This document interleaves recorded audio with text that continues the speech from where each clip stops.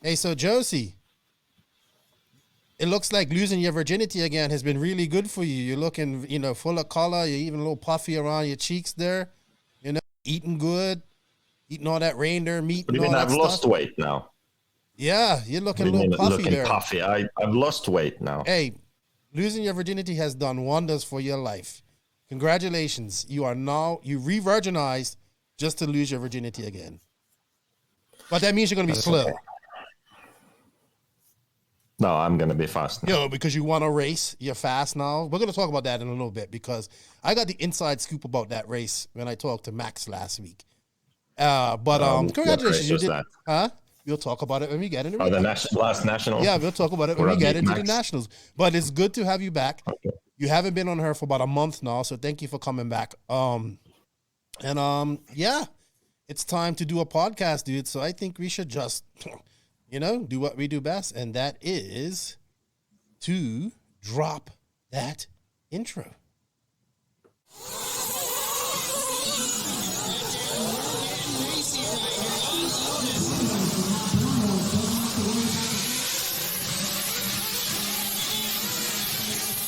Nitro is the glory.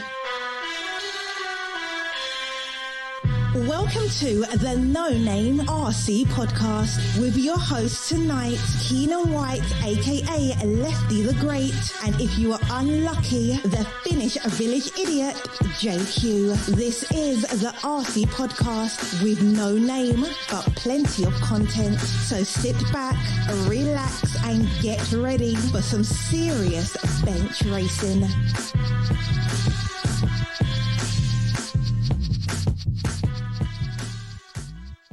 Yes, indeed. Nitro is the glory, but E-Buggy pays the bills. I don't know why Joseph has switched me around her. I'm usually on that side, and he's on this side. So I don't know what. Switched anything. He's already messing. You need to figure that out. He's back. I haven't messed with anything. 1 month back and you. 2 minutes into this podcast, and he's already messing up things. But hey, remember, Nitro is the glory. E-Buggy pays the bills. What's going on, everybody? This is episode number 138 of the No Name RC podcast. I'm your host, Keenan White, a.k.a. Lefty the Great, the brains of this. And to my left is my pinky to my brain, the Beeker to my Bunsen, I don't know what else to call you. We haven't seen him for a while. We got Rupert the Sheriff right there, Beeker, a.k.a. Beeker. Let's get a close-up of him. See, now he's getting all into touching things and doing all this type of stuff. He can't leave things alone. He has to get in her and touch things and interrupt things and throw me off my game. But welcome, Joseph. What's up? How are you? You should adjust your camera. You look like you are too white right now. Am I? Maybe I got too much light on me. Hold on. There we go. Does that better? Just adjust the camera. That's better. Yeah. Anywho, see what I mean? 3 minutes and he's already pissing him in and complaining about everything. What's up, Joseph? How are you? Not bad. Well, actually, that's my stock answer. That's your stock answer? That's not bad. I've been working. I've been working hard. You have been busy. I've seen long nights. Yeah. Long nights at the computer desk with with the camera. That's why you're telling me to adjust my light. You know what I mean? Yeah, I've been doing my online course. So I released a couple of promos for it. I saw that. And we're going to start selling next week. So Monday the 23rd. That's the big day. That's when I know if I'll be suicidal or if this has been worth all the effort. Like 4, 5, 6 a.m., going to bed, getting up at 10, 11, and continuing. So I very much underestimated the required time to edit these damn videos. It's kind of like you underestimated starting your own car company. This is the story of my life. It's sort of a good and bad thing about me. So I tend to drastically underestimate the amount of time and effort things require.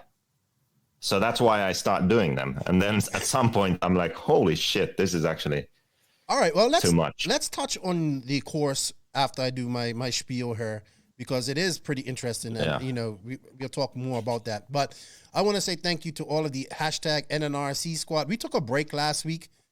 Joseph and I were supposed to record, but we just couldn't get times. I have family from my wife's sister and my sister-in-law and her husband are her. So they kind of came last week. So we kind of got caught up doing that. You know, it's summertime here in the DR. It's fun time.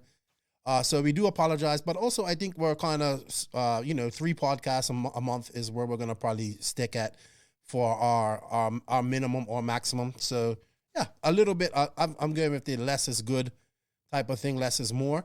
But thank you guys for the support. We had some great videos last week. We had some great discussions, all that type of stuff. We weren't quiet during this time. In fact, I was really loud. We'll talk about that in a bit. Thank you to all the patrons of the podcast. You guys got early release of the guest this week, who was Tony Newland of Klinik Rc. Thank you to Tony for your support, for coming on. You guys got that on Patreon. Thank you guys for your support. If you wish to be a Patreon, you can. The link is in the link of the written description that is with this podcast. It's a link, a Linktree link that links you to every social media, every sponsor, anything NNRC is in that one link, that one Linktree link. Don't move. See, stop doing this stuff, Joseph. You do this stuff to distract me. Stop it. And I like to show. He's just smiling in the background too. You can't see him. He just likes messing with me at any way he can do it. It's just getting right off on this stuff. I like to say thank you to those patrons, man. Thank you. Can't do it without you. Shout out to all the awesome sponsors of the podcast. They are Mayako. We'll talk about that because it's getting close to where we're going to see the car soon. BenchRC, Brent just sent me a video of him stacking up his shopping cart with Coors Light for the Wicked Weekend party this Saturday. He's there. TNR Fuels, they were at the On-Road Nats this past weekend. Hitec RC, they sent me a goodie package. I can't wait to get that. Tekno RC, big Tekno team going to Wicked Weekend this week. Sun City RC had to cancel the US RC race, but they have the US Open coming up here soon. The US RC race was canceled because of rain. JQ Racing, shout out to all my JQ Racing family around the world. We actually have a team at Wicked Weekend. It's been a long time. I haven't seen that. Got 2 tents up. Good to see. Lugs RC. Remember, guys, there is a promo code for Lugs RC. If you guys want to try out their tires, check them out. They have over 55 years of combined RC experience. They have been testing treads, wheels, and rubber for performance. They have the Econ tires, which has the basher or budget racer in mind. You have the same rubber compounds, but different tire treads and lower costs, so you can save some money.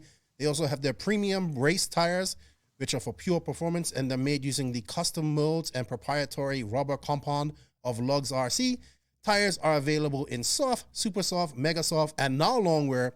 You can go to www.lugsracing.com, use promo code NNRCLugs, and you will save some money. I'm not sure because they changed their pricing a little bit, so I'm not sure how they're doing it now, but you will save some money, and please use that promo code. So, and shout out to manscaped.com, Papa Willie's Traction Tonic, another longtime sponsor. We have a 10% off promo code with that. Use the promo code NNRC in all caps. Our latest sponsor, Donathan RC. I'm waiting for my custom leads. I was talking to Zach yesterday. Cool dude. Well, I'm talking to him about a project that I'm doing and getting his feedback on certain things. I'll talk more about that later. So go check out Donathan RC. Order your custom leads. I didn't realize you could geek out on leads so much. I got some coming. I can't wait. You can use the promo code NoName10 in all small letters. Save 10% off orders $50 or more. Shout out to Racecraft USA, Command Module, Social Club. We have a promo code for that as well. NNRC Squad in all caps. Save 10% off your order. All this is in the Linktree link. And, of course, shout out to RCGP and, of course, Connie at House of RC. If you haven't made your profile at House of RC, now is the time. Thank you to all the awesome sponsors. Remember, showing the sponsors some love shows the podcast some love. And it's time to bring back, I don't know who you are today. Are you Beeker? Are you Rupert? Are you JQ the asshat? Are you Josie? Are you Joseph? Which one are you today? I can't tell. I don't know. I'm busy. Yeah, see, there we go. So we got that JQ. All right, we got that JQ. Anyway, Josie, it's been a while. We've been talking a lot. We've been busy the last couple of days, you and I. We've actually talked quite a lot in the last few days, more than we've probably talked in a long time. like I said, you've been busy with that course. I'm giving you your props right here in front of everybody. I told you this in private. All right. So if you're autism, right? You know how we have people that are autistic and like they're probably, there's different, I don't know much about autism and I'm not talking bad about it, but you know how there's autistic people and they can see something for like 10 seconds and then they can draw everything. They have photographic memories and all that type of stuff. And excuse me, but they're socially awkward or not functional, like, outside of that. That's a severe form of autism, I believe. I don't know. But you have your autism talent is the ability to see I told you this. It's like you can lay out, I don't know how you do it, but you see something 5 years from now, but you can lay out every step to that within the 5 years. This is going to do that. This is going to do that. And you can see that in your brain and see the finished product. Now, where your autism kicks in on the other side is you think everybody else can see that. Right? But they can't. But I know, like, I've just been thinking about things. And that's your talent, like the ability to see something, the end product and all the steps involved in it. That's good. That's bad because you can't see the steps that deviate and throw you for a left, throw you for a curve and all that stuff. But that's your talent, man. That's your autistic talent. You can see things out like miles ahead. Like if he was racing down a road that was 35 miles long, you would be 10 miles ahead of everybody. You know what I mean? Thinking. So that's your talent. That's my compliment to you. Let's just touch base on that course real quick. Tell us a little bit about it. Yeah, so I mean, I guess the idea came about because I had the guide first of all, then I made the book, and then I started the YouTube channel, and then I just figured, like, look, I should do this properly. I should put all the information in one place, make all the videos, and then sell it as a course, because I wasn't going to do all of that work just and hand it out for free. It's just not worth it. It's too much. So I figured, okay, just like the book, people who want to learn that stuff, they buy the book, they can read all about it, and that's fine. But it's different to video. When you have video, you can explain things so much better.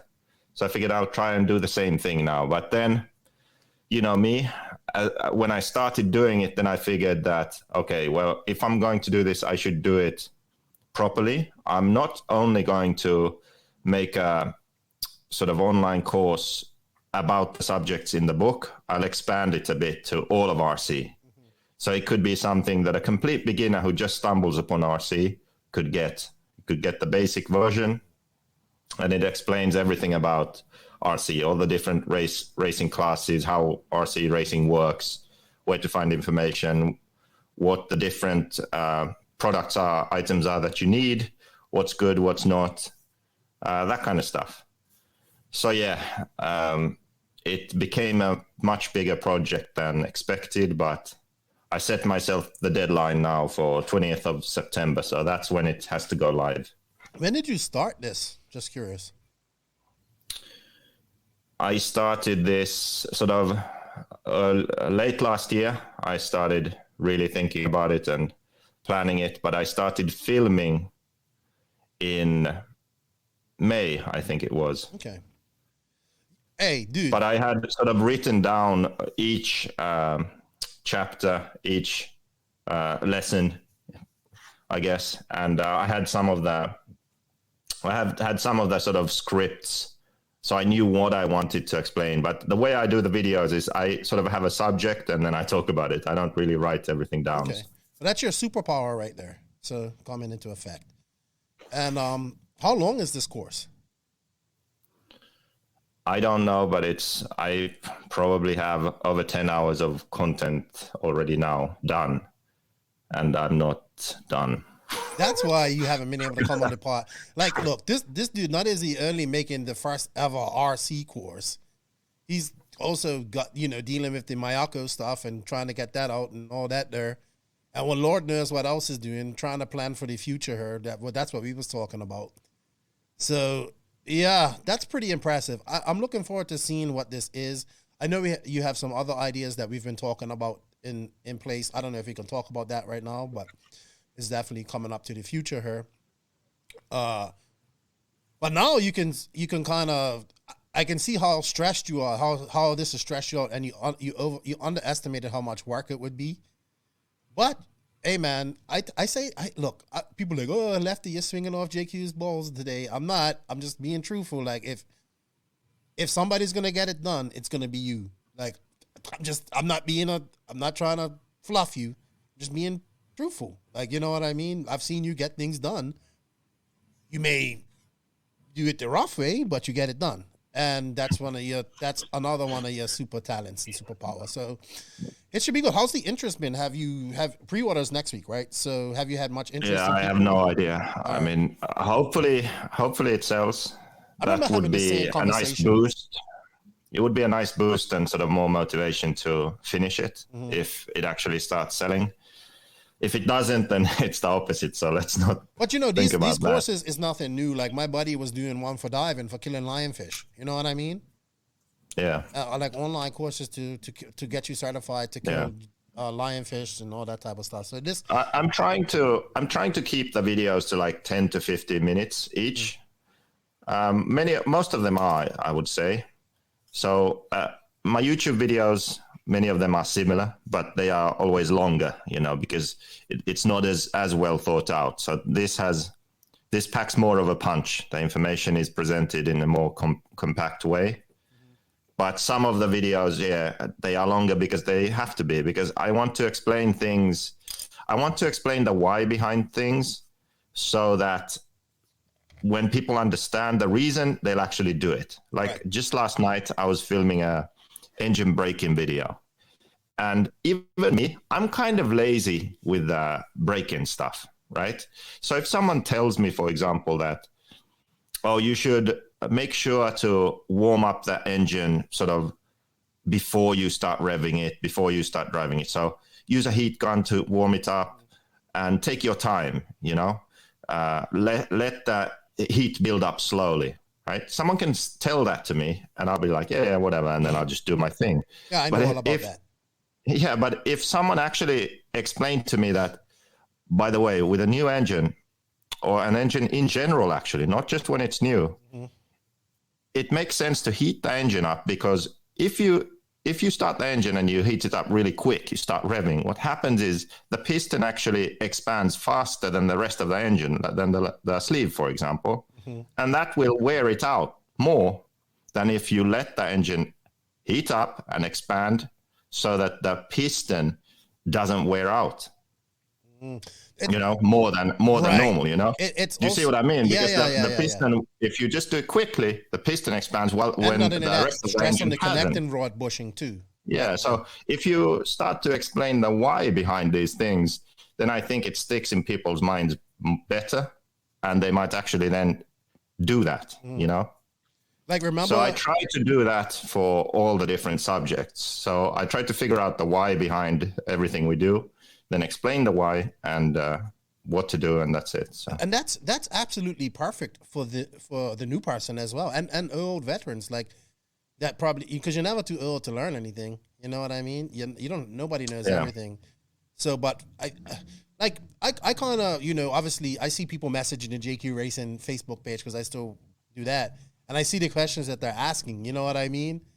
And it's a lot of engine questions, and it's really hard to help somebody with text.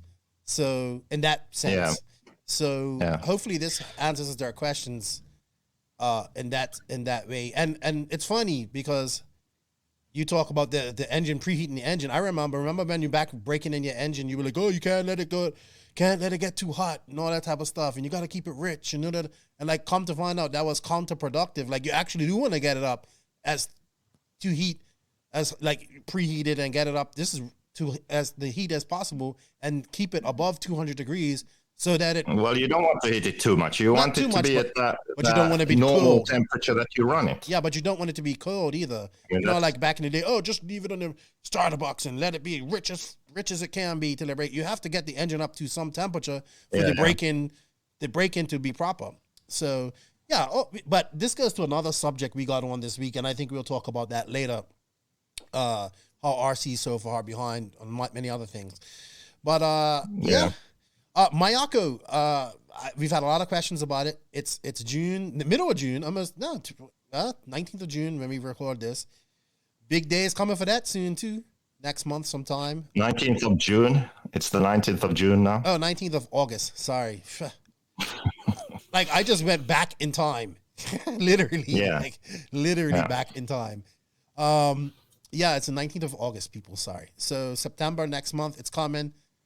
I haven't seen any more pics or videos since the last one you saw me, so I have no idea what's going on with this car. But I'm excited. Yeah, I mean, that was the whole idea, really. So we had the first push and sold the prototypes. And then it's basically just been sharing information with the members and not publicly. That was the idea all along. So I guess the people who didn't become members maybe think that it's failed or it's gone away, but it hasn't. It's all the members are informed and in the loop, and that was the whole idea.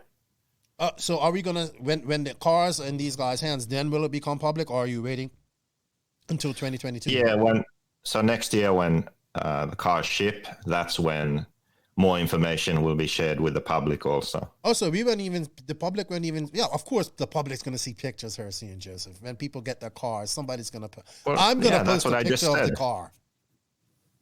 Were you listening? I just said that when the end of the year is 3 months away, 4 months away.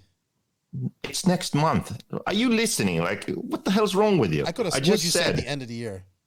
I just said that when people get the cars, then we'll make information public. You said next year. Do you understand? You said next year. No, I didn't say next year. Anyway. Yeah, the production version is out next year. That's when the next batch of people can buy the normal car.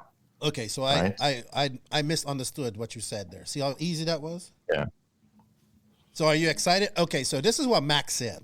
Max said, we did a Patreon-only pod, and he said, I am not surprised. I got to see JQ. He came up. He said, first you came up and snuck up there and did a test session.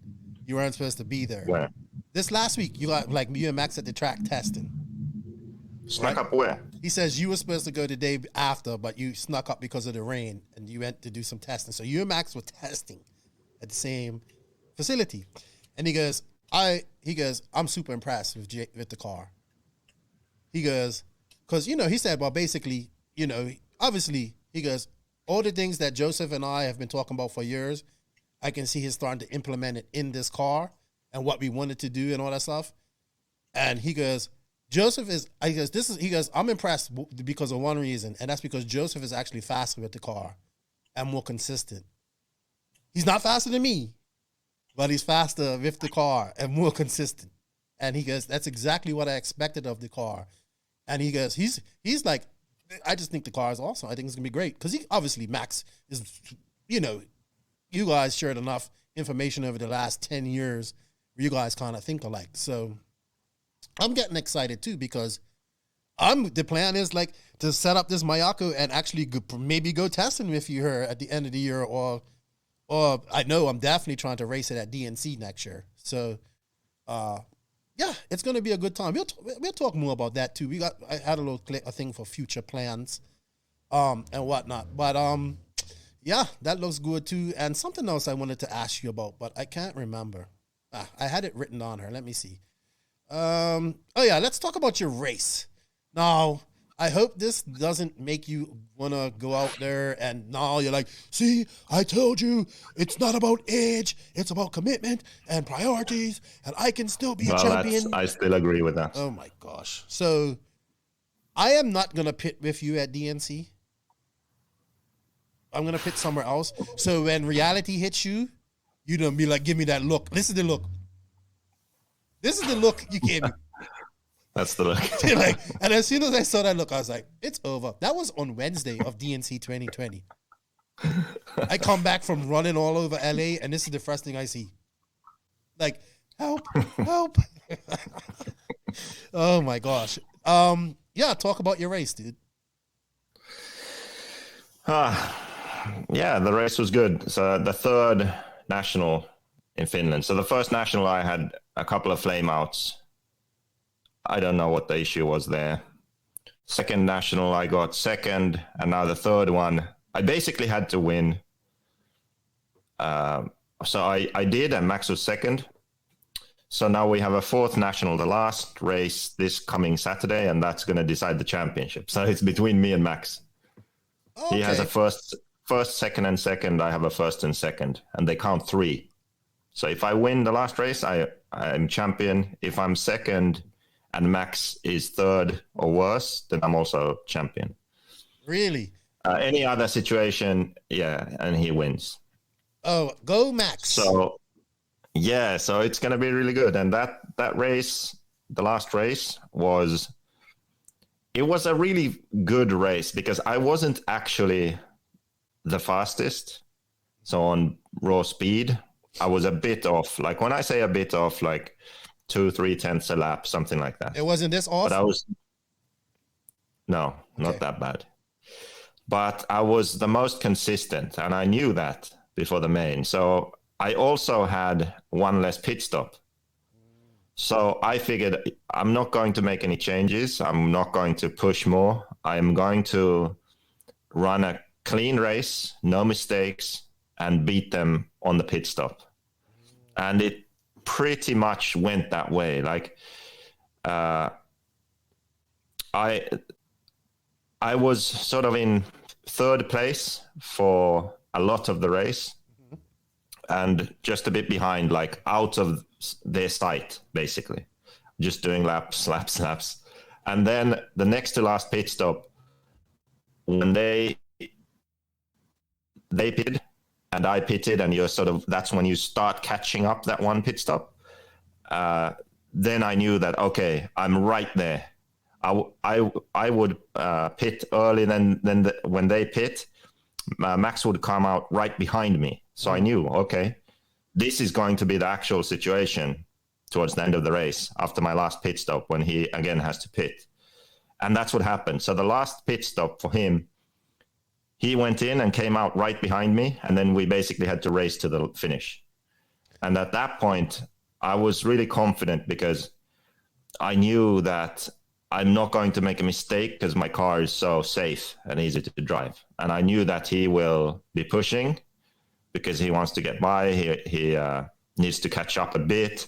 So I just, kept my line and kept the same pace. Actually, I made my best laps right there when he was behind me. And then he made a couple of mistakes, and I pulled away enough to where I was able to win the race. But it was fun because it was like a strategy race, right, Right. So the pit stops, the cycle, and having to be consistent and a really close finish. So it was good. But the rivalry continues, and that's a good thing about having a series. But the most important thing is that you seem to be very happy with your car. So yeah. So I mean, I've been staring at that same car now, same gearboxes and a lot of the same parts for 12 years.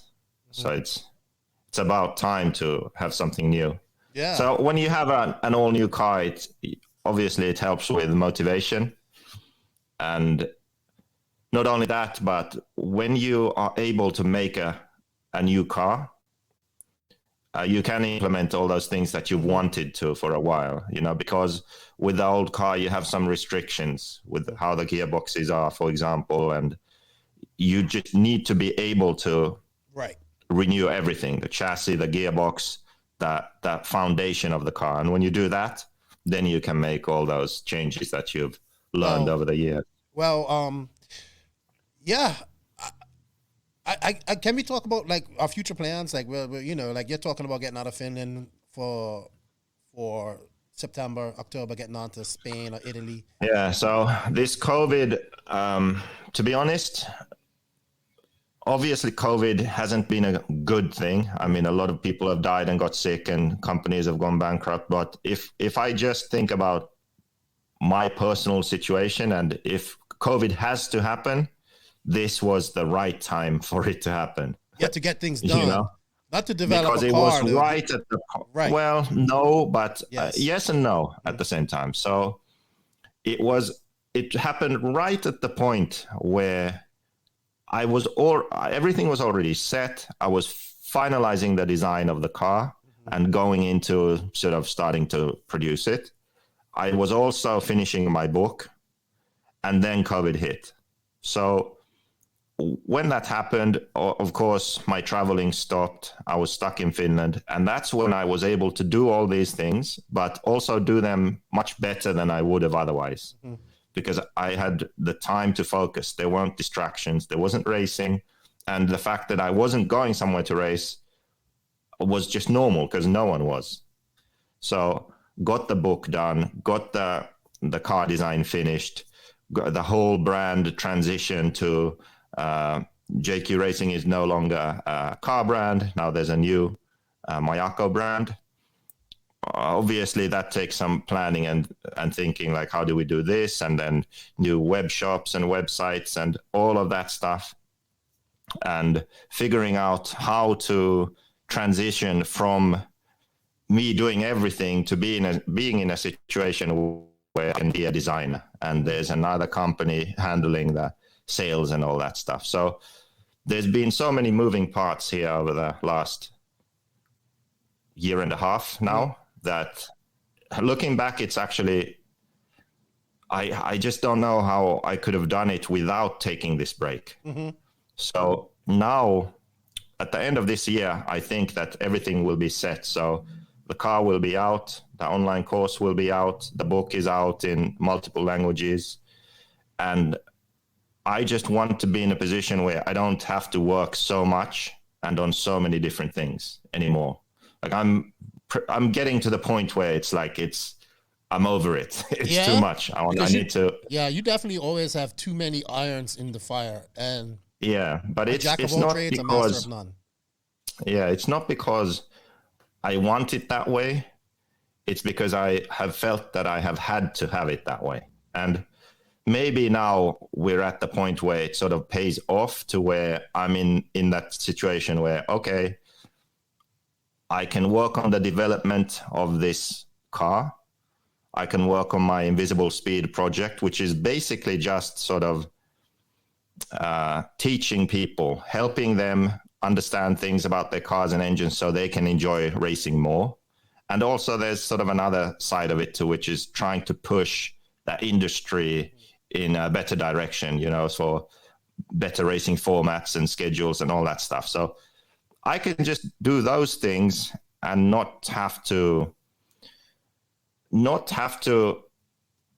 do all that administrative stuff and web shops and websites and orders and price lists and all the other stuff that goes into running a brand. So for this transitional period, I still have to, be involved in all of that because we're setting it up. But once it's up, that's my goal. I just want to race, develop the car, do my Invisible Speed thing. Yeah.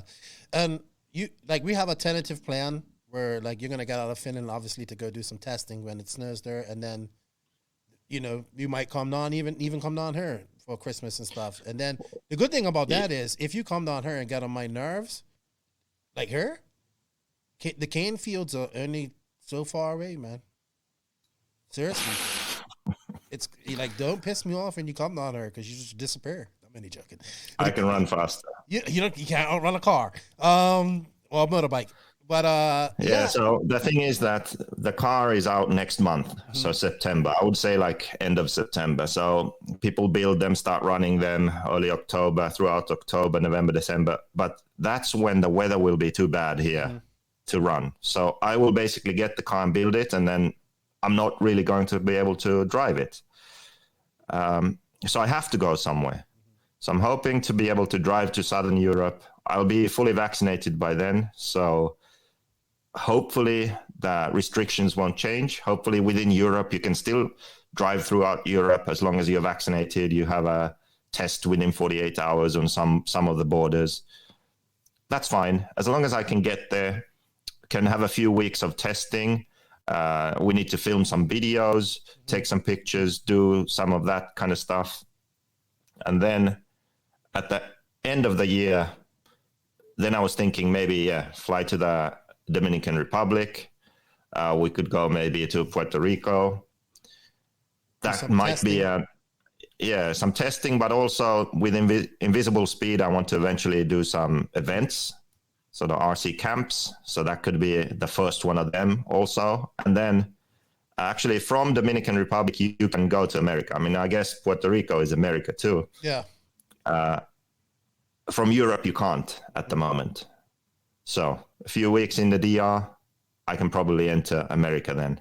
Yeah. And that's the sort of plan right now. It's California life and preparing for DNC, which I wanna do. Like what we did the first time we went to DNC, and we went out there like 2 weeks before. I'm really hoping we can do that. Yeah.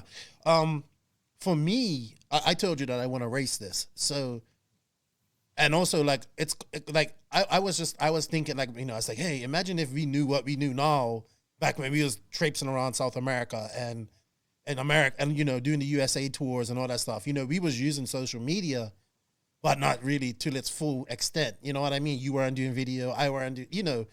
So yeah, but it's kind of interesting actually. I was thinking about that too. Like when we did that, we had those RC clinics and all that stuff. And that was almost the beginning of figuring all of this out. Like what's the information that people actually need and how should it be presented so people understand it immediately and can apply it. You know, so that was kind of the beginning. And then after that, you know, book and now course and then repeat maybe, you know, so events again and after COVID. Have a practical side of it too. You know, we've talked about this too. Yeah. We've talked all about that. That will be revealed in due time. For me personally, I'm using this as a road back to racing. You know, Lefty's getting back to what he likes after not giving it up 4 years ago. So I want, like, this is all new for me. Like, when it comes to, like, I haven't done any RC wrenching like that for racing in so long. I put it in back of me so long because I used to like all this type of stuff. So I'm looking forward to, I don't want to get that deep like I was before. I want to run one class, maybe two, maybe E-Truggy, and E-Bug and Nitro Buggy, but definitely just Nitro Buggy for now. But I want to take your book, your information, and I want to, like, build this car from, like, I want to be like, I'm coming into RC like a newbie, even though I know things. But you know what I mean? I am kind of like a newbie. Like, I haven't driven raced in 2 years. So I want to take your book and your advice. And and it'd be interesting if we go to do these test sessions and if we have to go to California to see, like, I'm the average driver. You know, I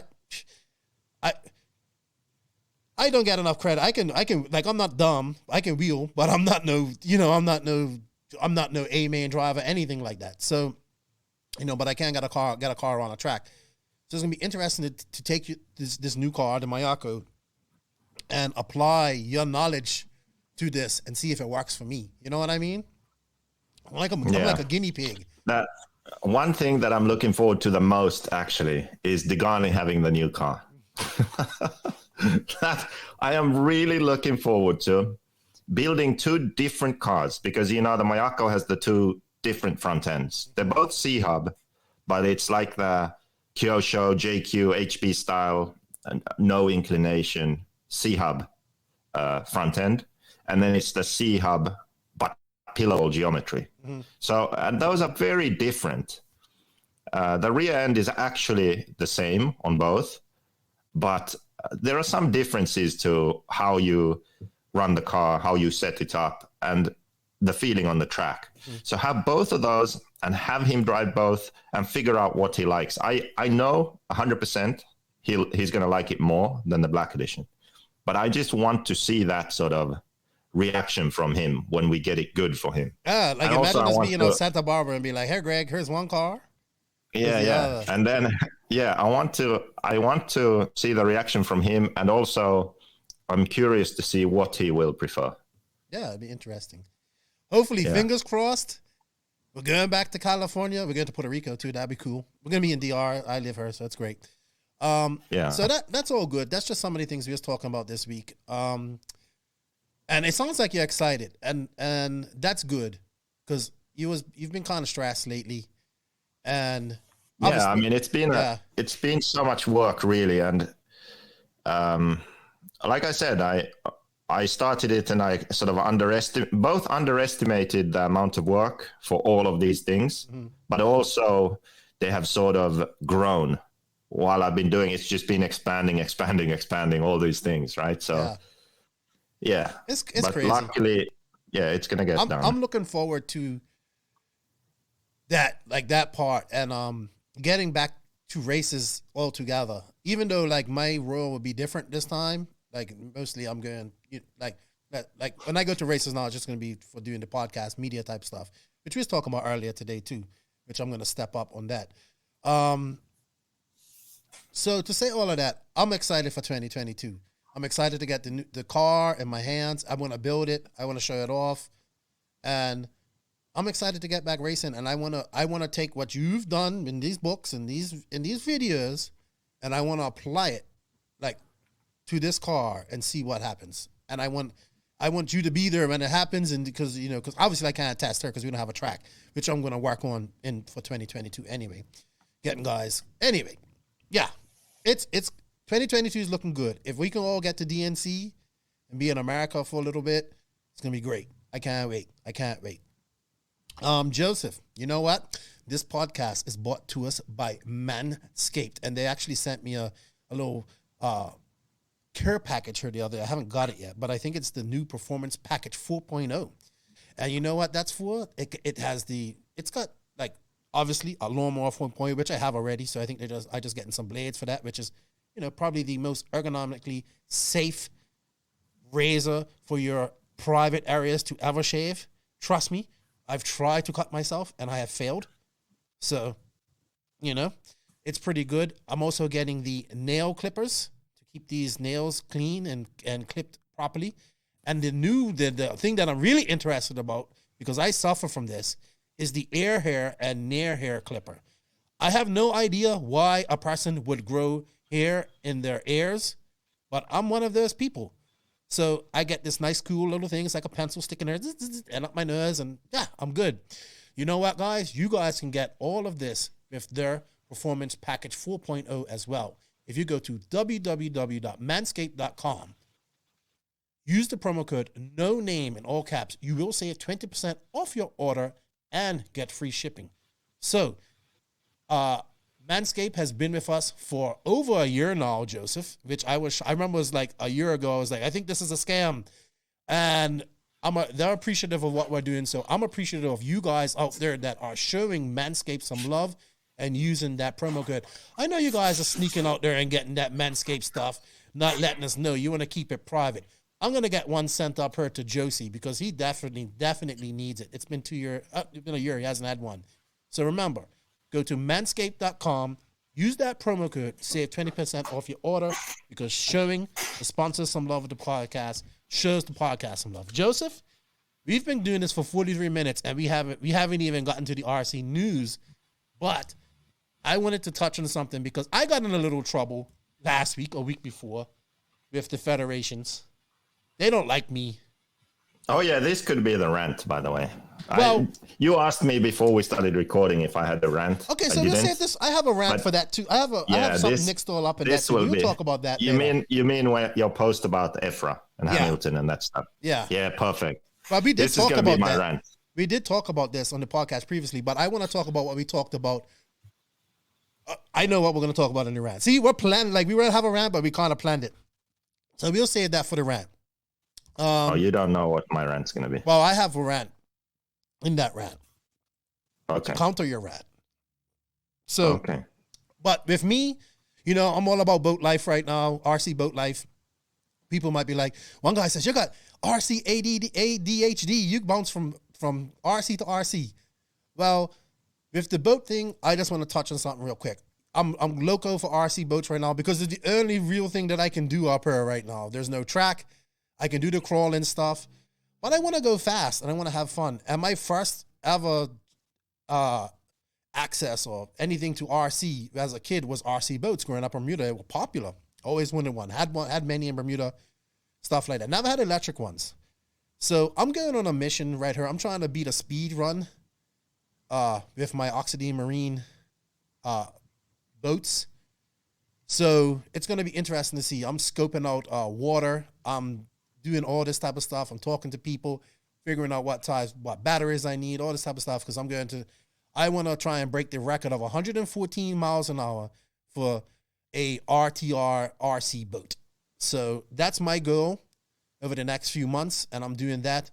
And people might ask, why RC boats? Because you know what? I need to do something. I love RC so much. I don't get to do it, but I want something to do that's cool. Like, you know what I mean? I've never been into speed runs and all that type of stuff. Anything like, I think it's cool, but I've just never been into it. So this is my little RC thing that I'm into right now. I was running, having fun with my boat the other day, but I broke the prop. I'm waiting for parts. I know. Hey, I always tell you, order extra parts. I didn't follow my own advice this time, and now I can't run my boat for 2 weeks because I have to wait for parts. We can't get things in 2 days here in the DR. So that's what Lefty's been up to. He's excited about that. And planning for the future here and looking at these races that are coming up and whatnot. So nothing much going on with me other than that, and enjoying this summer with my family. So that's what's going on with Lefty. You know what, Joseph? I think we've been on about this enough. I think it's time to go on to the RC news. And the RC news is actually brought to you by Hitec Rc and TNR Fuels this week. Hitec Rc is a leader in RC systems delivering the highest performance and reliability, supported by a dedicated customer service personnel. The HSBC 938-1T8 servers have efficient brushless motors, titanium gears, low consumption, constant output, and a metal case. They also regenerate power back into your battery on braking. Yes, like a Tesla. In fact, the guy who put this chip in there worked for Tesla. You want to learn more about that? Go check out episode 135 of Mike Mabry. No, 36, sorry. The RDX2 Pro charger, which I'll have soon, I'll be testing that out, can charge 2 4-cell packs in just 45 minutes. I hope it can charge 2 6S packs pretty fast, too. It also provides power for your engine heating and tire warming needs. Trust in Hitec, your server and charger headquarters.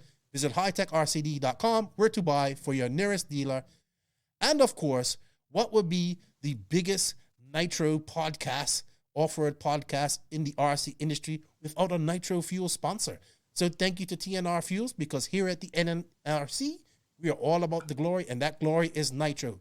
TNR Fuels is the hottest fuel in the market, owned and operated by Chris Nelson and his family. Made by racers for racers. In fact, Chris was just at the On-Road Nationals this past weekend. He had a good time there and did pretty good. TNR Fuels is currently available throughout the USA. I believe they're working on distribution in Australia. They just signed Kyle McBride. For more information to support this company that is run by racers for racers, visit them at tnrfuels.com. Contact Chris Nelson directly at chris@tnrfuels.com, or find him on Facebook or House of RC. Thank you to Hitec RC. Thank you to TNR Fuels for their support. Can't wait to get that charger and check it out and try it out. Joseph, I want to start off first with the RC news. Congratulations to Johnny Skidmore. He is the UK national champion. I think that's a great accomplishment. He beat a lot of fast guys to do that. There was drama. I can't believe that, to be honest. Well, I've been talking to his dad, and I've gotten to know his dad a little bit more. You know, I used to argue with Skidmore a lot. Yeah. Not argue, but, you know, I just didn't agree with him. And I can appreciate where he's coming from. He used to race and they race as a family, and they want to, but for drama, I love these guys. They made this series interesting with the drama last week. You know, the previous, they raced 3 rounds right after the other. And this guy, he won 3 of the round. They have 1 more round left, but he's won it mathematically. He won 3 of the 4 rounds. Oh, did he run 3? I can't remember. He's won 3 races. Yeah, this is his 3rd win. So they have 1 more race to go. He won 3 out of 5. He beat Boots. Lee Martin beat him the last race. What do you think about this? Are we seeing a change of the guard here? Do you think Skidmore is beating Boots and all these guys is more him getting better? Or do you think it's just Boots and these guys maybe not? Boots maybe being on T-Pro, not racing over in England as much, maybe used to Italy's surface? Or what do you think it is? I don't know what's going on with Boots, because he wasn't really on, I haven't seen the races. Well, he wasn't just on T-Pro tires either. He was using Seismic and all that stuff, what the others are using. Yeah, for results, he hasn't really been there, which is just weird. I don't know. Well, he hasn't won. And he's been but he was like a lap off. So well, I think he had some issues in one race, but But yeah, I am quite surprised that Skidmore has been so dominant over there. Really. I would say he's like obviously he's the number one 8-scale driver in England at the moment. Yeah, but even like Bloomfield, Bloomers did. He's like not really racing much in podium, so I don't know what's going on there in the UK, to be honest. Yeah, Bloomers is racing associated. After all that kerfuffle at the third round, Lee Martin was like DNF'd. So not a good round for Nemo Racing. But nonetheless, an interesting series because it had drama. It's one more race left, but it got me excited. Like these races showed me what we could have at a professional level. You know what I mean? If we did this. So congratulations, Johnny Skidmore. He earned it. He deserved it. Them guys made it exciting. And we need series. We need series racing. All right, they had the Raw on-road Nats this past weekend, Joseph, and Nitro is definitely the glory for Raw because this is one of their bigger on-road races. Maybe not as big as the carpet race, but it looks like they got, let's see, Paul Coleman raced this too. Paul Coleman went up there and raced GT. Really? Yeah. He must have DNF'd. He owes me money. I knew he was going to say that. He must have DNF'd because he came 11th, but the guy from Peru, Paolo Morgante, he won that class, but he's like really good at this class. And then Platino Power, Jose Almonte, he came second. Go Dominican Republic. He lives in America, people. He actually won this last year, and then he got DQ'd for oversized tank. So congratulations. This is the GT class, which is growing, not as big at this race, but definitely growing around the world. Joel Johnson raced the 8-scale, like the real fast Formula One class. Dude, Joel Johnson raced that. And I think he started 4th in the final. That's crazy, isn't it? Crazy. Chris Velez won. Guess who's up here? Chris, this is a name we haven't seen for a while. Tossolini. He's racing on road again. I don't know how far that's gonna go. But he's racing. I'm not saying I'm not even touching that subject. But definitely some young kids in her. I don't know much about on-road racing, but definitely I tried to watch some of this. But Live RC was there covering the. Let's put this. Live RC had one camera and was doing a good job, right? But there was nobody calling the races. It's just like, and like I don't know who any of these people are. They didn't even have it where you could listen to the announcer, like nothing. And Scotty was there. He was racing, but I guess he was there to race, not work. I don't know. What race was it? This is the Raw On-Road Nationals. Excuse me, everybody. Oh, so it was a big race too. Yeah, and I know this is Scotty's class, so he must have said, I ain't working this week. I'm just here to race. But it kind of suffered from not being able to, I just couldn't watch it without a commentator because I didn't know who the people were. But that class was actually pretty big, 48 people. Joe Johnson ended up finishing 9th. Wow, 50-something years old, going to race at On-Road Nationals. I think the European, sorry to my American friends, but I actually think that the level, of 8-scale racing in Asia and Europe is probably a little bit higher than America. I could be wrong. Maybe more competition, but I could be wrong. So there's one more Nationals to go, and that's the 10-scale Nationals coming up in next week, I think. So, yeah, good stuff. What else? All right, so let's get into some of the departures. So we had Tyler Hooks leaving AKA and Jessica Powson leaving AKA. Now Hooks, I believe. Okay, wait. Leaving or they were left? Well, okay. Well, we know that Tyler worked for AKA. He was like the social media guy and did all that type of stuff, right? So I believe I know he's going JC, right? That's where he's going. He's going to J Concepts. It's not public, but I know. Not a big deal. I thought that was the only place he would go anyway.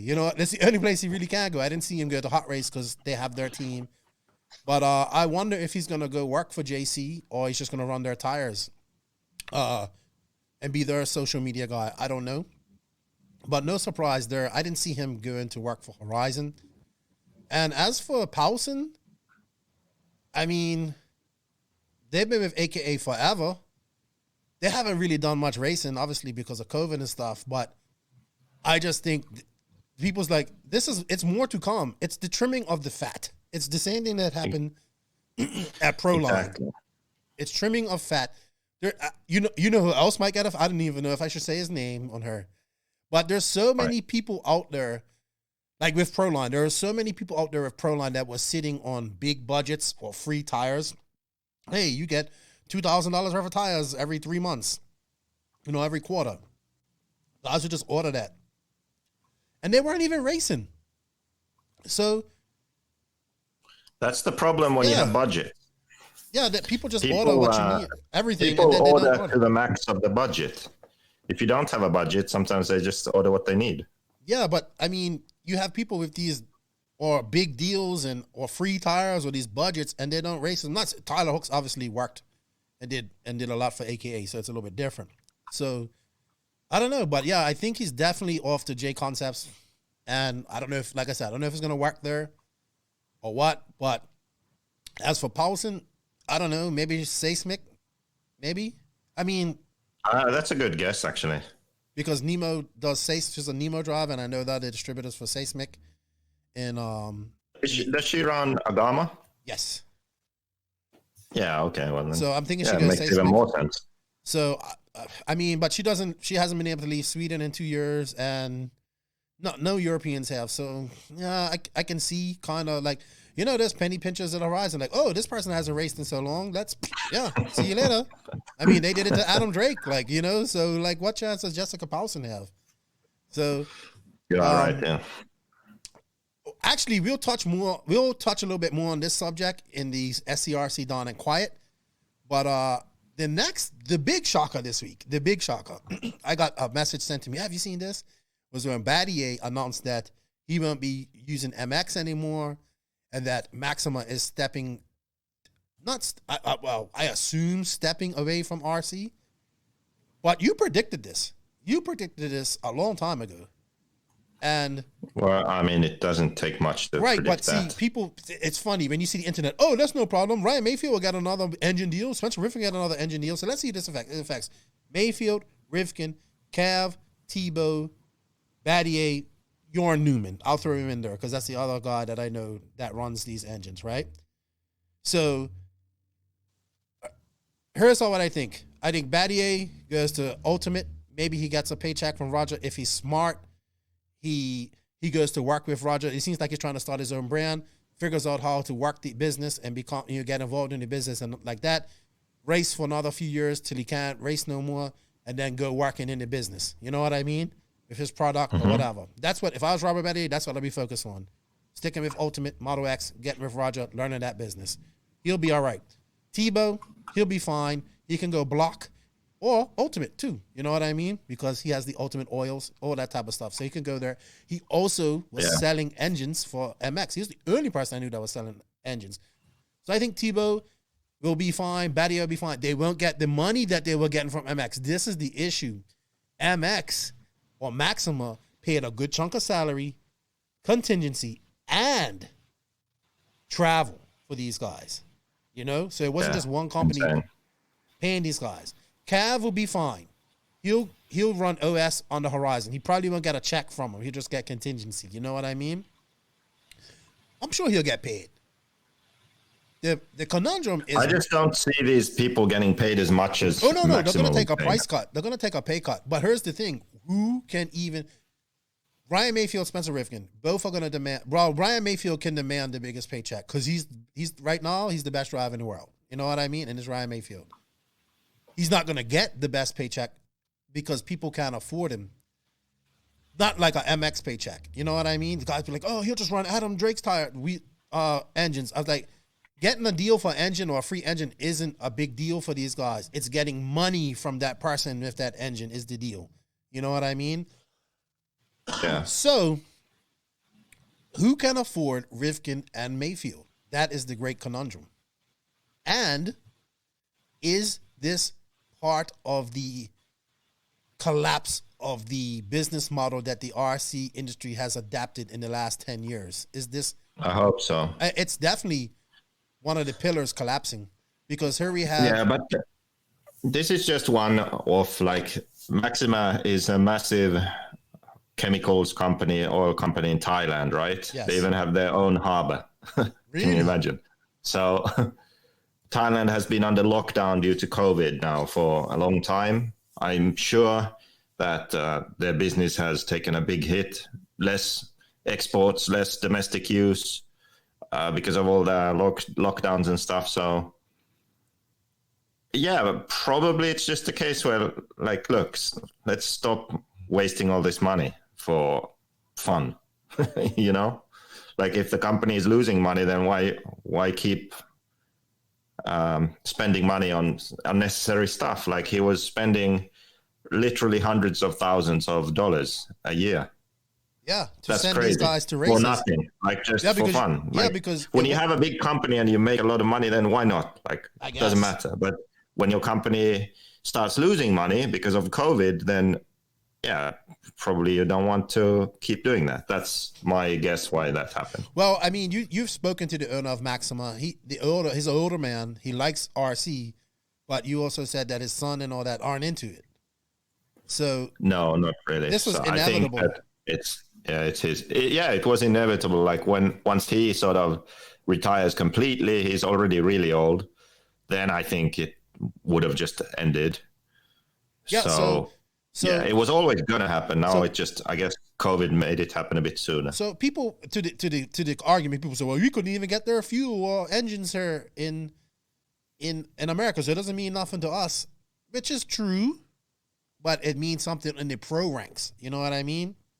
So, like, these guys, like, I don't know how much, but I'm gonna say an estimate between $1,000 and $2,000 a month.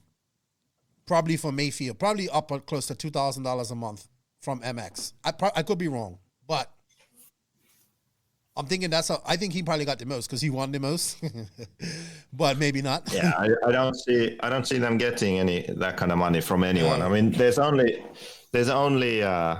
OS who doesn't really want to sponsor and pay people. Or need to spend it.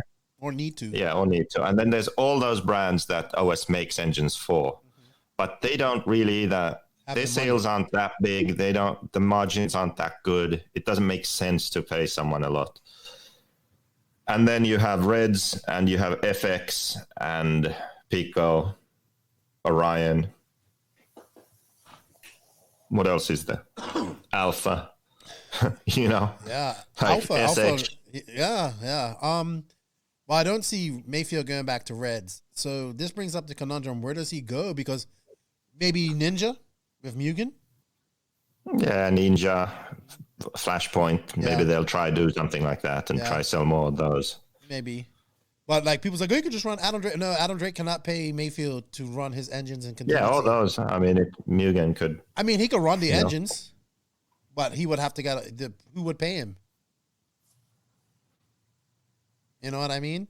Drake isn't breaking in that much engines to pay him. It's going to be interesting, but I doubt Drake is running that business. It's all Mugen USA or Earth Direct. No, I believe he's running it, like, right in his house. I think he's got a couple of those Evis breaking machines. in them, but the breaking, but all the other stuff, I doubt it. Oh yeah. I don't know this, but let's look at other companies that depend on, like, millionaire dollars from out, like S-Works. Well, S-Works isn't quite the same, but they are into RC. You know, him and I'm pretty sure there's some investment going on there also from the real car business. I mean, the way they grew the company and everything, I doubt that it's just done on selling S-Works in Europe. Let's put it that way. I don't think, and because I don't think they're selling them at full retail anyway. So yeah, it's going to be interesting. And when you build your house out of sticks, eventually it's going to get blown on. It's simple as that. It's not really even sticks. It's not that, like, okay, S-Works is a bit different. It's not in the same conversation. It's like Maxima and Infinity are like that. Okay. So Maxima and Infinity are, in a way, sort of vanity projects, but I don't really mean it in a bad way. Right. Like, it's a sort of passion project, maybe is a better word for it.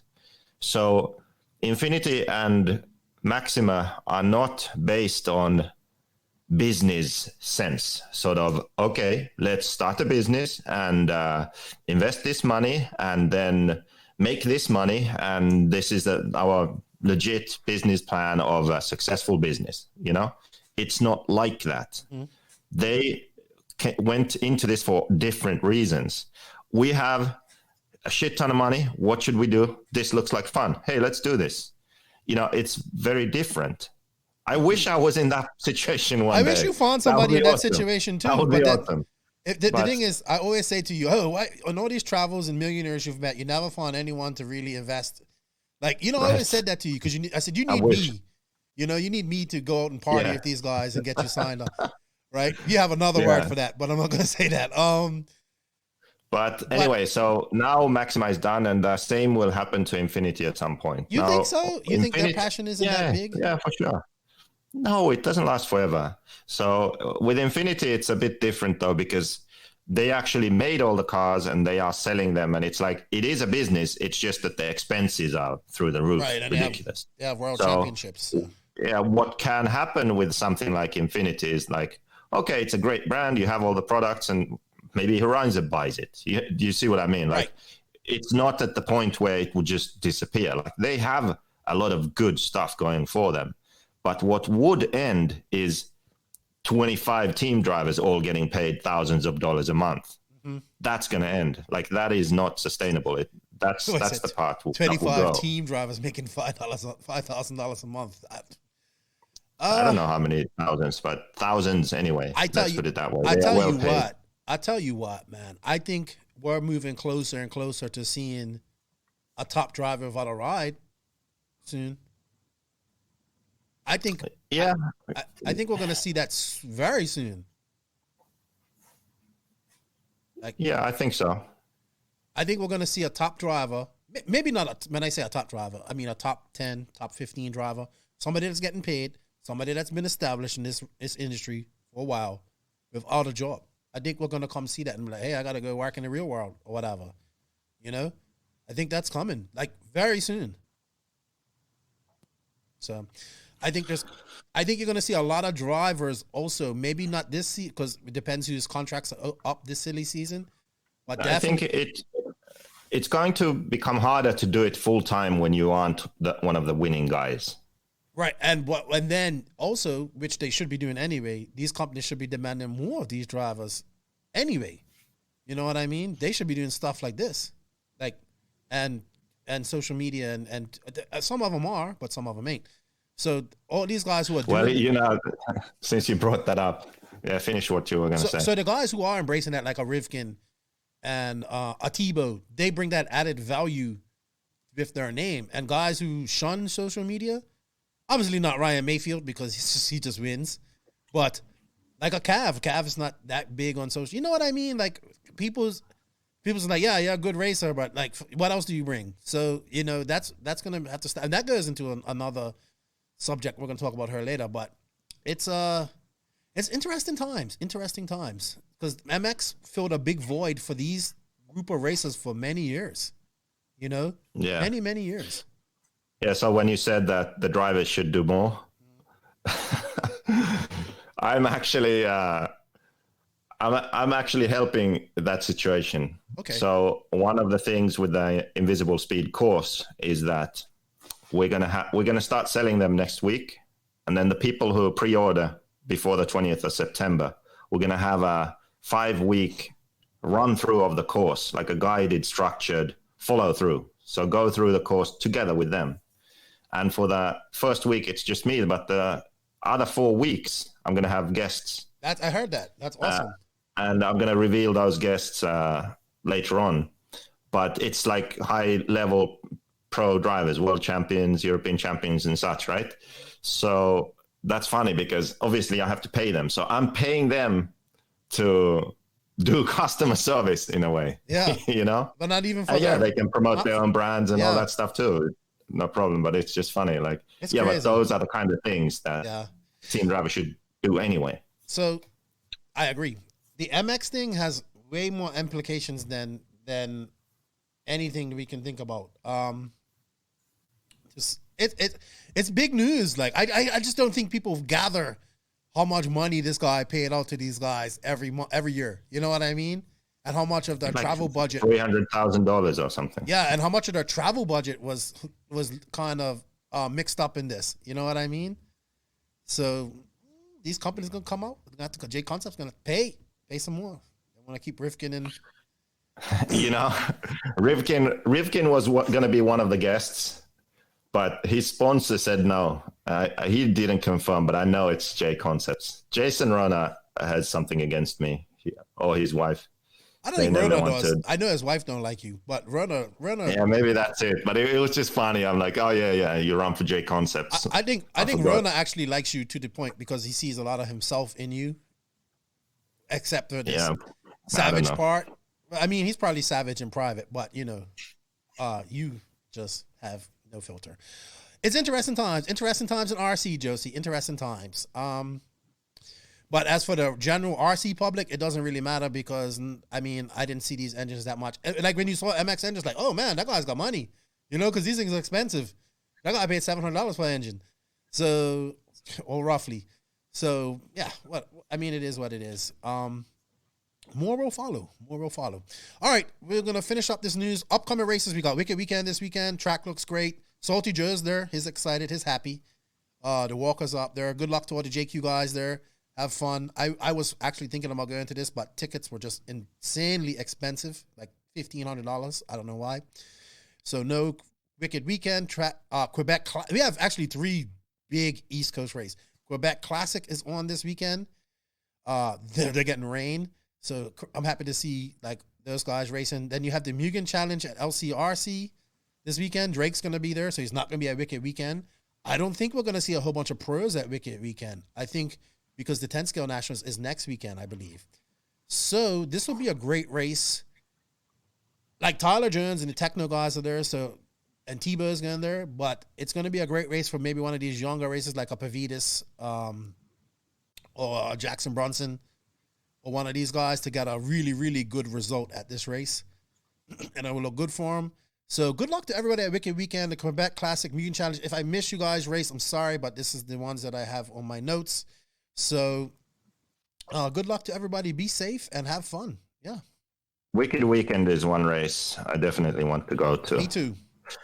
Because it's covered, but the walls are open, so it's not completely indoors. And then the track looks like it always gets rough and difficult for the mains. And it just looks like the kind of surface I would really enjoy. Well, I looked at the track. It's pretty good to have like a long whoop section, like a typical Bobby Moore whoop section.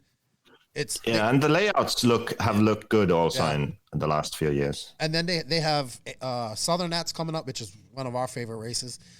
And then AMS is their last race. So it's good. Good stuff.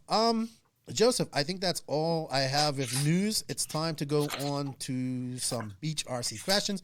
I have questions that people asked like 3 weeks ago that they wanted to ask you specifically.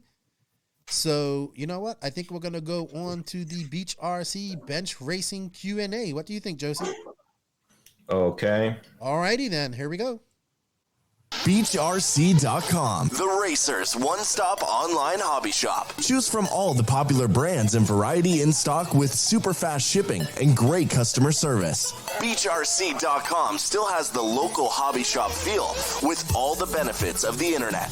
BeachRC.com is the exclusive distributor for Ultimate Racing, JQ Racing, Pro Circuit Racing Tires, Nitro Lux Fuels, and Assault RC Performance products. So fill up your cart and check out at BeachRC.com today. And thank you, Beach RC, for all your support. Brent has taken the big RV. He's up to Wicked Weekend. They're actually sponsoring the party at Wicked Weekend. He had like a shopping cart full of beer, like Coors Light, but I told him it wasn't enough. So he went and got 2 shopping carts full. So them guys are going to have a good time there. Thank you for their support. It's a brick and mortar hobby shop. If you wish to support the podcast, you can. There's an affiliate link in the written description. You can use that. That helps us out, helps Beach out. Thank you. I appreciate it. Helps the podcast. All right, Joseph. So we got a good bit of questions to talk about, to ask this week. So let me find them. and we can go from there. We have like multiple questions. We don't have that many questions, but we have one question with multiple questions. Okay, so Jimmy DePrez has been asking me about your new springs. Were they dual rate or progressive? Well, I mean, they are sort of dual rate, but because it's one spring, there's always a sort of transition point there. So do you see what I mean? Like dual rate is like if you have two separate springs, yes. Soft one and the harder one. Okay, these are made that way, but there's a bit of a progression there after as the softer part is beginning to be compressed. So, yeah. It's one spring that's made as if it's a dual rate spring. But the transition between the two is. Are you using smooth. them currently on your car? Did you use them at that race? I did, but at the race I used them only in the rear. Or did I switch them out during? I would have to check. But the thing is that they work really well front and rear on loose tracks. And then if you have higher grip, then you use normal ones in the front, and these still in the rear. But then if you have a situation where you have sort of long sweeping corners that are high grip, then normal springs are better. So the times when you want to use these is on a very low track or a track with inconsistent grip where you are struggling, where you're losing the rear end, for example, due to low grip sections. So that's when you would want to use these. And then on higher grip, normal springs tend to be a bit better. Okay. He asked that question quite a while ago. Yeah. Now, there was another question. Where is the 10 scale four-wheel drive shootout video? Well, you got caught up making the course. So yeah, I have all the material for that. So once the course is done and out and the Mayako car is out, then I'll make it. Like I'll keep making YouTube videos. It's just that I'll have to wait until all of this is done, and then I can get back into that. So that's one of the first ones that I'll make then when I continue them. Okay. With the Mayako testing going so well, anything you would update on the BE Average Joe setup? Just progressive springs. So that's definitely something worth trying. So the medium ones on the rear would be a good starting point, or medium front and rear, or hard front, medium rear. So I would try those first, definitely. Okay. So, if you design a truggy, will it exploit all the rules that don't exist yet, or will it fall in line with the existing models just to have this? Yeah, go ahead. Yeah, there's a big problem actually with the truggy rules. No comment on why I checked them, but there's actually no rule for the size of a truggy. I mean, I couldn't believe it. Like, there was no maximum wheelbase or maximum width. Like, correct me if I'm wrong, but I checked the rules. I couldn't see it. So you could be right. So, I mean, that's ridiculous, because then you could just make a much bigger truggy than the other ones right now. I'm sure there has to be. And we have so much power. Like, I don't understand how that's possible. I think you could probably even still run like a 28 engine and all that stuff in them too. Yeah, so it's ridiculous. Like, they should at least have the maximum dimensions, and then basically everyone would just when there will be maximum dimensions if you ever build one and you build it too big. Well, that's the problem. So exactly. So, yeah. But don't worry, there's going to be a truggy and an truggy. Not going to be a body like that. Definitely. There's going to be a body like that. Don't you worry. Truck body. No. I'll never make. You'll never make. Somebody else will. Man, yeah, but it won't be a Mayako. I think if Mayako makes a truggy, it's probably going to be even more anticipated than a buggy. Like a truggy designed by you. The truggy. I don't think so. Truggy specialist that you are. E-buggy truggy specialist. All that passion for that, all wrapped up in that. Yeah, there are actually some things on the truggy you can do differently to the buggy. No one does, but because the wheels are bigger, you can. So I would definitely do that. Okay. All right, so we have a question from Nathan Genda. What would an active rear steering setup do on dirt, or is it just pointless?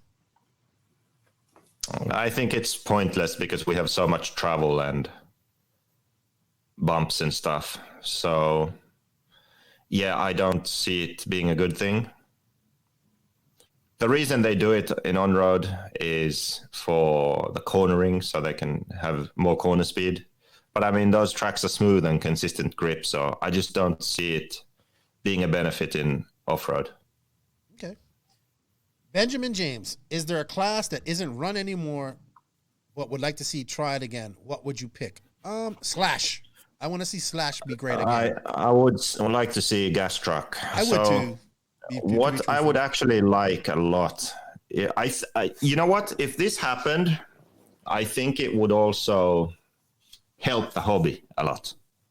So imagine if we went back to having 10th scale outdoor off-road tracks and 8th scale outdoor off-road tracks as separate things.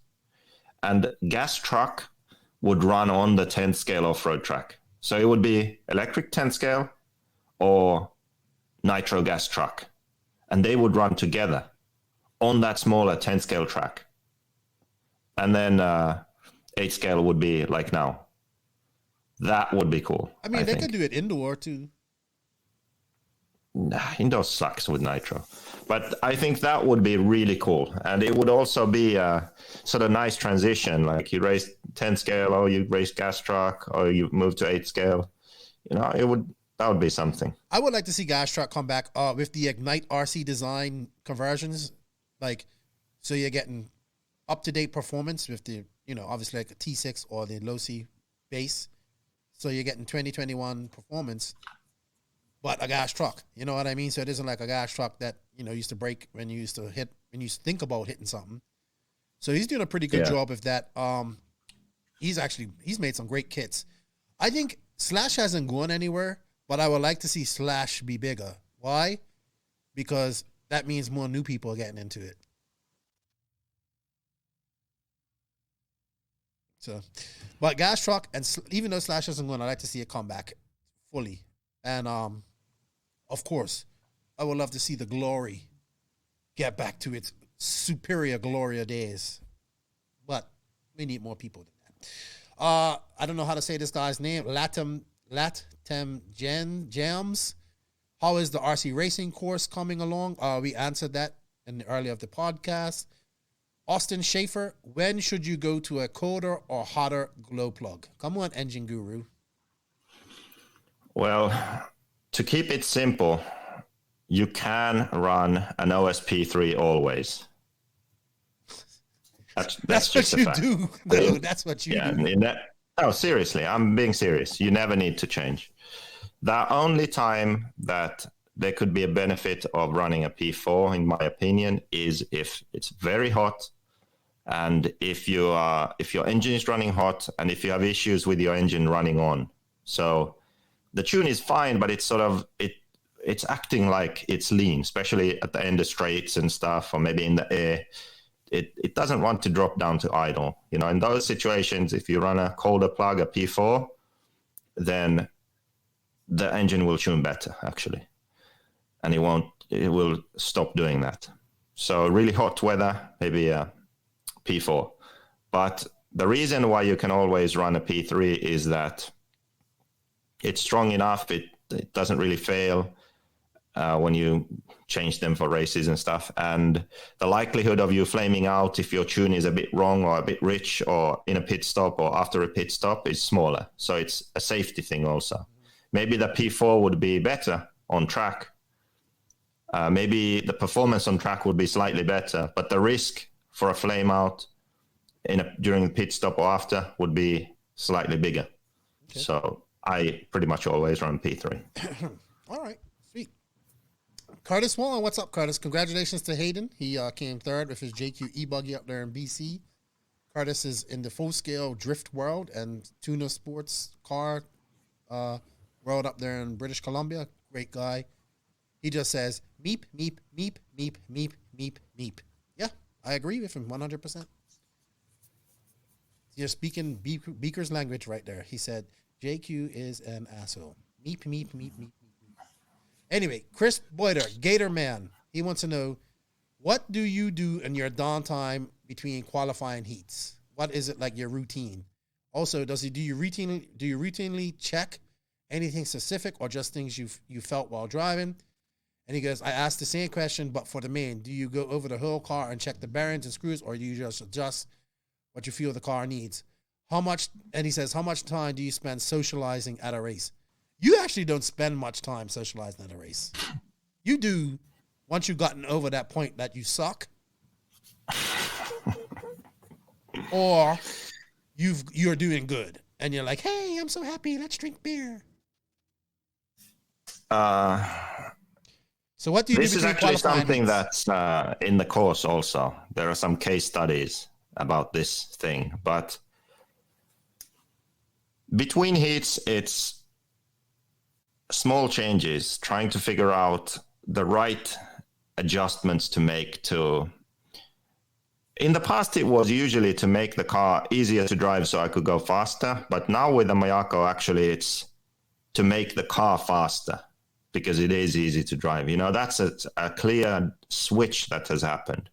So I guess it can depend on the situation. You know, either you need to make the car easier or you need to make it faster. So recently with the Mayako, it's mainly about making the car faster because it generally is easy.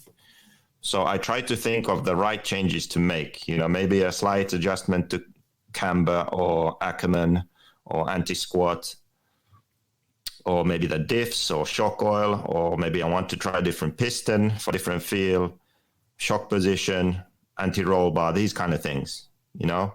And often when you have more experience, then you learn that one change isn't enough in a racing situation. When you are learning to adjust the car, you should do one change at a time so you know what it does. But in a race, you have to think a few steps ahead. So you have to think of combinations. Okay, I'm going to go to CVD in the rear instead of the universal. That's going to make the car softer, but I'm going to stand up my rear shock to compensate for that. And then I'm also going to add 1 degree of anti-squat. And then, you know, do you see what I mean? Like you are making a few different changes that complement each other. So you end up with a different combination. That's something you have to do at races. So that's what I think about between the heats and then try stuff. And before the main, I think much less rebuilding than most or many other people. I would agree to that. If it's a bigger race, I like to do the sort of rebuilding phase, which for me is like check the clutch, change clutch bell bearings, change your air filter, just go over that engine, everything's clean, maybe even redo the diffs. So all that's done. And then you run the last qualifier. Right, because so then that's like the shake. Yeah, it's like the shakedown. Even though it's a qualifier and it's important, the final is more important. So it's a shakedown for that.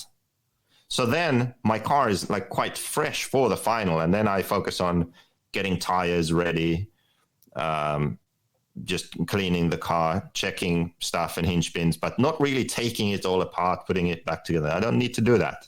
Like that's done before the race.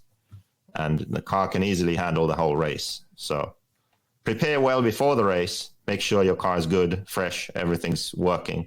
And then minimize the amount you need to actually disassemble and put together at the race, because that's when things can go wrong. You could easily forget something. Not even just forget, but you could have a faulty part or something. Like something can just go wrong that you would catch if you had a normal sort of shakedown, which you can't have in a race. Yeah. How much time do you spend socializing? I don't know. I don't time myself. Well, I'm going to tell you, it's either he doesn't socialize when he's like in this look. And he's got that, I'm so lost, I don't know what I'm doing, but I'm still going to try look. There's no socializing. There's not even any words from him. In fact, hide all rope and sharp objects from him because suicide watch is in effect. But once he figures out, like, hey, I'm just over it and I'm not going to be any better, he starts drinking beer and then he socializes. Or he's doing well, and he's happy, and he's smiling, and he's drinking beer anyway. And that's actually when you're at your best, to be honest. When you're like that, that's when you drive your best, in my opinion. But when I'm drinking beer, I drive my best. When you're happy, when you're all sad and drinking beer and trying to drown your sorrows, you're not. So, I think that's the same for everyone. Yeah, I think too. Chris Trudeau, can I get Joseph's insight on a wet versus dry car Astro setup? I think this is more 10 scale. They race 8 scale on. I mean, 8 scale on Astro too. Yeah, but I think this is for but 10 scale. I never do, so I don't know. I don't know, to be honest. Okay, how about... Okay, because Max didn't know either. So. I would guess, my guess would be that wet Astro is loose, or looser at least. So when you have wet Astro, you probably run closer to a normal dirt setup. So you have something extreme for Astro that you like, and then when it's wet, you probably move more towards a normal setup. I'm not sure about I don't run on Astro. You would have to ask Aiden and those guys how they do it. They run 10 scale in England on all weather. Ben Bertle, how do I get vacation time to attend races? I have race envy of all these folks racing when I'm working. Well, you can't race if you ain't working. So I don't know, man. When I worked, I just used to plan my vacation, and try to get RC vacation in, because that's what was important to me. I know it's not hard, but you can't race RC cars if you work. So I would say figure out a way to plan your vacation and use that. That's how most people do it. Or a lot of these guys probably work for themselves too. So, or maybe they work with people that are in the industry and they understand that they let them go to do this. I don't know. It could be a lot of things, but would you let work stop you from enjoying your life? Because you all need to work, but you need to enjoy life too. So figure it out, man. Figure out how you can. That's why you have to get work you enjoy. Yeah, that too. That's but not everybody can key to everything. Yes, but maybe not everybody can do that. If somebody has to shovel shit at some point, I'm not saying that this guy shovel shit. I'm just saying, you know what I mean? I would get with a group of people that want to go to these races, and maybe you can cut costs on fuel and accommodation by carpooling or going up together. It's a lot of ways. There's a lot of people go to these races cheap. We go to these races as cheap as possible. Trust me. It isn't no fancy rental cars and fancy hotels and stuff like that. In fact, when we do it the JQ style, it's the jankiest. Like, it's 2 stars and up, man. If it's got 2 stars and up and some of the reviews are good, we're going to stay there. So just got a group of people, man. It can be done. You just got to plan it and plan your vacation. I don't know how your job is, but plan your vacation. Got a couple of Instagram questions. Jonathan Homer. I don't understand this question too much. He goes, why don't big brand names not support smaller countries in RC terms and help us make RC more affordable and create new markets? We are willing to put our time in, energy, and money if these companies assist us for spares and cars. Well, I know this guy. Actually, he's I from met Sri him Lanka. at RCGP. Yeah, he did speak with me. The thing is that JQ Racing would have, but I guess JQ Racing wasn't big enough and fancy enough for them, right? So they try with Horizon or TLR. That's the thing. Like, no, Horizon, they aren't gonna give a shit. No, you have to go with someone smaller that would care. But if you don't do that, then don't complain. It's like. But how could you do it? Like, how could you make it RC cheap of it, Sri Lanka and India? I guess he's trying to cater to people that maybe can't afford to race. Well, below. Well, in countries like that, it's a rich man's hobby. Oh, well, it's the same here. It's no different here. It's no different here. The racing side. But it's just like when you sell 7 cars to a country like that, it's like a big company isn't going to jump make for any that. effort. Yeah, but A small JQ Racing company would. Why not? Yeah, JQ Racing sold like some cars in South America. We did a whole tour. You know what I mean? Exactly, yeah. Because we wanted to promote RC, promote our brand. So I think that's the answer. Don't go to the mainstream brands, because you go to a brand that... Because they aren't going to care. Yeah, go to a brand that you care about and that actually cares about you. I think that's the answer. I couldn't figure out what he meant by that. But they're not going to make their cars cheaper. You know what I mean? They're not... I don't know. Like, and then you got to do customs and duty and getting all that stuff. You've done more stuff over in Asia, so you would know more. Okay, as an engineer for Joseph, what is the most difficult part to get right when designing a car? Can he speak to the challenges with the JQ car versus the Mayako? What does he start out with first? Chassis, suspension, layout. I mean, the hardest part when designing a car is to make it all work together. So figuring out all the, like, just think of it this way. Everything on the car could be in a different location. It could be 1 millimeter in a different location or 5 millimeters in a different location. Or it could be 0.5 mil different. So how do you decide on where exactly to place everything? That's the hardest thing, because there's not one correct answer. It's not like, okay, now I actually placed everything in the right place. There is no right place. If you place one thing in one place, then it's going to require other things on the car to be in a certain position or certain area, right? So it's this combination you have to understand and achieve. And that's something that 99% of designers in RC don't understand and don't do. Really? Yeah, literally. Like, it's just through iteration, we have this car that kind of works, and then everyone just copies that. But there's not much understanding that goes on beyond that. Like, Billy Easton gets it. There was this guy, Dino Dan, who used to, Dan Hissam, he was at TLR and then associated. He gets it, although I don't think he has really been able to design a car like he wants to, because he works for those companies. But he's out of RC now. Maybe there's someone in on-road who understands stuff, but I think that's pretty much it. You know, it's because it's really hard. We don't have data acquisition. What we have is we have a driver that feels something, and you can see some things from video, and then you can analyze some things in CAD. But the link between reality and theory, that's what the only way to really understand that is to be a good driver yourself and understand the theory. That's the only way in RC. So that's where you are good at, because you're a decent driver, you're a good driver, and you understand theory. Exactly. You have to be able to feel what the car is doing. To have that connection, you have to be a good driver. Like, I can ride a dirt bike, but I cannot feel every pebble on the track, you know? Like, I don't know, right, because I'm not good enough. But a really good rider could tell those small nuances of what's happening with the bike, right? He's so in tune. It's the same with RC. You aren't actually physically touching the car. You aren't in the car, but you can feel it when you are good enough. You know exactly what to do and how to adjust to make it do the right thing.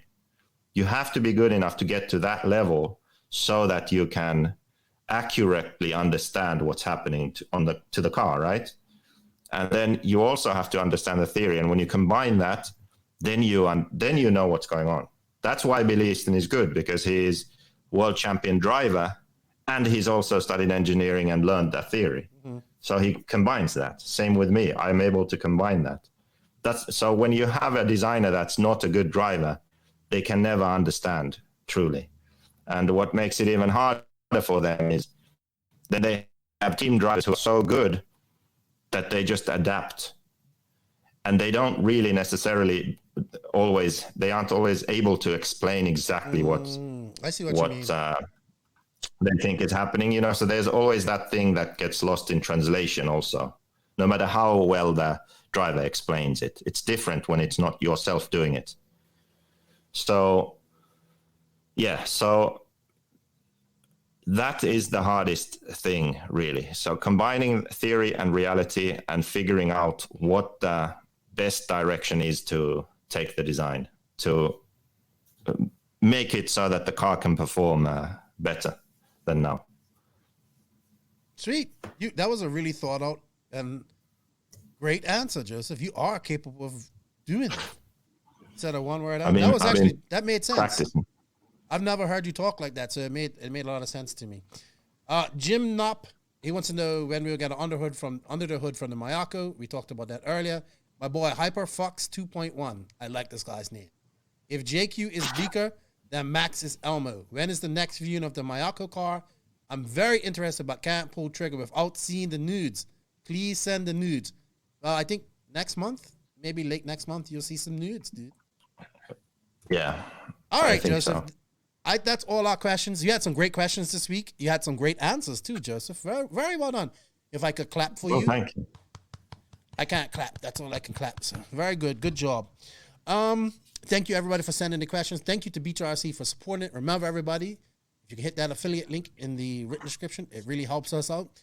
It's time to go on to the Sun City RC Raceway, down and quiet. Sun City RC Raceway, the home of El Paso's world-famous motocross-inspired 8-scale off-road track. The Showers family has over 20 years' experience creating one of the premier tracks in the USA. Their world-class facility has everything: handicap accessibility, covered beds, skate starts, space for parking RVs, trailers, and lights for night racing. Follow SCRC on Facebook under Sun City RC Raceway for updates, upcoming races, or host your own race. And thank you to Sun City RC Raceway. It was Joey Shaw's birthday here recently. Happy birthday to him. Actually, happy birthday to a few people. Happy birthday to, I forgot whose birthday it was. So, there's a lot of people's birthdays in these last few weeks, including mine.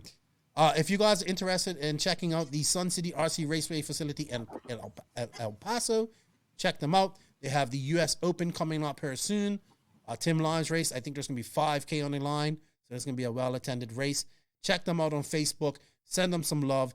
Thank you for the support, SCRC. Joseph, so my question's pretty simple this week. My thought of the Dawn and Quiet. Is Horizon Hobby good for RC racing?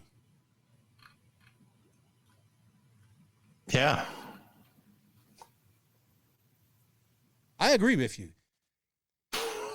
Okay, Rant, question over. But let's explain, because, everybody's like, oh, corporate, big bad Horizon, blah, blah, blah, gobbling up all these companies, Proline, AKA, because what I'm hearing is that Proline's going to be the basher line and AKA is going to be a racer line. I don't know how, that's what I heard. Oh, really? Yeah, that's what I heard.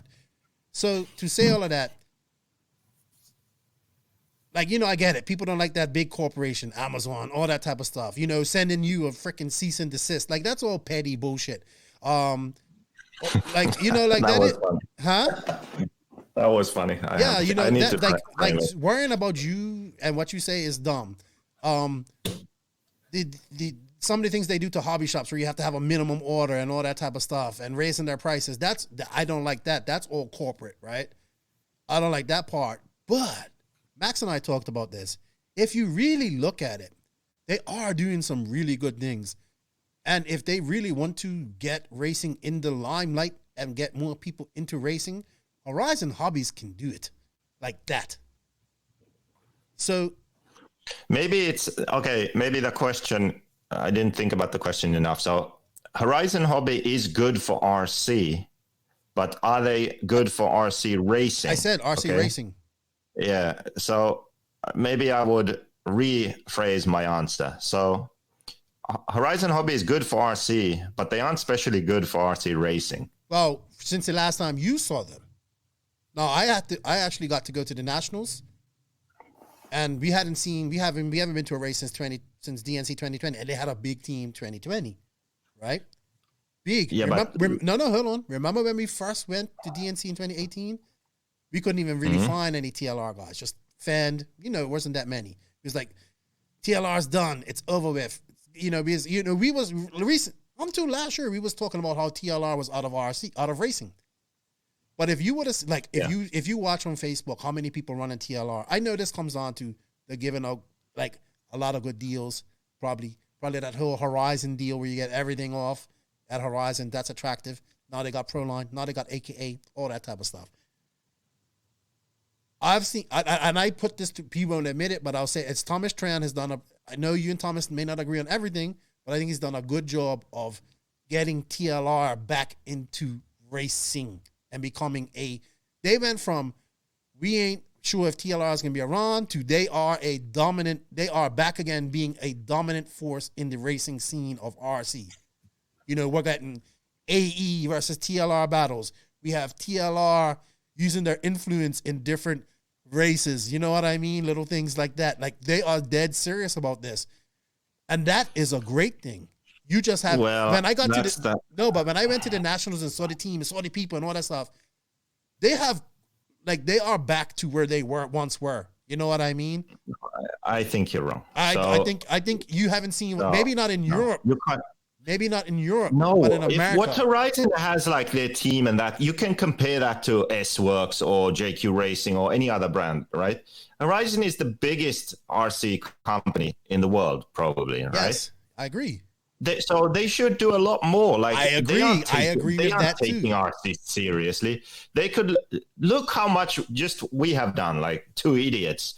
Podcasts and pushing RCGP and but you know what they're all doing? The stuff we've done with JQ Racing and all that stuff, right? Yeah, but you know what they're doing? We love racing, we want to push racing. Right. So what they're doing? The fact that they sponsor drivers and have some tents at a race, that is not something awesome. I think that they could do so much more if they actually cared about racing more and pushed it more. Do you see what I mean? Like, the fact that they pay Cavalieri and have some sponsored drivers and do the bare minimum that everyone else does, okay, fine. But, like, what's so special about that? Okay, you're right. You're absolutely right. But it's Max and I talked about this. I think they care about racing again. But what they're doing is with the guy, Brian Nunez, he's in charge of licensing. So they're doing a lot of crossover of the bashing stuff with full-scale stuff. You know what I mean?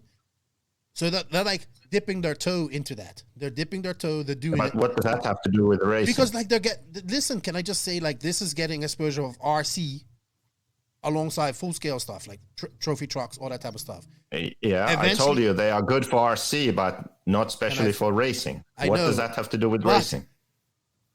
They can do the same thing for racing. They can. Yeah, they can do that. They aren't. But you don't know. They probably are planning to do that. Like, just like we thought that. How do you know that? They've existed forever. The trajectory that they're going. They went from completely out of RC, like not out of RC racing, but not just having fend and not really being a factor for a year or two, to being back to a full dominant thing where they're taking RC racing seriously.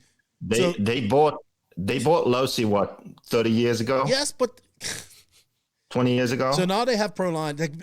Like, I just don't think they're the big bad wolf like everybody says they're going to do. They're going to. I'm not saying the big bad wolf. I'm saying. I think getting all these people, like we talked about earlier, who are sitting on these big budgets for tires and not racing, trimming that fat is always good, because that then can make things better for people that really need those discounts, or in general bringing tire prices down because you ain't giving out as much deals.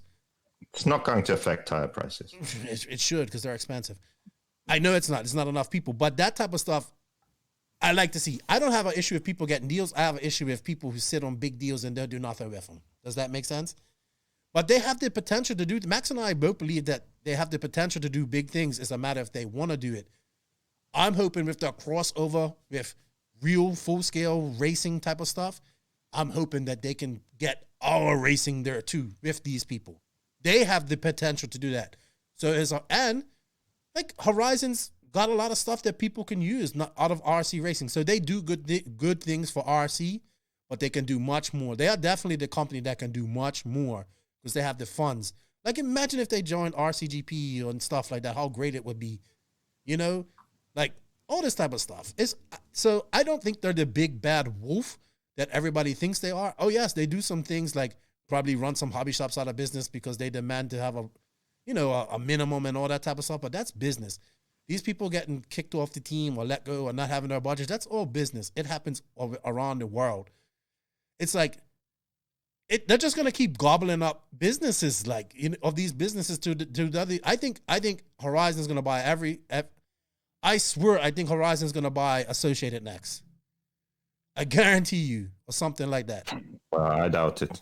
I thought it too. Maybe, but they're going to buy another car brand. They can just gob up these car brands and still have things. I don't know how it will work, but I don't think they're as bad.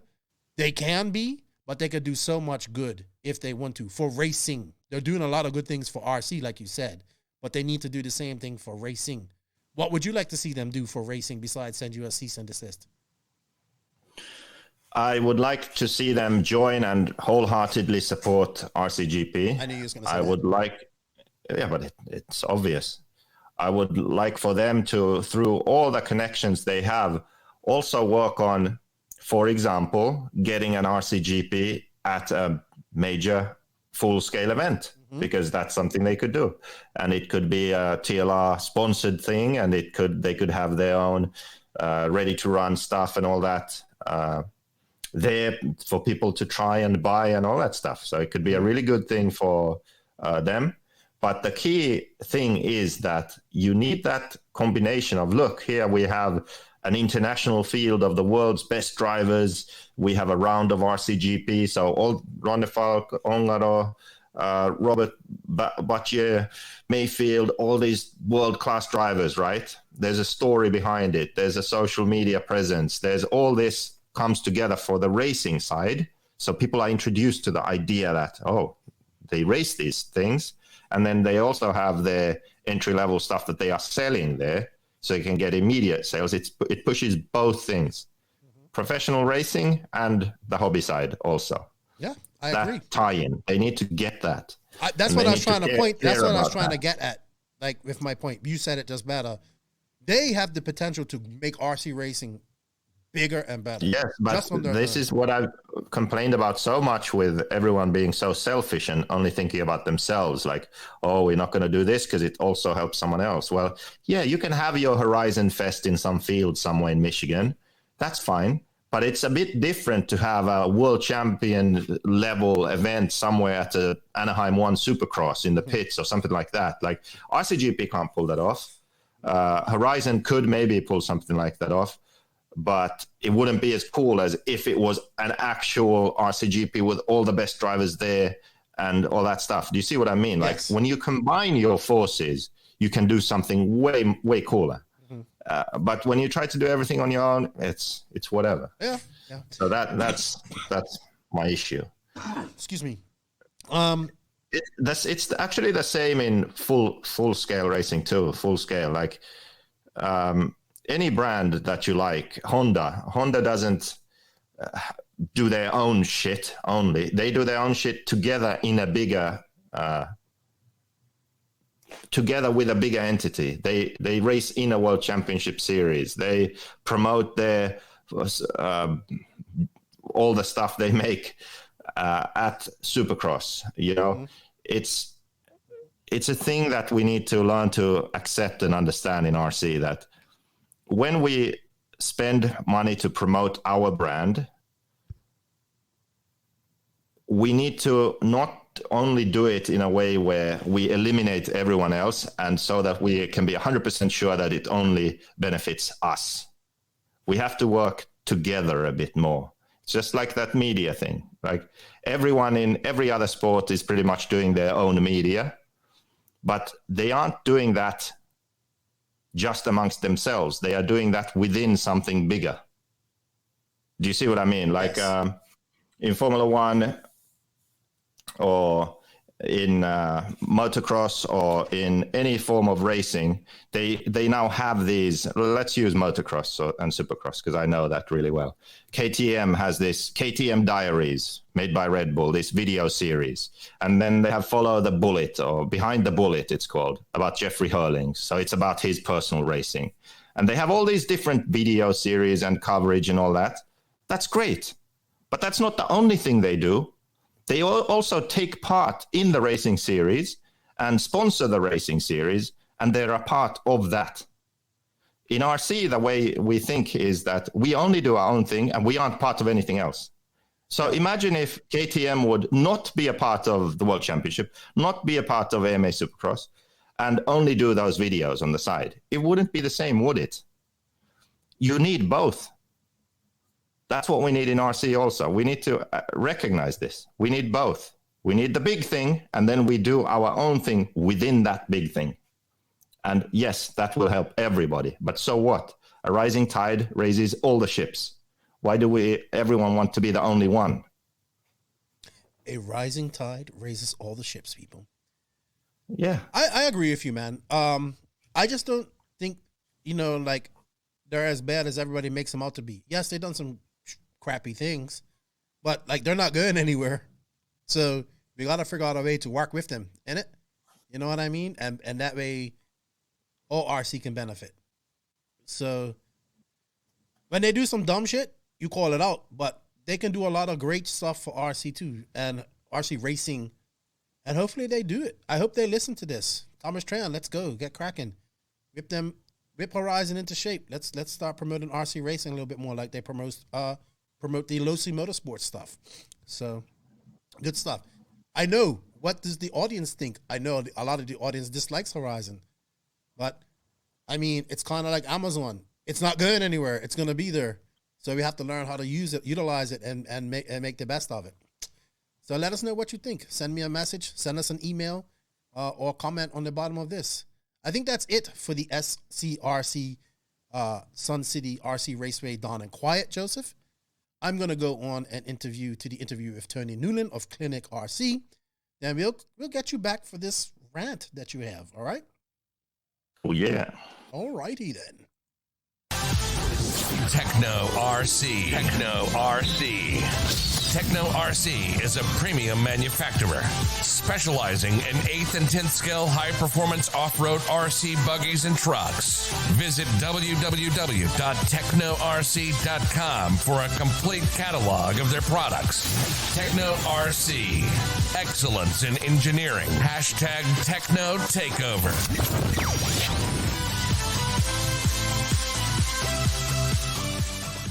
You know, I love to have old school guys on her, and this gentleman and I have known each other since the starting grid days, S-grid days. I know we bring that up a lot, but truly you guys don't understand how iconic it was back in the day to have the S-grid.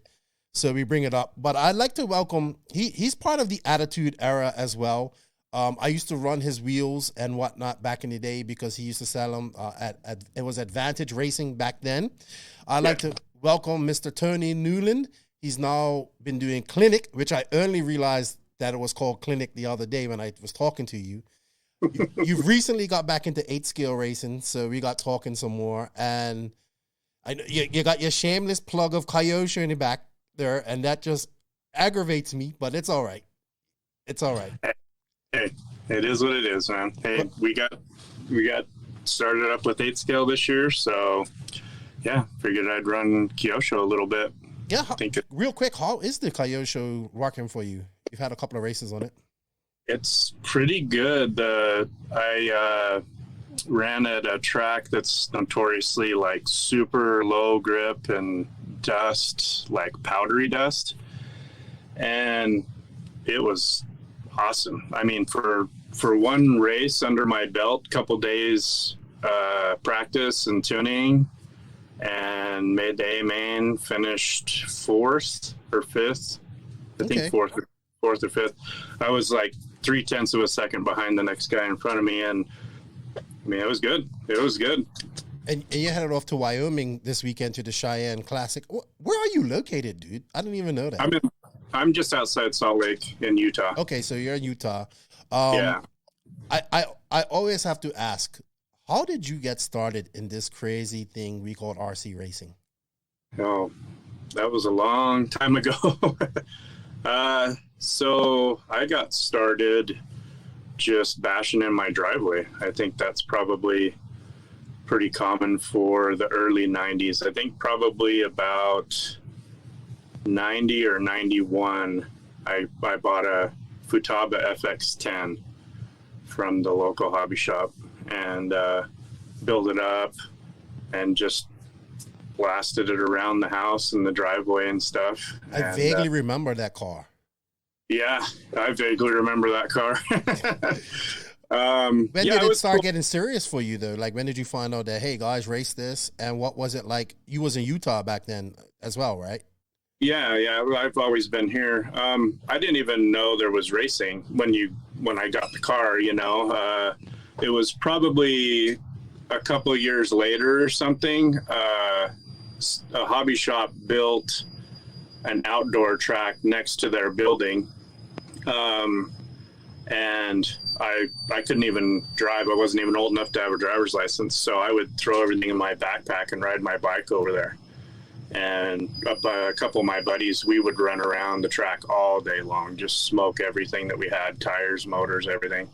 And that's pretty much where it started, just primitive racing. Was you still running the Futaba car at this time, or what did you get? I think so, yeah, I think so. I think it survived long enough to make a couple of those races. But how was the RC scene in Utah then? Once you went to that first race, obviously you probably got hooked and started learning a little bit more about the scene. How was it back then in the early 90s? It was pretty good. That track didn't have a lot of official races. It was kind of basher track. So I think a little while later, I found out about Intermountain RC Raceway, and I think they started in 88, I think, right around 88. So I went to that track, which is a legit indoor track. It was built out of an old grocery store, and I couldn't believe it. Like, I was like, whoa, really? This is the legit, like, their timing, and everybody's got numbers on their cars, and there's pits. It was a whole new, like, this was indoor, right? Yeah, it's indoor. Yeah. So that was like the RC10 days and JRX2. And then it was just, yeah, you're done. You got the needle in your arm. So pretty much ever since then, I've done something with RC, with the exception of a few years that I took off completely. But right. So was it all 10 scale for those years? Because 8 scale was still kind of in its infancy, not infancy, but just not as popular. Yeah, it was all 10 scale. So 10 scale electric stuff. And then the first nitro stuff that I saw was gas truck in the same track. They were rebuilding the track one weekend, and I needed a part for one of my cars. So I drove down to the track on a Sunday, which they're usually closed, but they were rebuilding the track. So I knew I could get in and get my part. And I go walking in the front door, and I hear this gas truck. I didn't know what it was at the time, but I walked in and I just went right to the track, and one of the owners was driving a gas truck around the track. And it was like another, moment. We were like, what is this? So yeah, that's truck started. Yeah. Do you remember your first gas truck? What did you get? It was a GTX, a low-C GTX. Yeah. Oh man. So you caught that right at like when it was getting popular too, or really popular.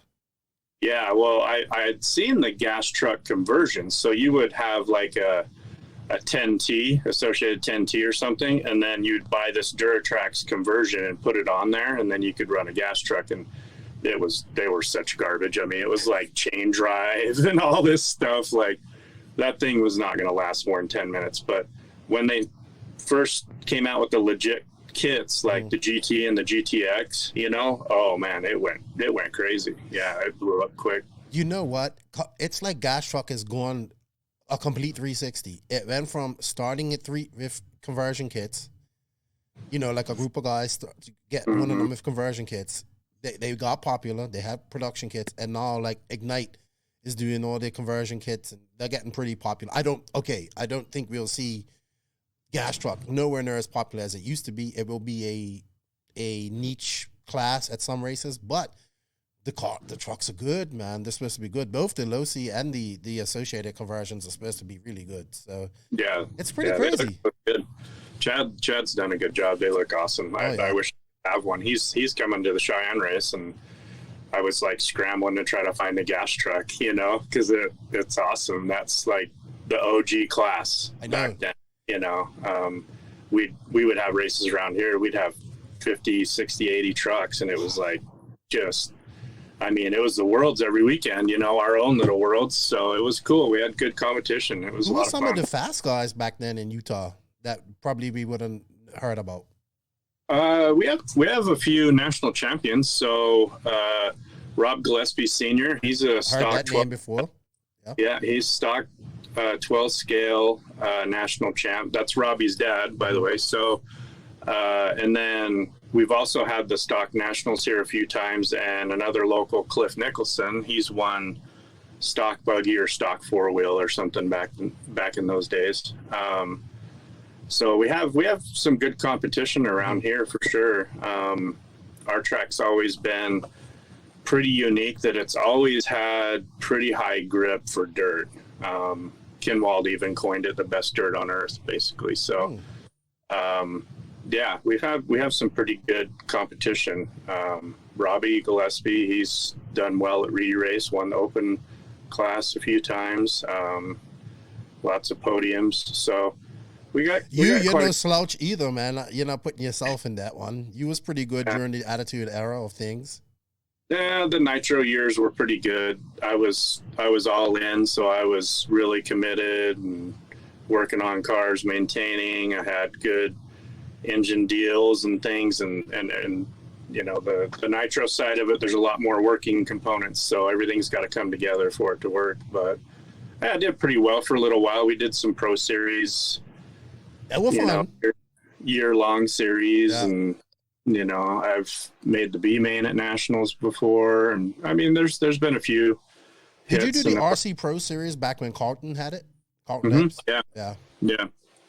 Yeah, we were doing the West Coast, so we would go through Washington, California, Oregon. And, I did the East Coast one, so I went to just to Lance's, the East Coast at Lance Monoric's track, and then I got to do the finals that year. Man, Carlton worked his ass off doing that, now that I think about it.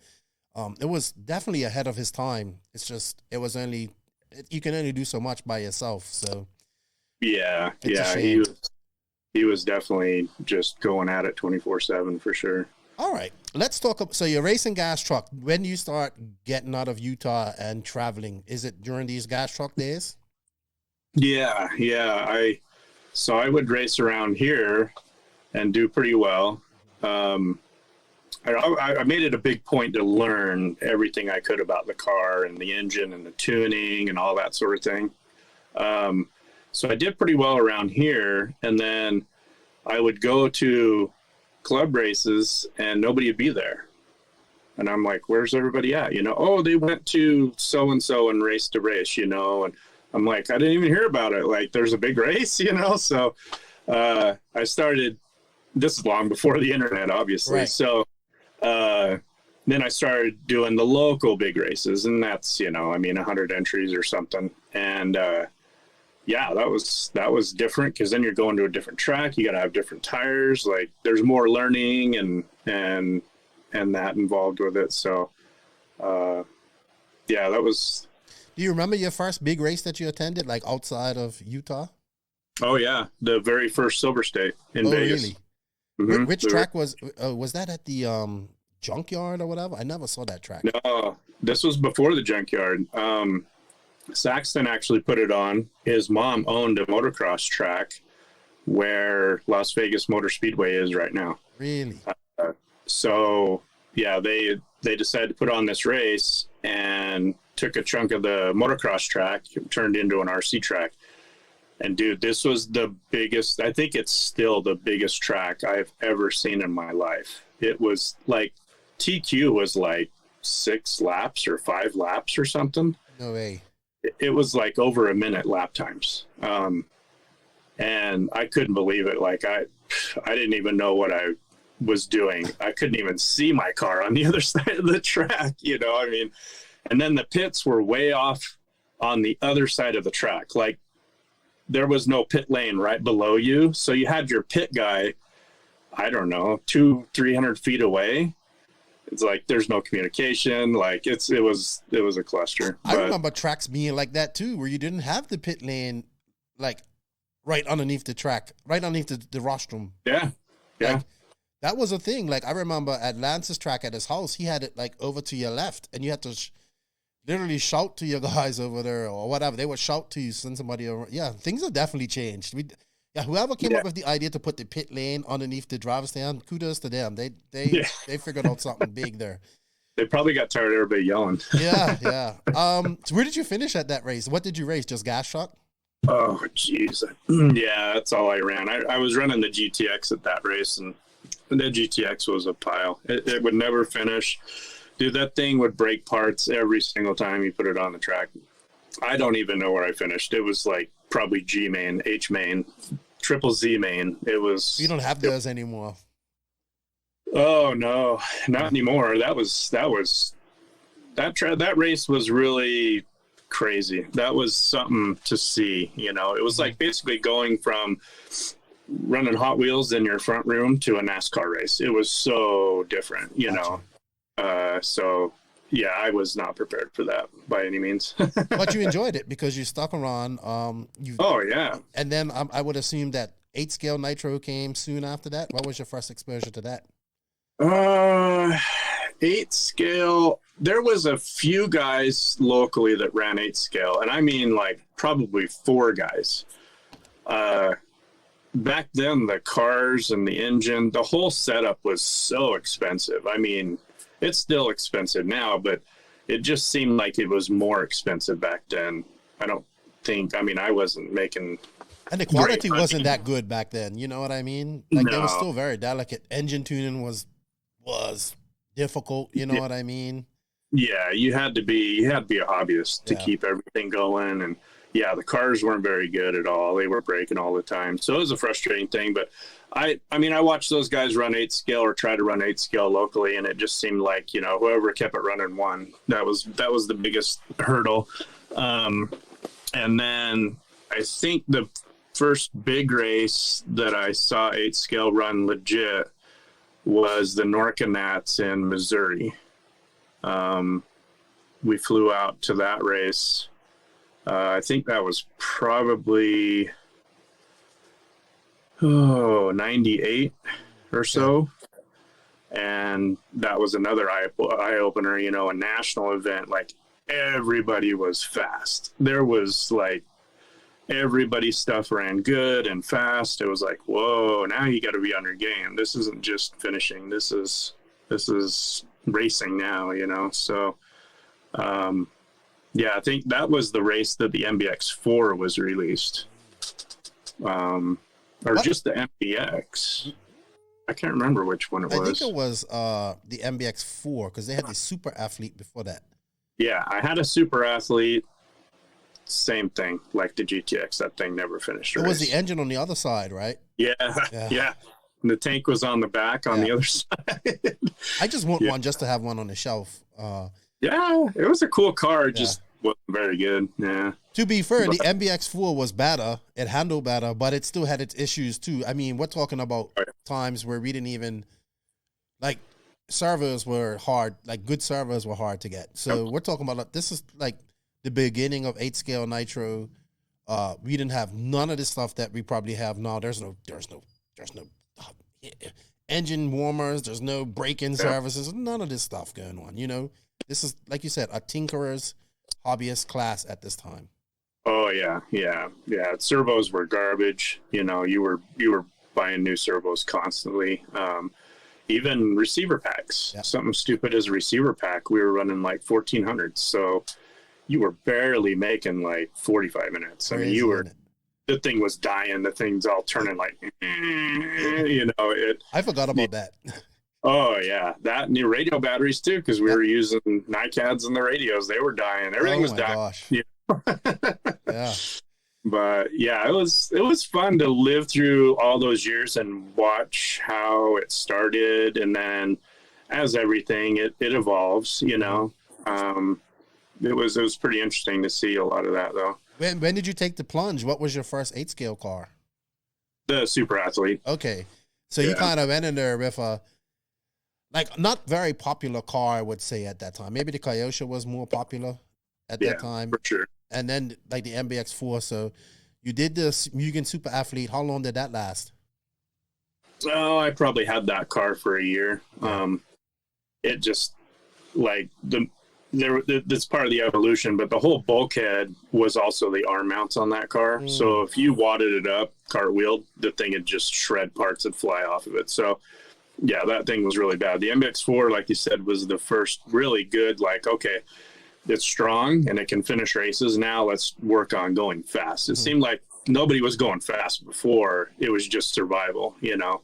But like you said, Kyosho pretty much owned all the 8-scale stuff. They had the best car. They had the best distribution with Tower back in the day. You know, I mean, everybody had a Tower catalog. So I think they pretty much owned a lot of the market. But did you get a Kyosho after that, or did you stick with Mugen? I think let me think what I did. I never had a Kyosho back then. The first Kyosho I ever had was a 7.5. So that would have been probably what? In the 2000s. 03, 04, 05, something like that, yeah. I had the Super Athlete. I think the next car I got, I don't think I raced 8 scale for a little bit because I was like, I can't even finish. I think the next one I got was the Thunder Tiger. The Richards one? The EB4, yeah. Oh, so you went from like another car that didn't work to another car that didn't work. Oh, EB4 was money, dude. But not with the tunnel chassis. No. Way before. Okay. That's the S3. That's the S3. The EB4 original was years before the S3. Okay. The first Richard car, basically, when Regan and Richard were going all over, racing real big back then. The original EB4. Yeah. So this one didn't have the shocks between the arms? No. Okay, so that's the one that came out like in 04, 05, I want to say. Yeah. 04. Yeah, we're at least 5 years before that. Okay, yeah.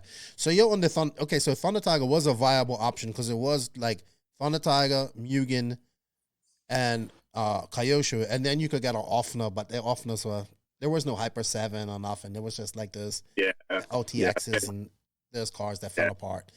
So that was a decent car, actually.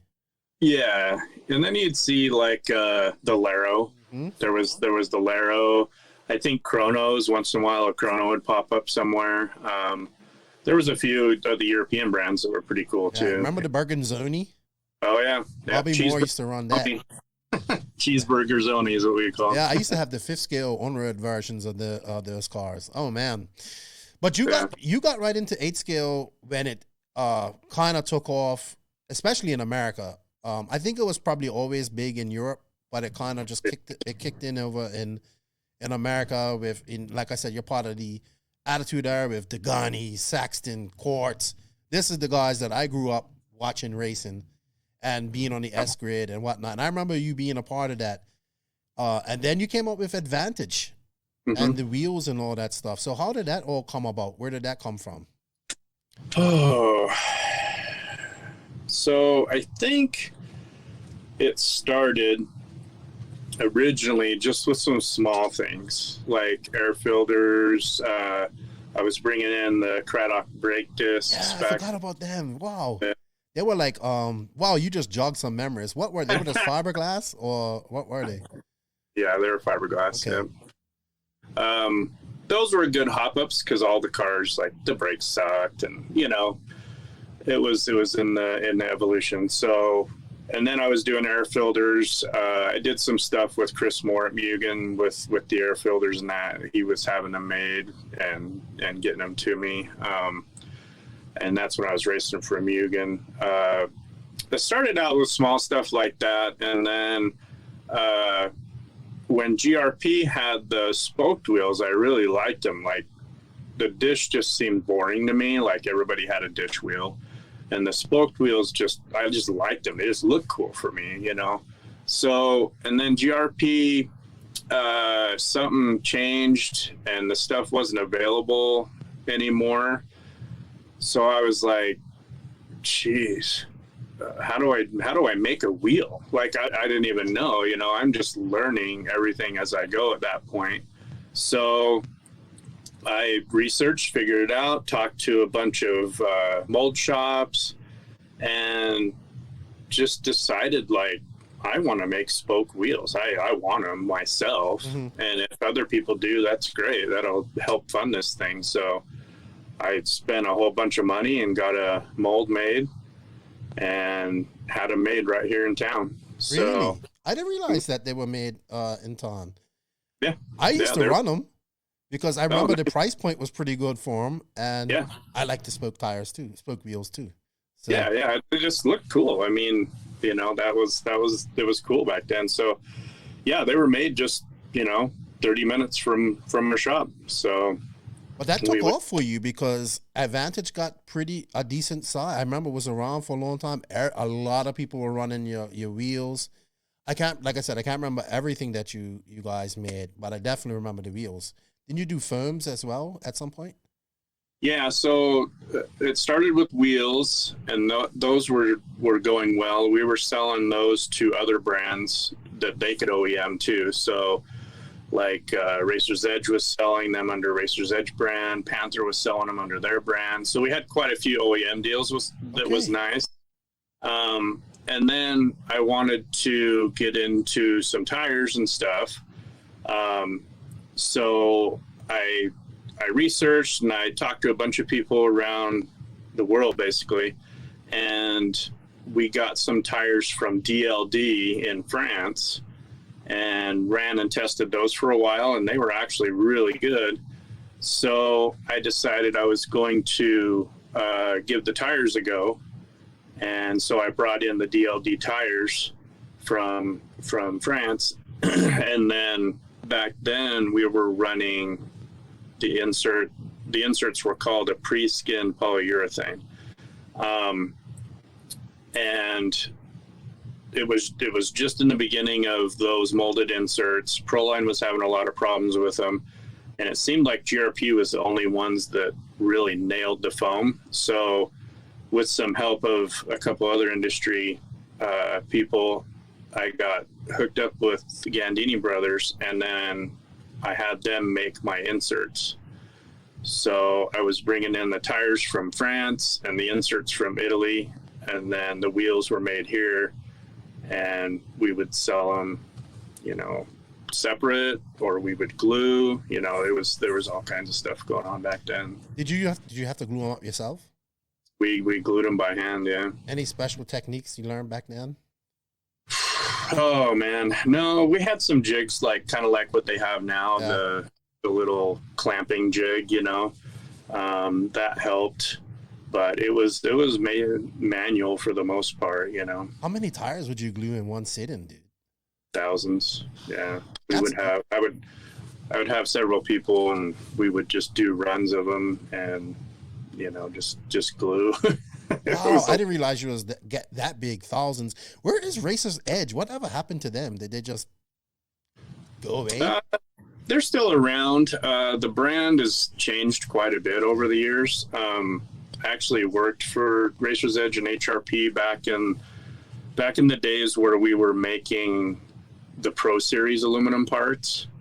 They actually were on Degani's Kyosho when he won the world. So like the hop-up shock towers and chassis braces and all that sort of thing. I worked the Fiorini stuff, but it was yeah. I remember Racer's Edge stuff. Now I remember it. Yeah, similar stuff. Yeah, Pro Series. So yeah, we made them for the Kyoshos and Mugans and popular cars. You know, so it went from a racing brand originally, and then it kind of changed into like a sport brand, like batteries and chargers and stuff, and then that's kind of faded away. I still do some work with HRP, and I think they're in the process of reviving the brand now and make it a little bit more standalone, separate from HRP, and build the brand back up, basically. Okay. So you're doing Advantage. Now you're bringing in tires, foams. You travel. I'm sure you're probably going to all these big races. You're rubbing shoulders with, you're a manufacturer. Yeah. So how long did that go on for? About 7 or 8 years. Okay. And then towards the end of me owning Advantage, Roar had changed the rules on wheels, buggy wheels. So we were running a bit smaller wheel back then. So the wheel was a little smaller and the tire was a little bit bigger. And I think it was either low C or hot bodies included a bigger wheel in their kits. It was, I don't know, 5 millimeters bigger or something. And people really liked the bigger wheel. It stretched the tire and almost make the tire a little bit smaller. So I think it sharpened up a little bit of the handling on the cars. So there was a period where it was like, are these wheels legal? Because they're actually bigger than the Roar rules. But a lot of people were running them. And there was debates back and forth. And I think at a national or something, they finally decided, okay, these wheels are legal. And everybody at that race ran the bigger wheels. So it was clear we were going to have to make a bigger wheel. So basically reinvest in a whole new mold or not. So I had to think about it for a long time. Do I want to reinvest? Because a mold is a ton of money, or what, you know? So I decided at that point that I was going to sell everything turnkey. So I didn't end up reinvesting or making another wheel mold or anything. So yeah, I just sold the business turnkey. It still operates today. So that's a good thing. Mm-hmm. And RC stuff. It's very small. Yeah. Actually, John Martin from Carolina's RC. Yes. He bought it. He bought everything at one point. Yeah, he was like the East Coast Walmart there for a while. For sure. I remember that. Yeah. Quick question. So now in today's times with dished wheels and all that type of stuff, do you think we'll see spokes make a comeback? Or is it just now that with these dished wheels and what we're doing with cars, what these drivers are able to do with cars in the air now, does it make a difference, do you think? I don't know how much handling difference could be quantified. I mean, there's 15 or 20 rock stars on the planet, and the rest of us, we race because it's fun. We enjoy it, you know? And so when we talk about little differences and things like that, somebody could claim they could feel a difference.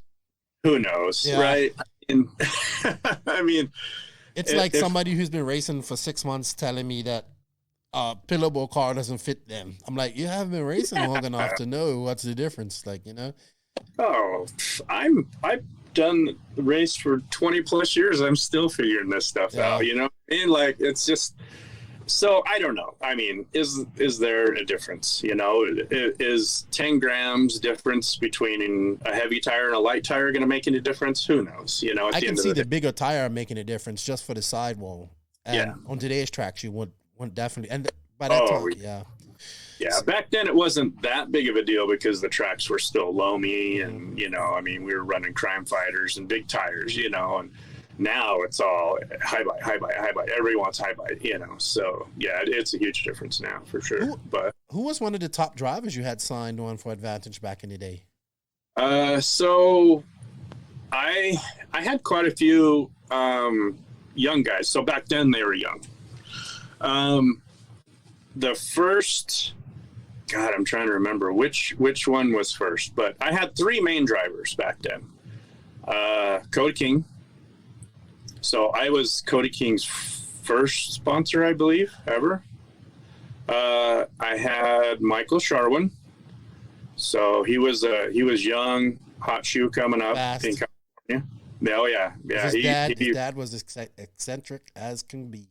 Yeah, Ray Dog. Remember the I have satellite photos of somebody tinker with my needles before the race. Remember that? I think it was at a dirt or something, and it was still at Hemet. Yeah, there was somebody. Touched his needles while his car was in the pits. Yeah, there was a lot of competition back then, even for club races. It was you know, win or die basically, because everybody wanted that spotlight, you know. So it was pretty intense. And then I sponsored Taylor Peterson when he was younger too. Okay. So that was kind of like my main kids. They were kids back then. They were 16, 14, 15, 16. And they were all fast. Well, Sharman and Peterson were on a good level. Sharman was really good at one point. Yeah. I actually was talking to him a few years ago. He was thinking about making a comeback, but yeah, I think he forgot about that. Yeah, he's busy doing life stuff. I mean, I don't blame him. Yeah, I mean, to get back into this, it's especially 8 scale, because it's so like you got to have a good pit guy. You got to have everything's got to happen. So it's a commitment. It's time for sure. Yeah.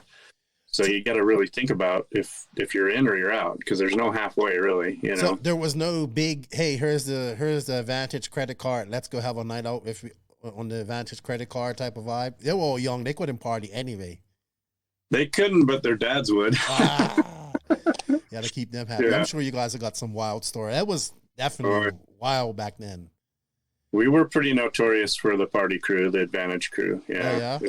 If everybody was under our tent, it was, when the races were over, throw everything in the trailer and go hit town. Yeah. Oh, yeah. We'd go partying with Joey. And I mean, just a lot of everybody back then, because we were all the same age. So we were in it for a good time, too. I could never even do that now. I would die. I know. It happens when you get old. You wouldn't even be able to drink that Red Bull in the morning. You'd be like, I can't do nothing like that. It hurts so bad now. I can't even do it. Yeah. So after you saw the Advantage, you kind of took a hiatus from RC, or 8 scale at least. What happened? I did see you get involved. You got involved like pro speed, a couple of like, no, I wouldn't, not no name, but smaller company brand of cars. I did see you go through some phases with that. Not phases, but trying to get those cars working. The Pro Speed was the one I remember the most.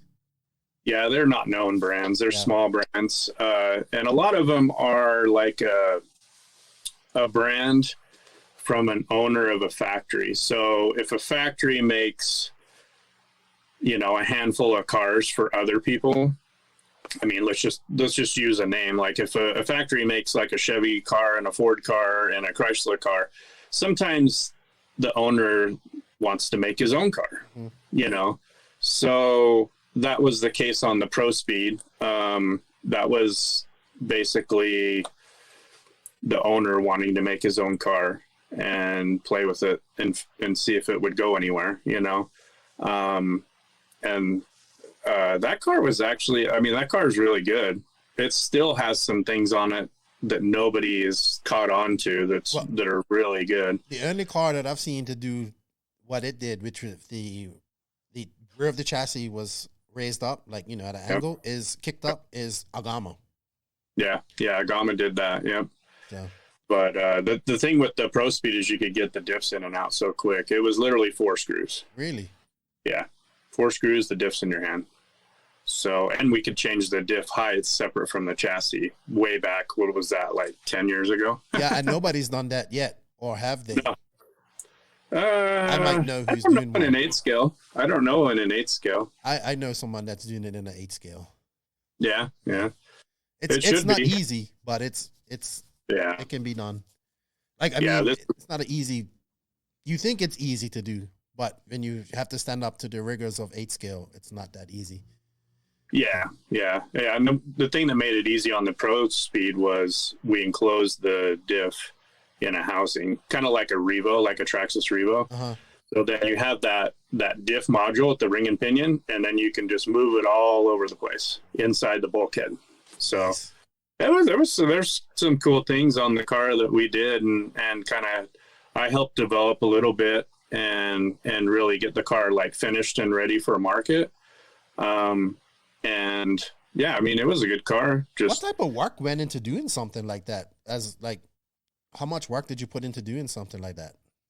It was probably 6 months of just running that car. Yeah. And then we'd go to different tracks. I would go to Vegas a lot because it was like 5 hours away.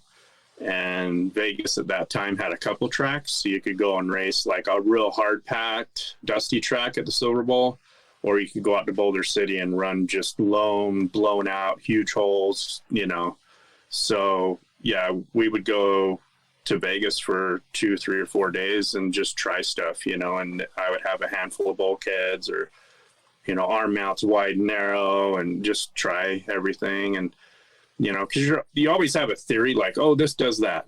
Well, that's not always true, just even JQ, his videos are the same way. Like sometimes it does that, sometimes it doesn't, so, but, yeah, it was fun. I would have liked to see the car do really well, but to introduce something that's totally strange, I mean, it takes so much cash and, promotion, and it's years of that to actually get to that spot where, okay, maybe it's legit now, and people, will pay attention to it, because they won't for a long, long time.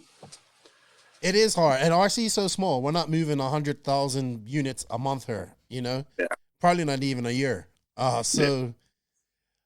People just have to understand that it's really small, really small. So you got out of Advantage. When did you start up? When did Klinik come about, and when did you decide to do this, and how did that start? Oh, this started in 2017, and it was about a year after I came back and just started running electric, basically. I re-signed with Schumacher, basically. We had a carpet track here. So I ran Schumacher before, and then when I took probably 3 years off or so, two or 3 years. And then, so I called Schumacher up, got cars coming and everything. And then I just started making a few little things for myself. Like I just a tinkerer, I guess. I see things that can be improved, and I start whittling away at something, and then a few people wanted pieces for their cars, and then I started making that a little bit, and just kind of started like that, basically, real basic. I didn't like sit down and say, I'm going to take over the world, and build this. You just wanted to pay for your hobby. I didn't even really want to do that. I just wanted to make a couple parts that I knew were going to be better, so, but with my background, I guess it was inevitable. It just started going, snowballing from there. And now you're talking to me, and you're running 8 scale again.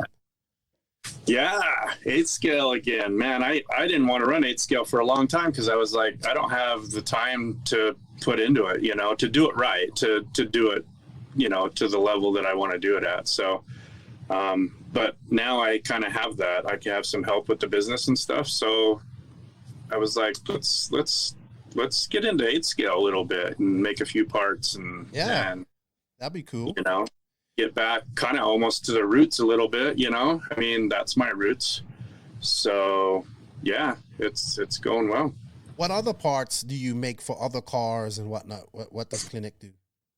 So the backbone of Klinik is like all the titanium stuff, screws, turnbuckles, shock mounts, and all kinds of titanium stuff. And then we offer all those pieces anodized.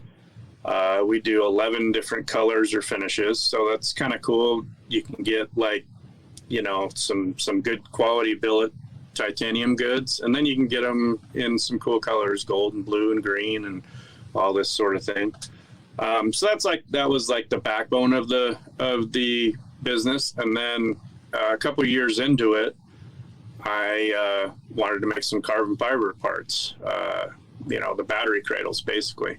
So we bought a CNC router, and a buddy of mine is a programmer, and he came by like constantly and helped us get it all figured out and learn how to use the machine and make a usable part out of it. And so we've been doing that for probably 3 years now, almost, making carbon parts.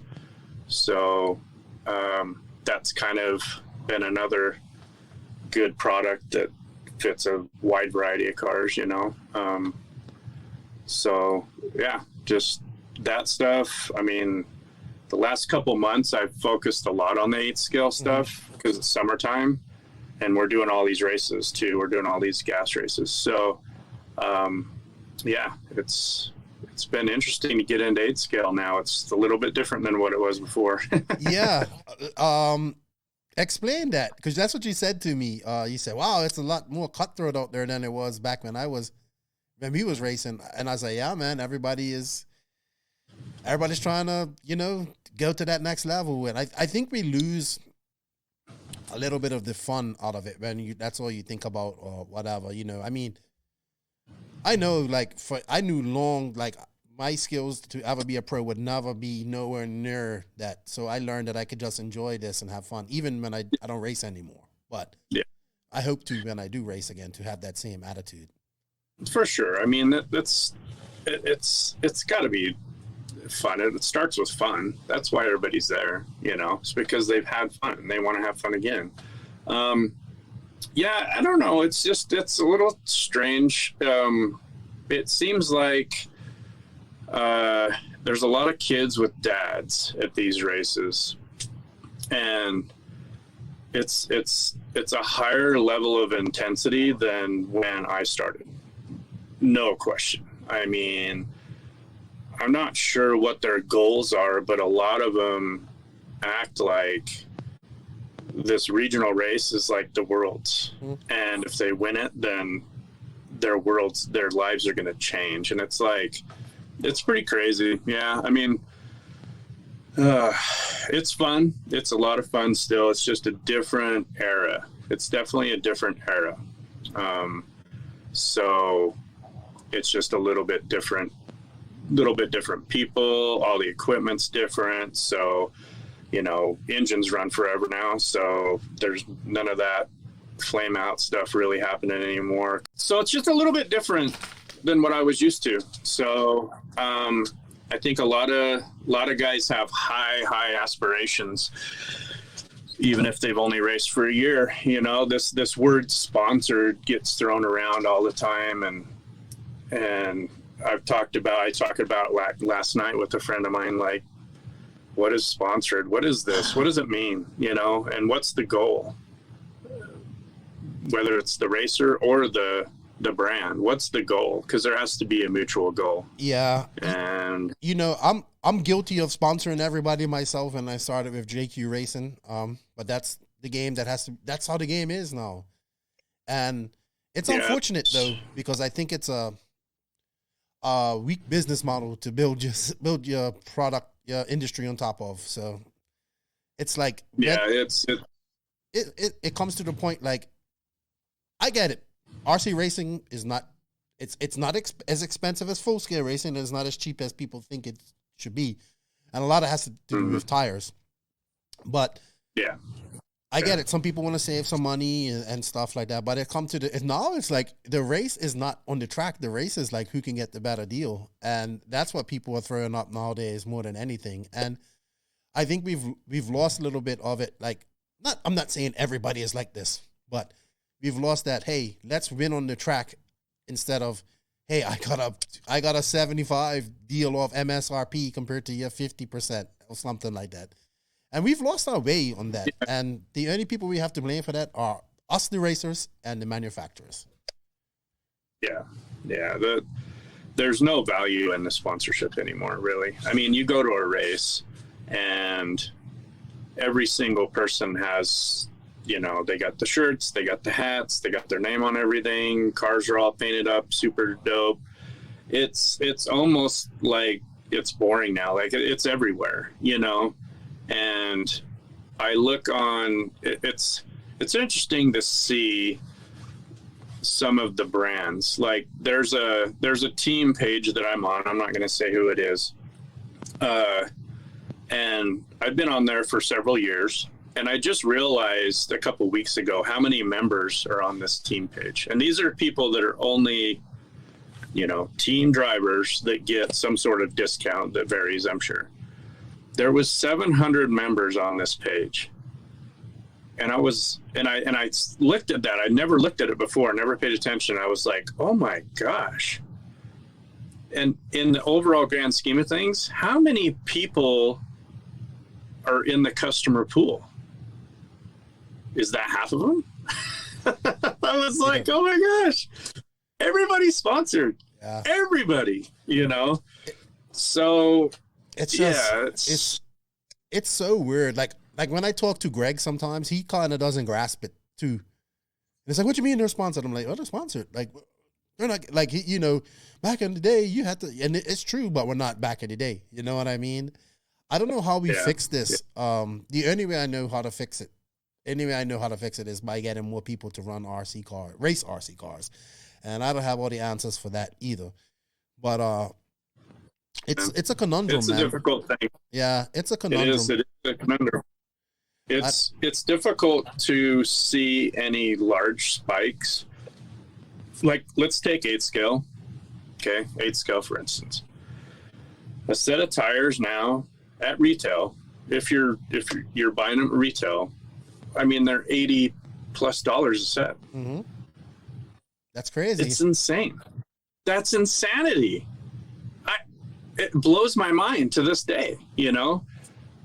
I don't understand how it sustains. It can't sustain. That's why, you know, everybody's sponsored, you know, and that's the manufacturers trying to survive in a way, almost like, you know, providing that cash flow also. But yeah, I mean, the consumables in the hobby I think that is the logjam in any growth. You know, I mean, I could take my car, take it to somewhere that people have never seen this stuff. If I just walk through the mall with my car and talk to people about it, and they would naturally be curious, you know, where do you do this at? How much does it cost? And I mean, you're looking at a very small percentage of interest because it's so expensive. Yeah. You know, people like $80 for tires. I pay almost that for 4 real tires on my car. Well, I wish I did. Yeah, I mean, well, and you have to appeal to the parents of the kids. That's who's going to be footing the bill. So if you're talking, you know, a good 8 scale setup is what, $2,000 maybe? Yeah, probably more. What do you think? Yeah, probably. Let's say 2,500. Yeah, I would say 3 if you're starting from scratch. Radio, all that. If you're going to buy the best of everything. Yeah, if you're going to show up with a bag full of tires and some stuff, so you can really get after it. These people are buying their kids 4-wheelers and dirt bikes for that much. They're not going to spend that on this because it's on payment plans too. This is sold as a family thing, but it's not really a family thing. I mean, it's not family like going camping and riding 4-wheelers. You know, that's a hobby that families do all the time. It's very common out here. This is not a family thing, really, per se. You know, it's a dad's son. Yes, and that's the other thing is that the fathers need to be involved. All fathers or older, mentor has to be involved with the young kids to further this. I definitely want to see more kids. And let's be honest, RC just isn't as cool as it probably once was when we was younger. Like, you know what I mean? That one kid in that neighborhood who had that the real RC car, he was the coolest guy while that battery was charged. Now it's just like you can get it. RC is so more, RC as in radio control cars is so more mainstream now, just RC racing isn't. And I like to say that we use 8 scale to showcase what we're doing, but we really need to get people in on to showcase, just to show, hey, this is what can be, but here's where you start. Yeah. I've always liked Slash for start. I would race Slash right now if I had nothing else to race. You know what I mean? So I think that's where I used to be all about 8 scale, nitrous, the glory. Yes, it still is the glory. It's the ultimate glory. I love it. But I think for getting people in e-buggy and that or Slash or anything like that is where people should start. Then graduate to nitro eventually, hopefully. But some people do get into it. And it takes a special person. You make sure that to 10 people and one person gets into it, like fully gets into it. Maybe. It's unfortunate. It's unfortunate. It's a conundrum for that too. And I think with the manufacturers so focused on that this small pool of racers that we're all trying to impress at races and trying to poach each other's drivers while we're at races, smiling at each other, good luck. Oh yeah, you should join us. I think we as manufacturers focus more on that, and then we lose focus on maybe trying to promote RC to non-RC people, which we can do with small gestures like a parking lot race or a race where people can see it, stuff like that. It doesn't have to be grandiose. It just has to be catch people's attention. So you've been around this long enough. You've worked in it. You know how it goes. It ebbs and flows. It's a weird industry. It's its own thing for sure. I've been in the automotive dealership world for a long time too, in between these things, and it's very cut and dry. Like in those industries, it's like, here's how you do it, and this is how we're going to do it, and just do it. You know, I mean, there's not a lot of variables and moving parts in those industries. This industry changes by the minute, like literally by the minute, and companies come and companies go in a year. I mean, they could pump out a bunch of money in promotion and advertising and scarfing up drivers, and then 2 years later, you don't even know, you don't remember who they were, you know? So it's a very competitive market for sure. The customer pool doesn't seem to be growing, but the brands are always growing, you know, and that's kind of a problem. That's always going to limit where the racing or where the hobby itself can go. It's interesting. It's something that, like, I have to watch and try to predict. Just even coming out with a new part, like, is there a market for this? Does anybody want this thing? You know, is it necessary, type of thing? It's always that debate, you know. But the retail hobby shop sector is quite a bit different than the racing sector. So the hobby shop end of it will always keep this hobby industry afloat, you know. That's what pays the bills. So you mean like the other side of racing, like bashing and like just that's not even racing though. That's not racing. That's hobby shop. That's what I mean. You mean the hobby shop side of things. When you mean the hobby shop side of things, that's you mean like bashing, crawling, even this drag racing. That's growing. That's really big right now. I got everything that I want and offer. They have it, like celebrities promoting it and racing it and all that type of stuff. And I'm sitting over here just like, oh, what I would do to have this. Yeah, man. I think we kind of feel what kind of similar. We're on a similar thinking of how the industry is and whatnot. It definitely could be better. I'm not one her. I don't want to piss and moan, or I do piss and moan a lot, but I don't want to piss and moan and say it's so bad. To get into RC right now is probably easier than ever it was. Ever. I mean, you can literally get a car and have all the information you need to know within 20 minutes of having that car nowadays. Yeah. You can go to Yeah.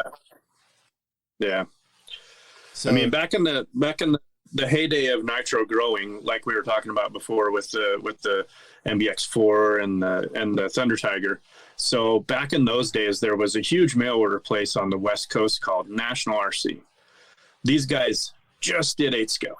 So when you got into 8 scale and that big boom started taking off, dude, everybody went to National. They were like the Walmart of 8 scale. And, you know, it's changed a lot where there's not shops like that anymore.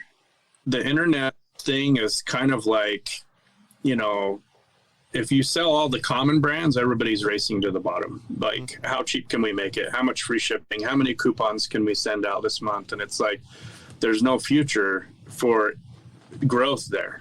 You know, everybody's scrapping over that last 10% sale. You know, it's insane. So it'll be interesting. There's a lot of things that have changed this year, obviously, with like Horizon and AK and Proline, and there's like a lot of moving things going on with the big companies. It'll be interesting to see where we're at after the first of the year. Like I think we've talked about a few times, you know, I think there's going to be a lot of the rock stars. I think we might see a rock star without a ride next year, without a job. For what? I think we're going to see a rock star without a ride or without a job next year. or probably maybe in the next 2 years. But I think it's coming to the point where these teams, the big teams, can only handle 2 pro guys, and that's a stretch. Yep. And that's about all you're gonna. And that's gonna. I think that's the model that they're going to. It looks like 2 pro guys, maybe they might be both American, maybe one may be European, maybe one may be American, or from another part of the world. But I just think going is there's times where you I mean, I don't know how Tekno is doing it right now. I mean, I know they're not paying everyone on their team, but they got at least 3 guys on there that they're paying and 4 guys that they're paying for travel, probably more. And I know they do good sales, but that's a lot of people to have on the team. But I think you're going to see one of these guys who may be good, but just not, he's not getting the results that he's going to be on, either be on a team that's very low, like on the totem pole. It could be JQ Racing, you know what I mean? We're very low on the totem pole or whatever. Or not in RC at all, like having to get a full-time job or something like that. I just think, unfortunate as it, for me, I want to see all these guys race because I love the professional side of RC because that's what gets my juices flowing. I love all the RC racing, but I love to look at the pro guys because that's the upper echelon of what we do. Like, those are the best of the best, and we need to watch them, and those are what we should be using to promote this industry, I think. And they need to be more personable as well, and more approachable, and more not so PC, you know, like make a character for themselves. So it's gonna, like we said, we've talked about this a few times. I don't know what the future holds for RC. I just know that if you continue doing the same thing that we've done for the last 40 years, that nothing's going to change. So you have to try something different. Speaking of the future, what is the future for Klinik? I saw that you posted you had some GRP tires you're testing some GRP tires. I did not even know they still existed till I saw them. They used to be, people don't understand, but Adam Drake, I believe Adam Drake ran the tires, didn't he? He ran the engines and the tires back in the day, right? Yeah, so I think our first exposure to GRP was probably in the late 90s, early 2000s with Saxton and the Treads brand. And at that time, I think that was probably the first pre-glued tires that anybody had ever seen. It just wasn't an option back then. So those things were super popular. I mean, Richard was winning everything with them, and they're super good quality. But then you could get them glued. Like, who loves gluing tires? Freaking no one. Apparently. So, no, I don't. I hate gluing, dude. I probably have 1,000 tires just sitting behind me around here somewhere. I mean, I hate gluing tires. It's gnarly, you know. And racing Schumacher on carpet, I don't have to glue tires. It's awesome. So that was probably our first exposure to GRP. And then they got into doing engines back then so the whole Losi team was GRP. Drake and Mescula and Truey, everybody on the Losi team. At that time. Yeah.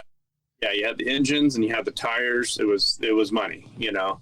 And they won a ton of races. So that was another time with the GRP, and then they actually, you know, they had pioneered the pre-glued tire thing. Their machine they had, like, it was kept under lock and key. Like, nobody could get in there and see what this was because it's fully automated. Oh wow! Like, they have bins of tires, bins of foams, bins of wheels, and the machine puts it all together. I bet there would be some huge ransoms back in the day if you could get like pictures of that machine, you know, like, because they built the machine themselves. It's not something you go down and buy, you know. Really? So it was a highly guarded secret back then. I'm sure Proline, everybody would have loved to have that, you know.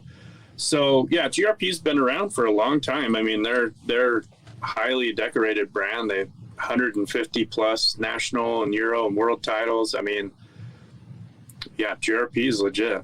That's no joke.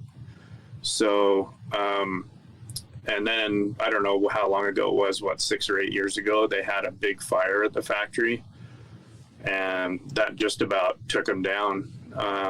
But they did rebuild, and they're coming back. They're really big, like in fifth scale on road. Sad.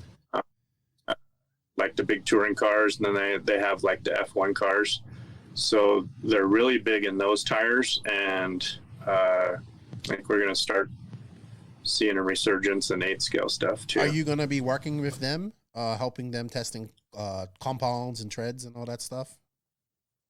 Yeah, this weekend will be the first full weekend I'll run on their tires. So I've been in contact with Maurizio and his daughter Sarah, who's helping run things now. So yeah, we're gonna like run this whole weekend. This is a good track, and there's a lot of all the other tires and all the other top drivers. So it's a good test bed to see where the tires are at, basically. So I got to ask, have they sent you like new compounds, new tread patterns to test out that you can't show us, can't talk about, obviously, that you'll be trying out this weekend?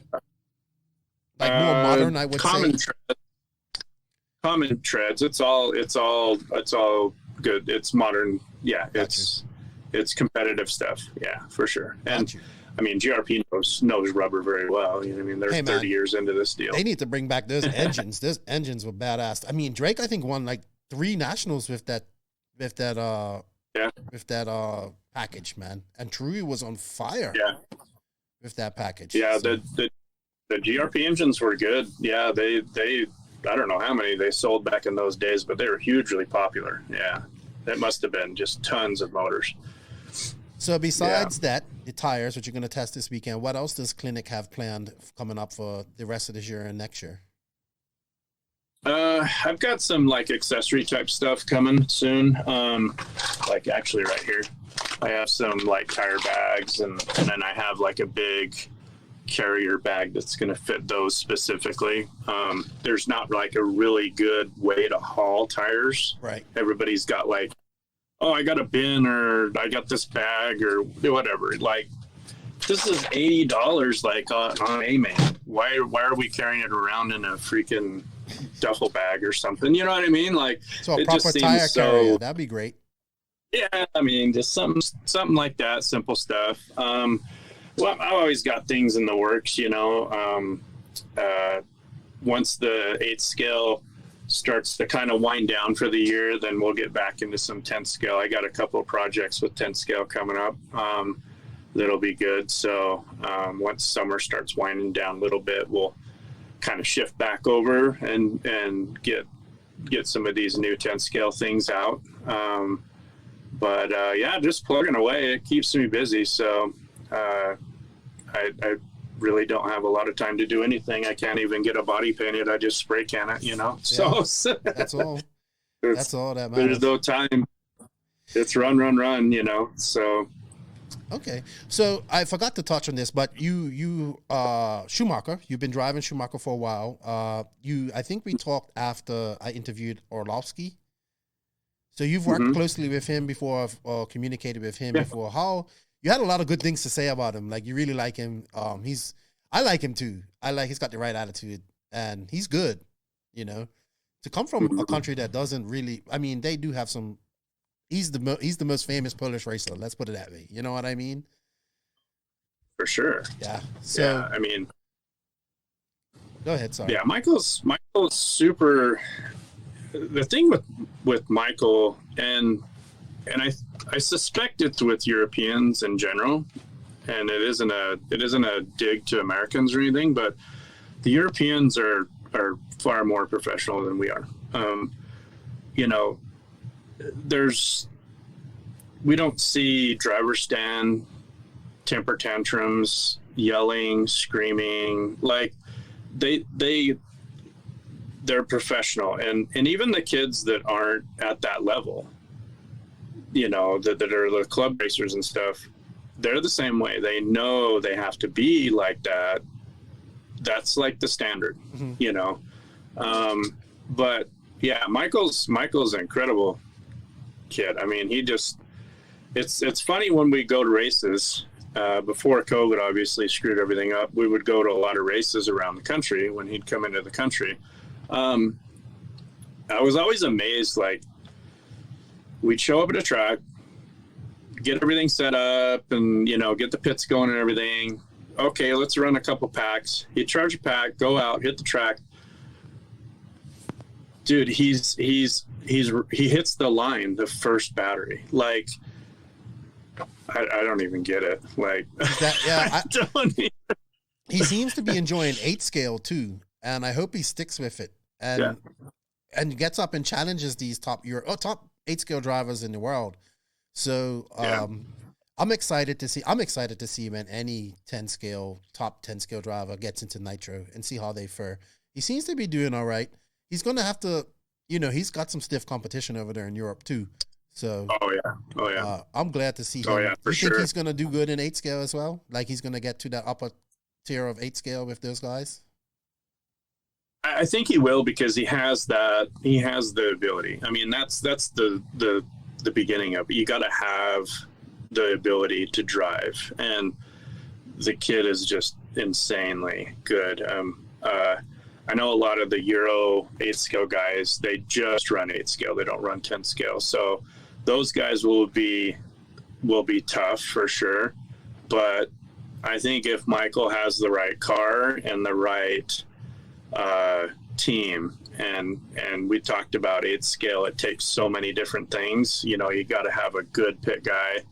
The pit guy needs to know what the car needs before the driver even asks for it. Basically, you got to have all these components to have a successful 8 scale campaign. So if he has that, absolutely, there's no limit to what he could do. The driving's there. Just a matter of getting the cars and hitting the races, basically get the experience too, because the 45-minute mentality is different than the 5-minute qualifier. Totally different mindset. But yeah, he's amazing. I like those guys a lot. I talk to his dad all the time. We haven't even raced at the same race for a couple of years. We still talk all the time. We're on the WhatsApp and go back and forth and that. Oh, you're on the WhatsApp? You know about WhatsApp? Not a lot of Americans know about WhatsApp. Matthew had to get me on there. I didn't even know what it was. But he's like, WhatsApp. And I don't know. So he got me set up on it one time we were in Connecticut.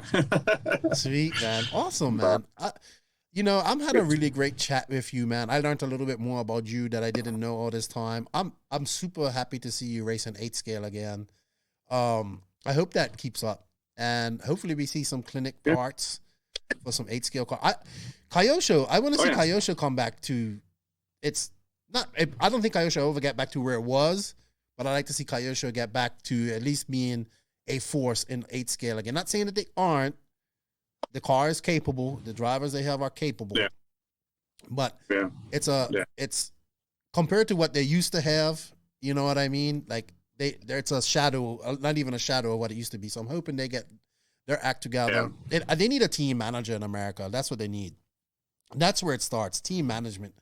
And every successful. Then they got to decide what they want to do. Yeah, they need to decide if they're gonna push for it or not. I don't know what their long-term plans are. My deal is only this year, and then we'll see at the end of the year what's going on. I mean, I hadn't ran Kyosho since about 99, like I said. And so I wanted to run a good C-Hub car, and this thing was just awesome. I just need to get Fortuny on her. That's all. I need to get Derek on her and talk to him. That's all. Yeah. Derek's funny, man. He's awesome. When we got this all set up, I called him and he's like, dude, I'll get whatever. That sounds just like him too. When I met him, I was like, yeah, Derek Fortuny. Like I was expecting different, and he's just like just like that, like just exactly like happy-go-lucky. Like, yeah, man, there's no problem. Old school, dude. Like he's old school. He's from the old days, older than my days. Of course. All right, man. Well, if anybody is interested in Klinik accessories, they can go to www.Klinik Rc, I think, is it? .com. Yep. There we go. Product placement till its best. I love it. A lot of people don't think of that. Also, it'd be interesting to find out what GRP decides to do, because we always like to see. I always like to keep my finger on the pulse of new tire companies, especially one that has a name like them. So I'll be getting your opinions on the tires here shortly, and I look forward to you just being involved in RC. And I don't mean this in no disrespect, but it's a lot of small companies like yourself that made 8 scale awesome. You know what I mean? Advantage. You know what I mean? There's just wheels and tires and air filters and stuff like that. Consumables that we all needed back in the day. And that I think a lot of the smaller companies like yourself don't get that type of recognition. You know what I mean? From back in the day.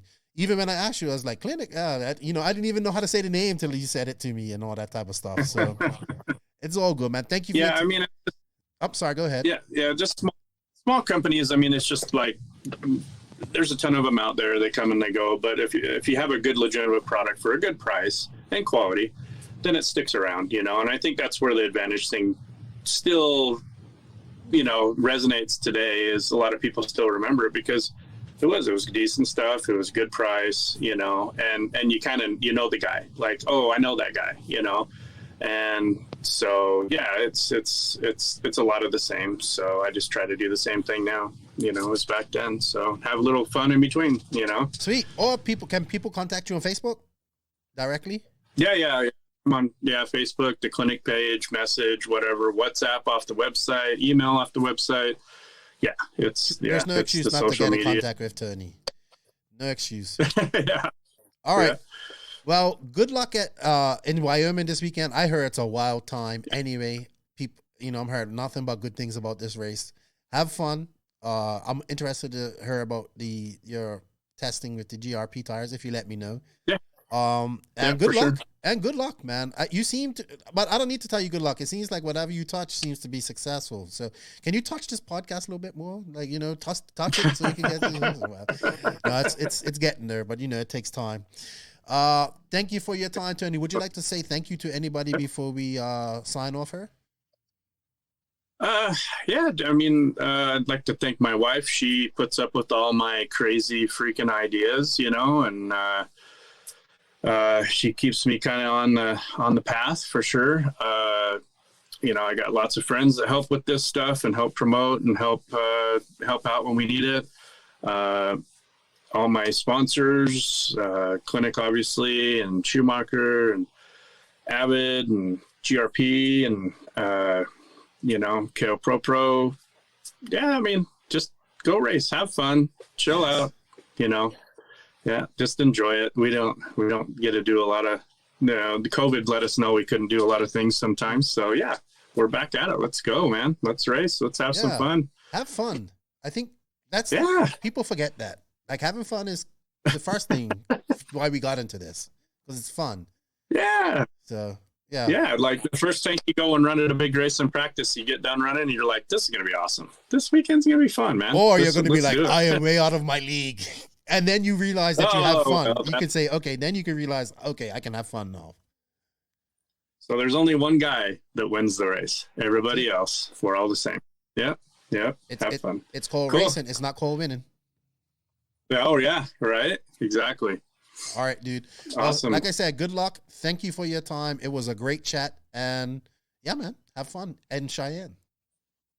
Yeah, thank you. I will. Thanks for having me on, Keenan. No problem. Bye-bye.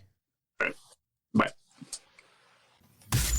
We are now at that point of the show where you should fasten those seatbelts and put your big boy pants on. Whoa. Things are about to get serious. It's time for the JQ Racing Rant.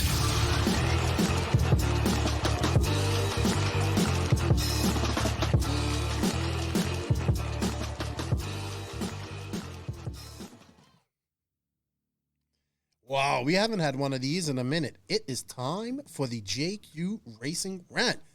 With the man himself, JQ, this is his whole segment. This is what he wanted. He's got it. We have a rant. I'm going to start it off because, so, before you go on, people, before we go on, this is our disclaimer. If you have young children or, if you're sensitive to foul language and foul humor, then maybe you shouldn't listen to this one. You might get a little heated today, but Yeah, this is the JQ Racing Rant. So, Joseph, I got in a little bit of trouble. I got banned from commenting on Afra's Facebook page, so I can't comment there anymore. Which was fun. Which was really amazing that they did that. It was so funny because I was like, that was my legitimate question. What can we do? It's not enough to just say, hey, it's Lewis Hamilton. He's got a car. That's great. We've done that over and over and over and over the fuck again. Over and over again. Let's do something with that.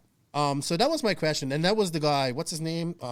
He works for McLaren, actually. Mark something.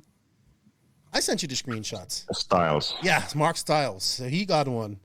I have not just and also I will say this again, and I say this all the time. I have no issue. I actually think EFRA is the best of the governing federations that we have in RC.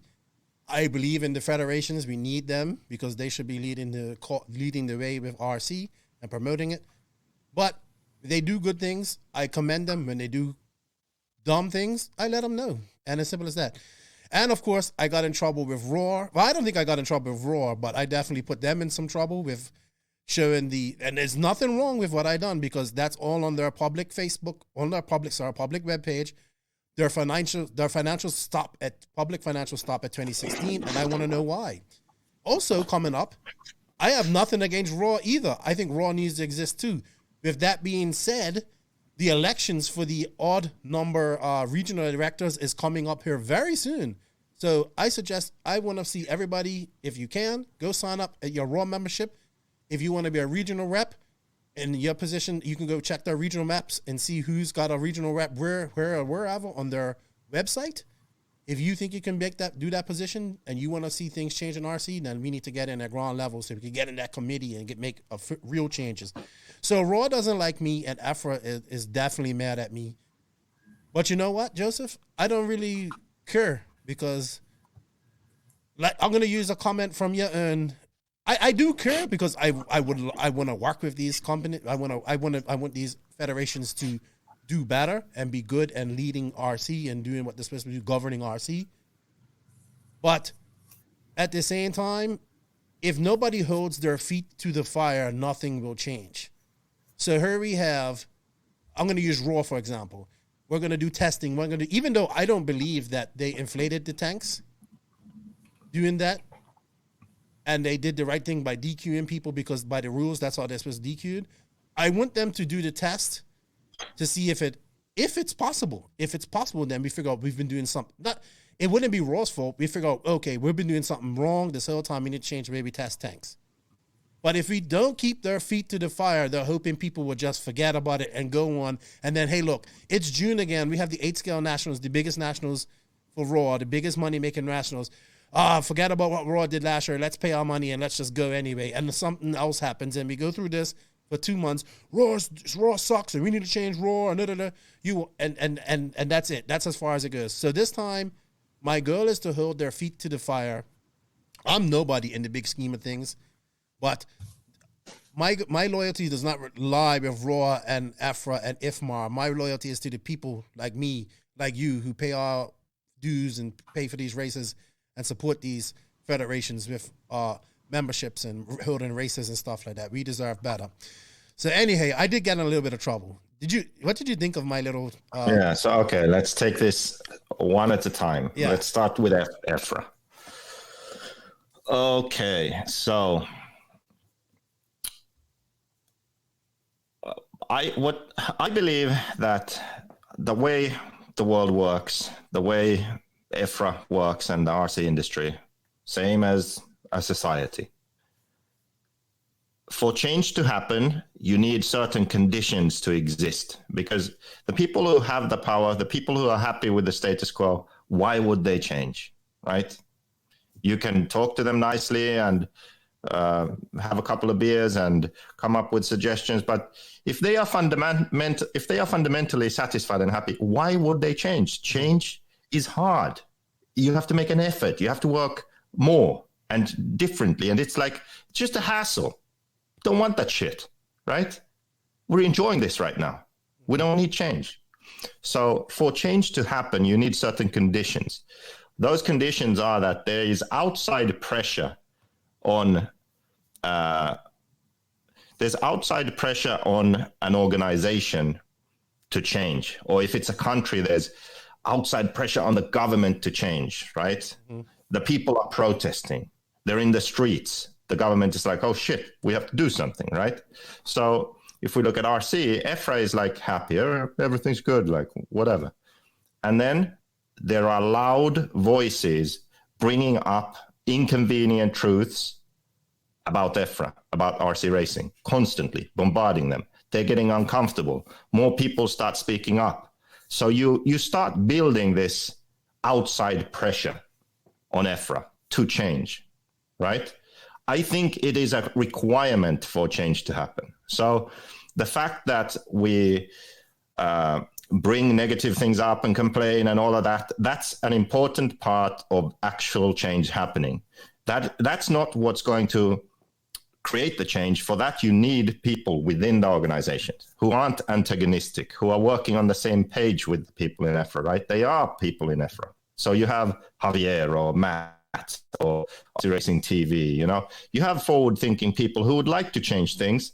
And because of the atmosphere, they are able to get some change done, right?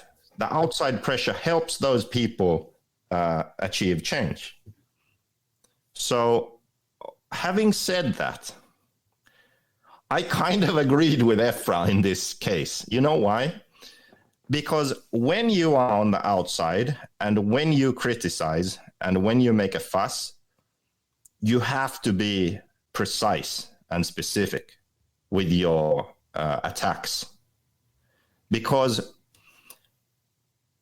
the world resists change. People resist change. So if you aren't clever and precise with your attacks or complaints, then they will be countered. And they will also they won't be effective, or maybe even they will be counterproductive. So in a situation like this, where Lewis Hamilton posts about RC racing and EFRA share it, that's not the right moment to shit on EFRA, because what they did is kind of the only good thing they could have done in that situation. Do you see what I mean? What more did you expect them to do? I didn't shit on them. Listen. Yes, you did. All they can do is actually share that post. You know, yes, I agree they with can't that. do any more. The fact that they can, in other situations they should and could do a lot more is not relevant to that moment in time. Do you see what I mean? Okay, I'll tell you why I did it in a minute. When you take a moment where someone does something right, even if it's a small thing, and you shit on that, I think it's wrong. Also, you don't have, like, when you shit on that moment, you do not have a solution for them. Okay, what should we have done? I did have a solution for him. Yeah, but no, you didn't, because... No. All right, I'll let you say your thing, and then I'll do my piece. You brought up some redneck racer from America that no one's ever heard of. You can't compare that to Lewis Hamilton. Let's just get that straight first of all. No, you're wrong. You're absolutely wrong. No, you're wrong. No, I'm not. You're wrong, because let me tell you something. Now, I'm going to let you say your thing, and then I'll counteract this. Let me finish my point. Yeah, I will. So you shouldn't criticize someone, even if they deserve criticism, in a moment where they aren't doing anything wrong and you don't have a solution for them.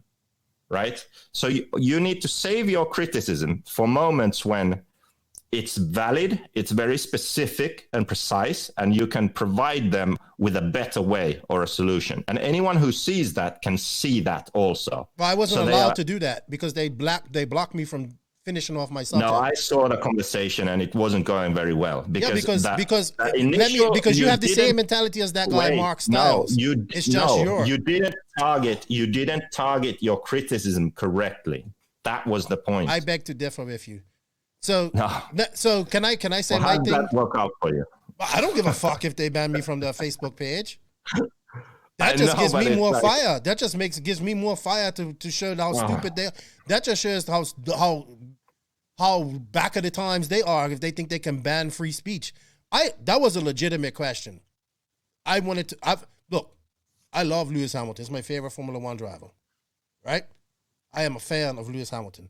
I love the fact that he fucking loves RC cars. His brother races them. They used to race. I'm sick of, hey, here's a picture. He raced. It's so great. That's awesome. Don't get me wrong. That is awesome. But we need more. And when I went on there, my legitimate question is, okay, how can we harness this? I want to know. AFRA is the fucking governing body of RC in Europe. They have way more pro than I'll ever have. Ever have. They can't do anything with Lewis Hamilton, okay? They can, but listen, they can. Because you know why? Listen, shut up and let me talk now. Right? Mick Craddock obviously has connections to Lewis Hamilton. Kyosho has connections to Lewis Hamilton. They're getting cars to him, all this type of stuff. They're getting cars to all these Formula One guys, right? They're getting cars. We literally have seen these companies get cars in their hands. Fucking Kyosho. Shut up. If anything happens, it's very unlikely. Just shut the fuck up and let me finish. I let you finish. Let me finish. All right? They're getting these vehicles into these drivers' hands, right? To go play around in the paddock. Yeah, it's great. It's fun. It's great for Kyosho. It's really great for Kyosho.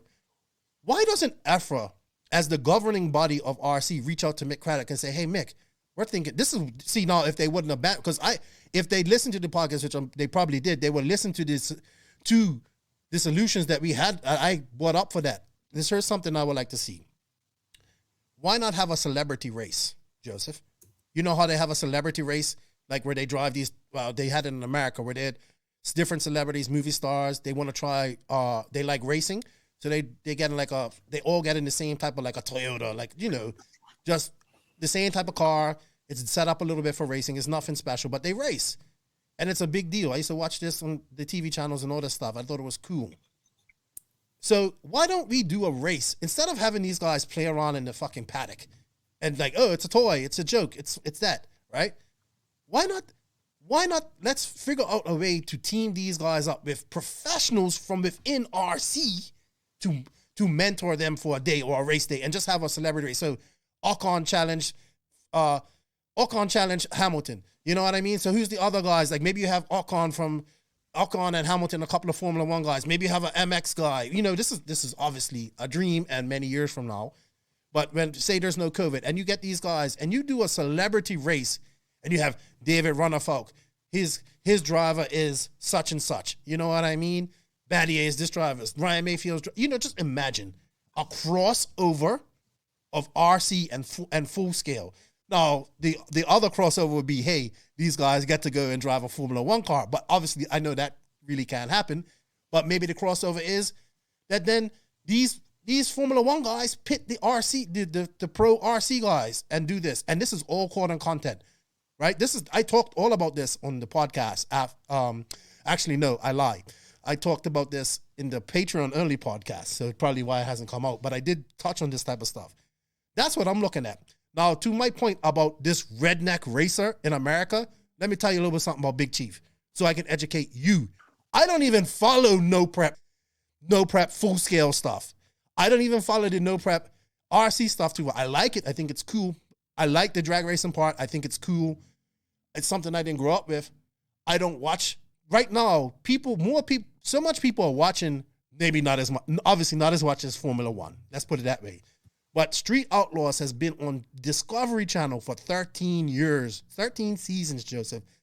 This guy, Big Chief, has taken no prep racing and made it, I know it's only an American thing, but made it super popular for 300 million people. Not saying all 300 people watch this, but this guy is a small segment of Americans. It is not a small segment. This guy is well known on Discovery Channel. People know this guy. This guy is bigger. This guy is bigger than any motocross star out there. A small 1% of people who know who Lewis Hamilton is know who Big Chief is. More people know who Big Chief is in America than they know who Lewis Hamilton is. No way. Yes. This guy's on TV every week for a season. He is the star of this show every week on Discovery Channel every week. You probably don't watch the TV and Discovery Channel. That's how big it is. So anyway, this no prep stuff with a bunch of guys racing in parking lots or in streets has been able to do something that we haven't been able to do in 45 years of RC off-road racing. And that's got a celebrity into the, I was listening to his Tim Smith's podcast, and because Tim Smith's one of the guys that's got him involved in this. This guy isn't just sitting there with a fucking car and being like, yeah, this is cool, Joseph. This guy's into it. He's applying full-scale drag, like from no prep. Listen, pay attention to me. Don't look up nothing. I'm dead serious about this because you're criticizing me. And you, the man who shits on everybody, criticize me for shitting on somebody, right? This man, listen. There's a difference. Listen. You have to shit precisely. And I shit precisely. That's why they banned me, because they couldn't give me an answer. This guy is into no prep RC drag racing. He's going to these races. You know what? This guy is excited to go to a no prep race, not to try and win it, to see two of the best RC guys race each other. You get what I'm saying? So this guy is a legitimate fan of RC, and I guarantee you, we'll see this no prep stuff on TV before we see what we do. Right? So that was my point. Just because Mark Stiles doesn't know who he is, and you don't know who he is, doesn't mean he's not. No one knows who he is. He's not in Europe. Not in Europe. Just like not many people. You're missing the point. No, you're missing my point. That was a perfect time. I am not missing. No, because point. this is Afra. Oh, look, this is so great for RC. Hey, let's pat ourselves on our back for sharing a fucking post, right? And try to get that guy to a race and do that instead of just sharing a post. Impossible. That's why it's more possible for Afra to do that than I can. No. Who got that big chief guy to the races? Tim Smith. Who? Because he's into this. Himself, because he's into RC. You ain't listening. He was never into RC. He got into RC because of this no prep stuff. He bought two cars. Listen. He's into RC. No, That's my point. He's not into RC. He's into no prep. He bought two DR10s for his. That isn't RC. Listen. So is Lewis Hamilton. No, he isn't. Obviously, he is. He's into designing gay clothes. Listen. That's what he's into. I don't know what Lewis Hamilton is into. I don't follow him that hard. Big Chief bought two DR10 ready-to-run drag cars for his kids, to play with his kids last Christmas. And now he's full into it. Obviously, he has to do filming and all that type of stuff. You just don't realize how big he is. Like, maybe not in Europe, because I get it. This no prep thing isn't in Europe, but for like America, this guy's bigger than Lewis Hamilton to an extent. Formula One just isn't as popular. Maybe not bigger. Maybe not bigger than. My point is that I don't care what comparing apples to oranges. I'm not. No federation and no what. No, you are not. Listen. No, listen. Some group of guys that aren't even affiliated with a federation, because also at the same time, I will admit that the no prep is based exactly off how they do it in full scale too. Like with the scale, with the way they race, all that type of stuff is based off what they do in the full scale. You have two separate things that are not comparable. They are RC. How can a group of guys who no prep RC's really blown up in the last 2 years, right? It's blown up in the last 2 years. Okay, let me explain. No. How can that group of guys, no federation, nothing, they have everything we want in RC. They have a celebrity involved. They have what's the guy's name? Shush. His name is Big Chief. Just look up Big Chief Discovery, Big Chief No Prep RC Racing, Big Chief Street Outlaws. They have a celebrity, like a name brand celebrity I bet you more people know Big Chief than they know like Christian Craig and those guys. Is his name Justin Shearer? Yes, that's his name. Is his name Justin Shearer? Yes, his name. Sorry, excuse me, guys. I'm coughing a lot. His name is Justin Shearer. That's him. Okay, are you done? Can I respond? No, but no, I don't. I think you're wrong for criticizing. You sound like the other guy that messaged me and said, "Oh, you'll catch more honey. You'll catch more flies with honey." Things that I've said to you all the time. My question was legitimate because what is Efra going to wait for? Are they going to wait till Lewis Hamilton is retired when they decide to approach him and do something like that, like they did with the logo? No, my criticism obviously hit them hard because they banned me from being on their Facebook page. You're just trying to stick out for Afro because you want to be buddy with him. I get it now. Throw Lefty under the bus. No. I totally disagree with you because you have criticized everybody. Can I respond now? Every fucking, but you have criticized every fucking. I know, but I have a point and a solution. And I had a point too, and my point was that. And I think through my criticisms. I thought through my criticism. But your point is not valid. Not valid to you because you don't know the big chief guy. No, you not didn't. valid to the guy. Can I respond now? No, not valid to the guy Mark Styles because no one doesn't else know knows big him chief. either. I don't want to talk about it no more. I'm good. Yeah. No. Go ahead. No, you need to listen. Okay. So this big chief guy, he's like 25 times smaller than Lewis Hamilton apparently on Instagram. Okay. Point being that they are of a very different level of celebrity status. That's number one. Okay. The bigger the celebrity, the harder they are to reach. That's just a fact of life.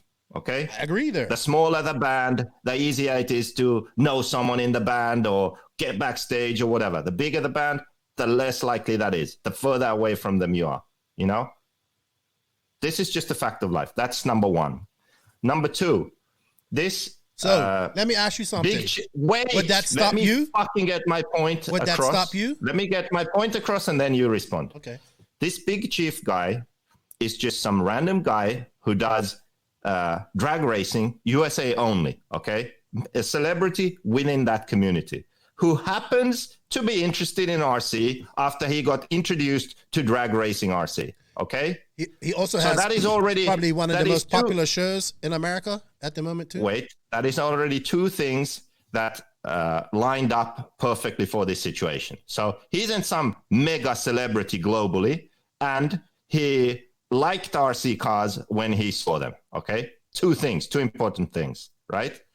Third thing, that happened, and it's not some federation with some program or some complicated thing or big no, it's just dumb luck, okay? Yes, it really is. There's been no big effort to try to combine the two. No, it just happened. No, okay? You don't understand, so Joseph. You got to understand. Hold on. The basis of this class, of this racing, listen, this racing, the RC version of this racing is directly based off the television series that he started and he is a part of. Don't you get it? The rules, the no prep, even the length of where they race. The whole point of the no prep is to show up to an unnamed like surface, unnamed road, do that, get up and race. There's no limit on engines. You can race. So if you want an 8-turn, you want to race a 2-turn, there's all of that stuff. So this is based off of what came from Full Scale. Now, I'll give you that. That was different. Off-road isn't based off Formula 1. It's not going to go anywhere. You're like your comparison is it's going so far somewhere off. right now. What are you talking about? No, it's not. Just because you don't think it's going anywhere, because you don't pay attention, doesn't mean anything. An America-only small thing. It's better than anything we got going in RC right now. Yeah, but you are comparing that to Lewis Hamilton. Don't you understand? Right, but in their world, this guy's just as untouchable. No, he's not. But not only that. But it still matters. It still matters because this guy's a celebrity and he's promoting RC. And these guys are utilizing that to go further. And where we are, here's a picture of Lewis Hamilton. Yay, I get it that Lewis Hamilton is harder to get in contact with. This is the problem with your criticism. No, you're just looking at it like a typical. That's not. All you are. Yes, you listen, are. Listen. Here's some stupid little island boy. He doesn't know shit. Let's just ban him from the Facebook page. And just like all of them. Can I mute you? No.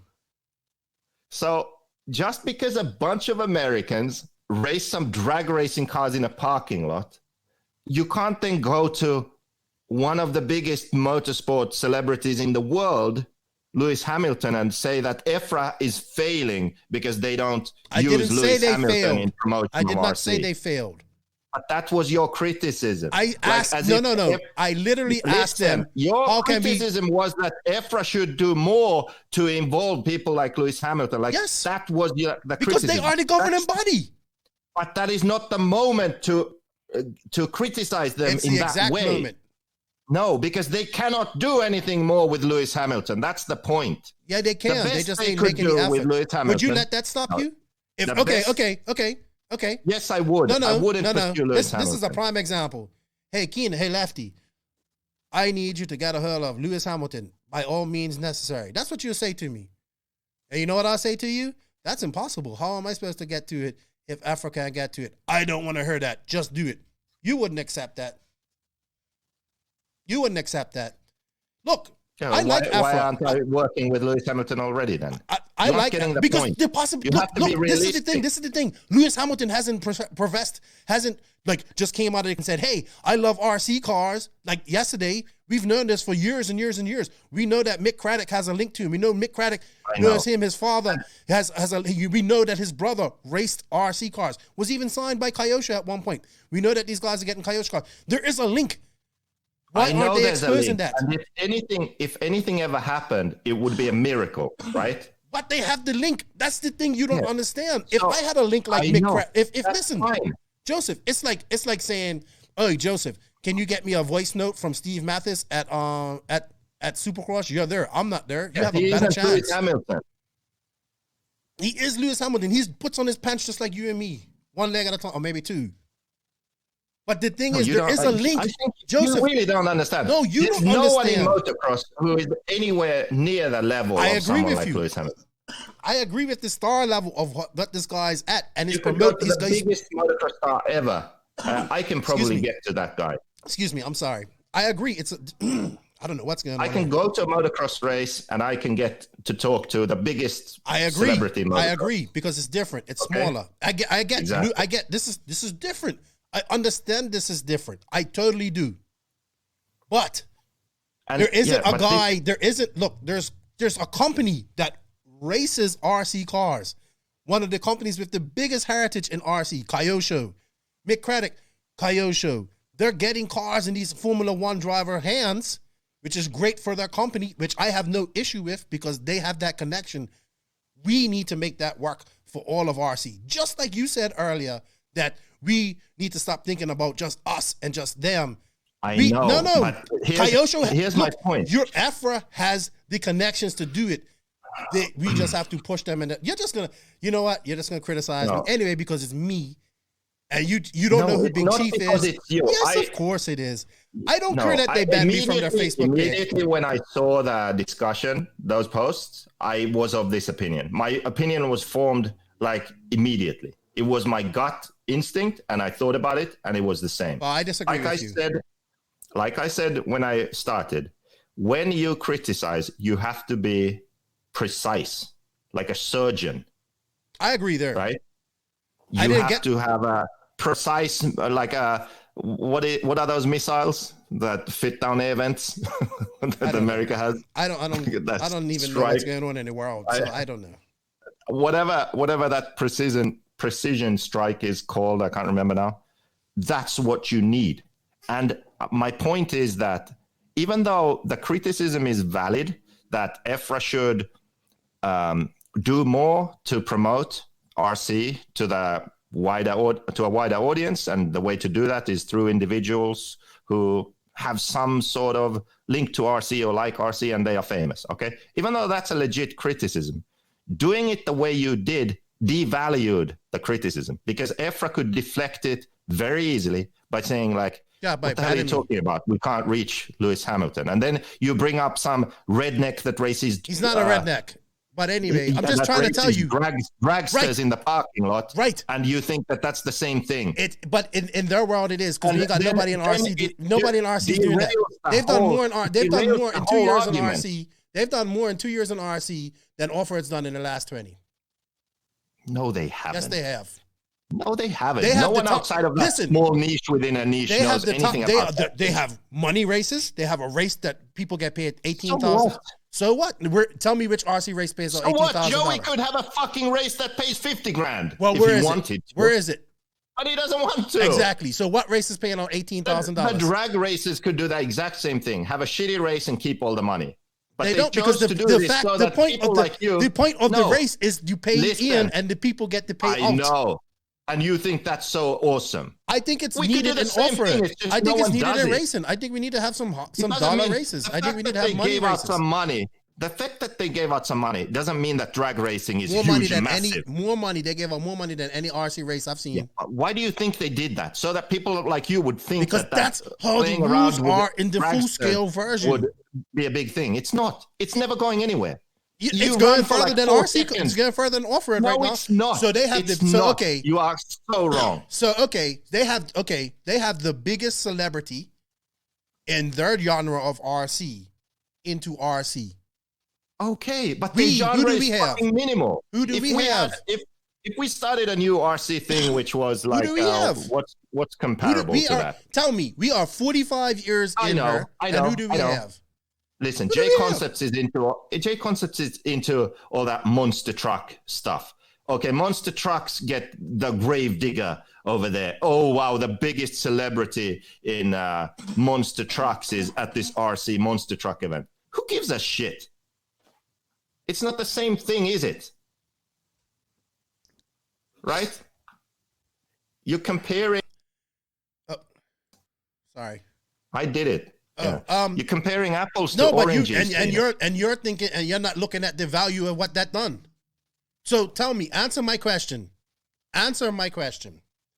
We've been racing off-road since what, 1985 officially? Right? Let's say like 1984, like 1984. So almost 40 years ago. Let's say we've been racing RC cars for 40 years. Right? Tell me what celebrity is in RC to Big Chiefs level and racing? Dak Shepard? He's not racing. Tell me one. Tell me one. To Big Chiefs level. Someone who's racing RC. Somebody. No, listen. You're just. How much Instagram follows does he have? He had like 800,000 or 900,000. Okay, so he has more than anybody in RC. He has a show that's on every week for 13 seasons. Tell me who in RC has that. Who we have had in RC to do that? No, we have nobody. Nobody. You had Josh Hansen get a car from you. He did a little bit of video and stuff like that. I don't even know who he is. You've had Eli Tomac have a car from you. Right? We know Moogie likes to race RC cars, and we get excited when we see him at OCRC. Right? But nothing's been done. I get it. These guys are here to have fun and enjoy the hobby. Christian Craig he loves RC. Can't get nothing out of him. 7 Deuce. I've been messaging him. I was messaging him at one point trying to get him on her to talk. It's hard. I know it's hard. So, but Afro has a way. They can do it. They, like Joseph, it'd be like, hey, fuck, man. Joseph, you know this person, like, you're real cool with him. Yeah, let's do this. Listen. Like, I know it's different. I know Mick probably. You're still not getting what I'm trying to say. But there's a way they can even get. Even Joseph, if your criticism is legit, you went about it the wrong way. Don't you understand? You picked the wrong moment, the wrong subject, and when someone responded to you, you brought up some guy that races dragsters in a parking lot that no one's ever heard of, except if you're American and you like dragsters. And guess what? And the American RC market is the biggest, and the American RC market is bigger than the European market. So what? So it's bigger for the American market. Listening to what I'm saying. I am, and you ain't listening to what I'm saying. When you criticize, the man who criticizes everybody. Precise. I get that, yes. and I don't give a fuck. You have to be precise. And I was precise, and I wanted my question. I had a solution. They didn't let me answer it. I just told you my solution. I just told you my solution. You were imprecise, and the way you compared it was completely because I didn't get to finish. No, it isn't stupid. It isn't stupid. Yes, it is. It isn't. Yes. Just because you don't know who the guy is. You know what? Someone told me the other day, you actually don't give a fuck. It's true. You don't give a fuck about anything besides racing, right? And I explained to him, you know what I said to him? I said, JQ's done more for RC racing than a lot of people, but that's what he's into. He's into racing. He doesn't care about bashing. He doesn't care about this. He doesn't care about drag racing. He doesn't care about none of that stuff. He goes, but you like everything. I said, I just love RC. I can see what other things. So you and your brain up here that's thinking 20 steps ahead, right? You can't come out of your zone. I'm just all about racing and setup and this and theory and that. That's what gets you excited. That's fine. But you can't come out of that. put yourself over her and see how good that is for RC right there. You know what I mean? You can't do that because you would argue. No, let me finish. You would just argue, say, he's not as big as Lewis Hamilton. Well, fuck, who is as big as Lewis Hamilton? He's one of the biggest stars in the world. And he has a freaking RC car. And we're just like, we're like, you know what we're like that guy when we see the pretty girl come in and everyone's just like, oh, I just love her. Let's go buy her drinks and do all that stuff. When there is a way that Afra can do this. They obviously know Mick Craddock. They know Kyosho. They've had dealings with these people for over 25 years. Why not say, hey, Mick, why don't we want to talk to some, we want to get some Formula One guys. We don't just want to have an interview with them. We want to take them to a race. I know it doesn't have to be Lewis Hamilton. It could be some of the lower Formula One guys or whatever and do stuff like that. I know how difficult it is. But Afra has an in. They're just like it. Like I get what you're saying. The criticism has to be precise and this and that. And I know you're gonna criticize me, and right? I know how it works. I'm just some guy with a funny accent. I've been, compared to everybody else, so they look at me differently. You know what I mean? So listen. No, and it's not for but it's just I get what you're saying about by criticism being precise, right? Well, let me tell you something, Mr. fucking Wrecking Ball. Right? Just because precise criticism can get the backlash, but then you have something to stand on. That's the point. I have myself when to you stand are on. No, you don't. Just when because you are imprecise, and then the example you bring up is not relevant and not good, it devalues the whole It's just argument. not relevant to you because you don't know who the guy is and you ain't paying attention. That's why on that situation, Efron won. They won. They banned me from the. No, I don't think so. Yes, they did. You won, but if you had chosen a different time, approached it similarly anyway. and got a backlash, but you would have had such a strong point and valid point that they had nowhere to go. But it was a strong point. Different. So what are we going to do? No, it wasn't. But it is. So tell me what you would do. What can we do? Because it was the wrong time and place. Why? Because they were patting themselves on their back how great RC is? That's what has to stop. That's what has to stop. And I'm surprised you can't see that. I'm so shocked you can't see that. That has to stop. That moment, it's not. That's the exact Joseph. You're wrong. What do you That's the exact moment. That's the exact moment when you do something like that. When somebody's patting themselves on the back. Explain. Huh? Explain. What would they have done? What should Efra have done with that post? They should say we should figure out how to get him involved. They shouldn't ban people from asking legitimate questions. My question was legitimate. That's not why you were banned. You started going off about Big Chief. That's why you were banned. No, I was banned because you know why I was banned? Because I said, what are you going to wait? Are you going to take a year to do this? Are you going to take...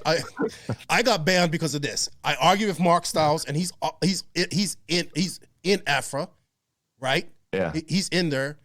Like, I don't know who he is. I know he works for McLaren. He's probably a cool guy. The thing is about this guy, when I heard him talk on the Afra meeting, he was saying all this stuff I want to hear. Like, you know what I mean?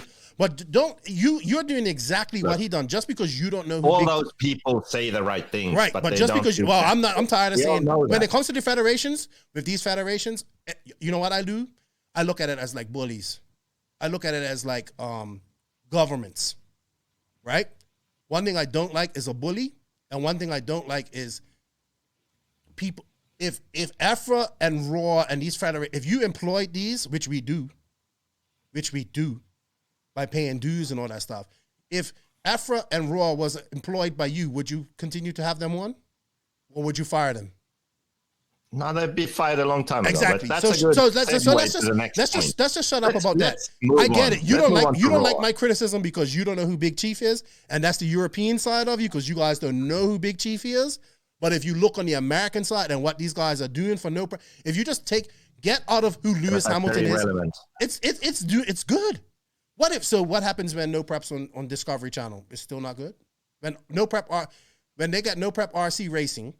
I haven't said it's not good. No, but you're downplaying this. You're downplaying the impact that this can have on RC, and I think that's for you. No, I don't think so. I do. I think that's you with your horse blinders on. You can't see anything besides racing. No prep is racing. It's just not racing that you like. Yeah, and it's always going to be seen as some weirdos playing around. Seriously, even RC racers, like off-road even racing, RC racers look at that and think that it's weirdos playing around. Guess you what? drive for like 4 seconds. And guess what? They don't think it's weird that's, when they make that money. That's why Ryan Wonderful. Mayfield's out there doing it. That's why Tiba is out there doing it. Like I said, the money thing is just a gimmick to get people to care about. It's how it works, dude. That's how it works in the real life. I know, but it's also just a gimmick. We could do the same thing. So you think my criticism of Afra was wrong and at the wrong time? I disagree with you. So no, I think your criticism is legit, but the way you went about it was counterproductive, and as we saw, it didn't. Like that's it. So what's wrong with saying, hey?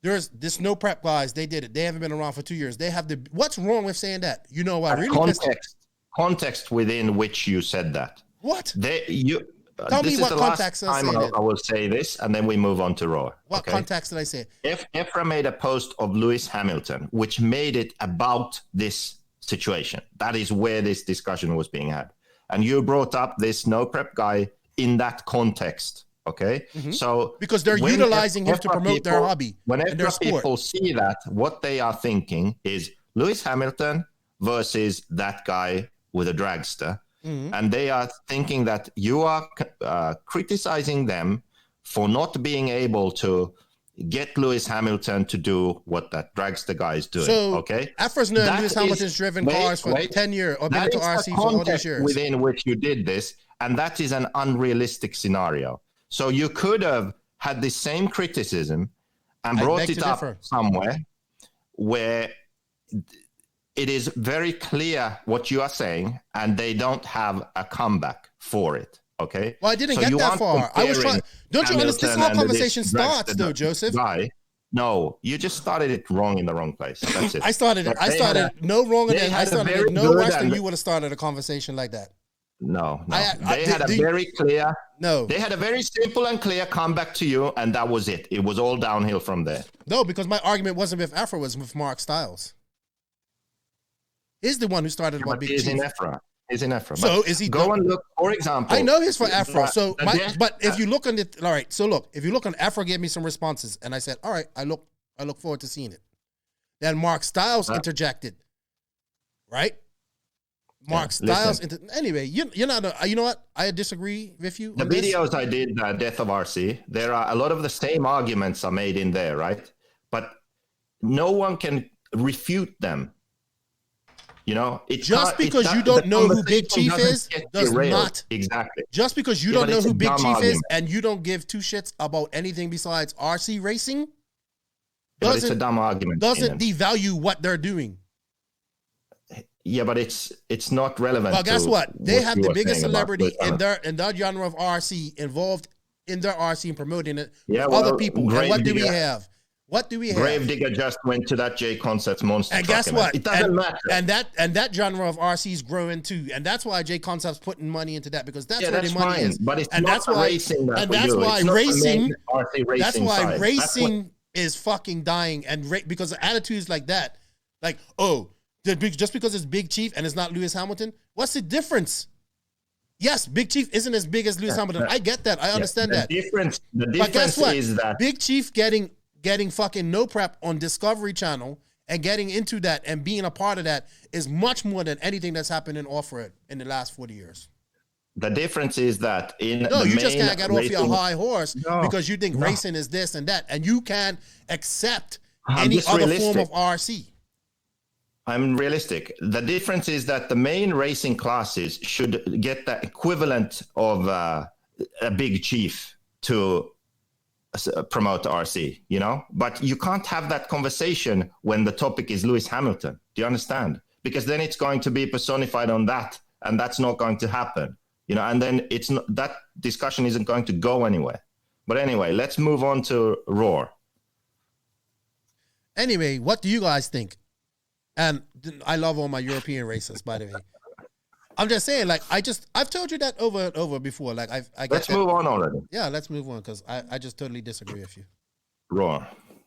No, you're probably bad with me what I did with that too. So I don't care. You criticize everything I do anyway, so it doesn't make. What did you say about Raw? I just posted why they haven't posted any financials in 2016. Where the tests? Yeah, good. Okay. All that type of stuff. So there's nothing wrong with that. No, but because it's and someone else, Afra, someone I'm else wrong. posted. No, it's not because of that. I think you're wrong. And you know what, Joseph?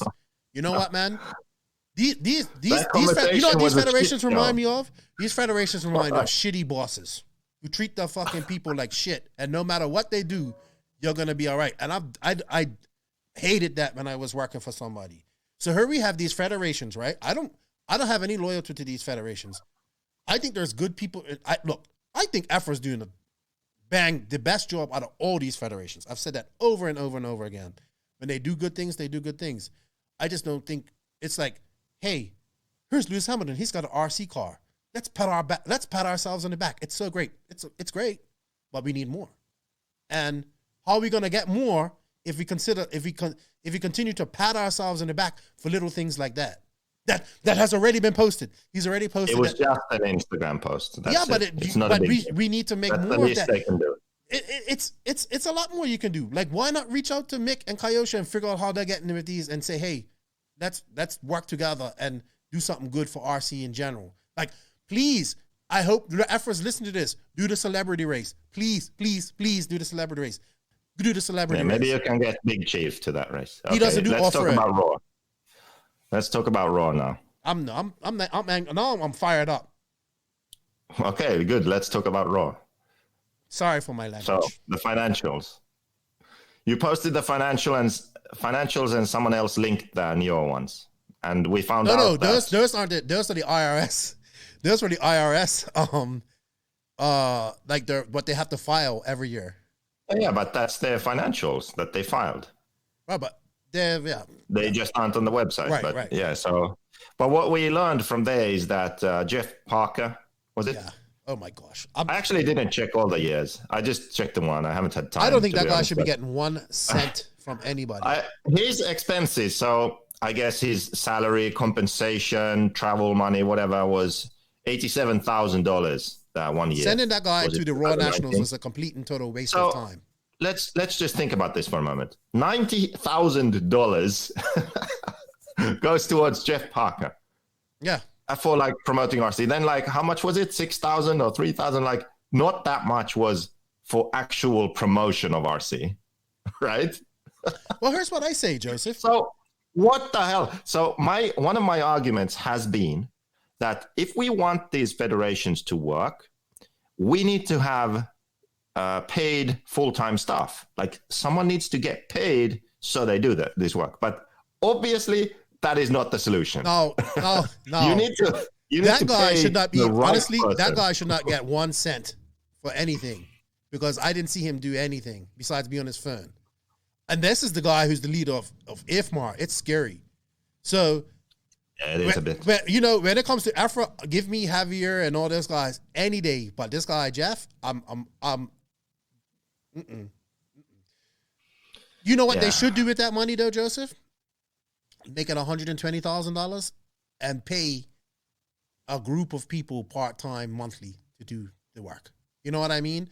So I would say if I had to, like for me, I want immediate dismissal of the committee and Raw.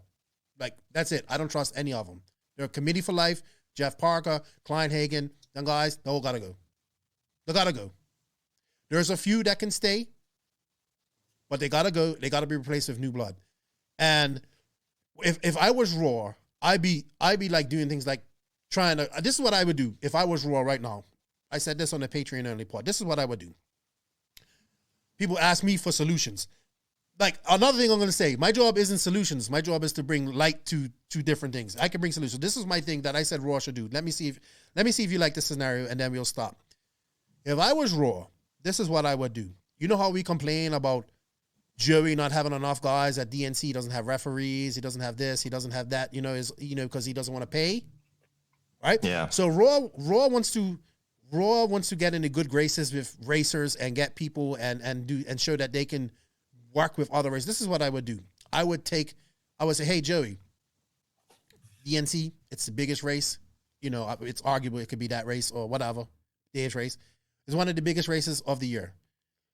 We want to send a team of 3 people or 4 to that race to, 1, promote Raw, do like a membership drive, but also we want to work with you. We want to, you can utilize 2 of our guys as referees. You know, you can utilize, like, we'll give you 3 guys to utilize, but we need to have 1 guy in a tent all the time. So they rotate. You know what I mean? Put those guys to work with their raw jerseys on that are too big for them, that they bought badly 10 years ago, right? Put those raw guys to work doing tech, doing refereeing, doing RDing. You know why? Because then the people will see, hey, Raw is trying to work with people. You know, they sent a team here. I like that. I want to sign up. Hey, you know what? You like the DNC? You like all that stuff? Well, we're offering 15% or $15 off your Raw membership, so you can become a Raw member at Joey's Race for the year for $20 or something like that. You know what I mean? So what in turn that leads to next year? Hey, Joey, we're going to do the same thing, but we want to push the Raw membership. Like, let's make this a Raw membership required race or something like that. I know that's big thinking. I know that's not going to happen. But it takes handing out that olive branch and doing something for free that benefits the racers and the racers so people can see that Raw is doing something. That's what I would do right off the bat. And then I would get people in these committees, in the committee that want to go forward on Onward and all these different genres. I know we're ranting about this, but anywho, I don't have all the answers for Raw. I don't have all the answers for EFRA. Maybe my criticism of EFRA wasn't the right time. Maybe it wasn't precise. Maybe it wasn't. I don't know, but it did its job. And that's to keep these people on their toes. Will we ever see Lewis Hamilton wheeling the RC car around the RC track? I hope so. One day it'll be awesome to see him racing all these other guys. That's something maybe we can work towards. I don't want to work against these like, and then just shutting me down. That just shows that you don't want free speech. You just want to shut down people that don't agree with you and ask those hard questions. That's what it shows to me. They don't want independent media. They don't want nobody asking those hard questions or questions that they feel goes against what they want. But as a federation, they should. Anywho, what else you going to criticize me about? So you criticize me about my criticism. One thing about you, nothing is ever right for you.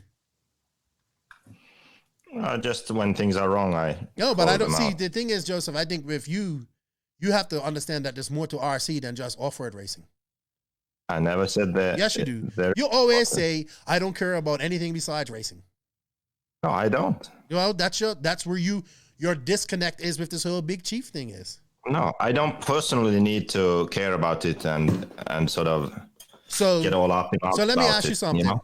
If we see No Prep RC racing on the Discovery Channel in 2 years' time, what would you say to that? I wouldn't say anything. So you don't think it would be good? That's good. Yeah. Yeah, so, it would be good, but it's like, I know it's not off-road. It's not off-road what we want, but it's a step in the right. It's like, you got to understand, these are steps that we have to be taken. Is EFRA taking the steps to try and connect Lewis Hamilton or maybe other Formula One drivers? You see what I mean? Most likely not. EFRA has people in positions to do. What sounds better? Hey, I'm some jackass of a podcast that lives in Dominican Republic. They call me Lefty the Great.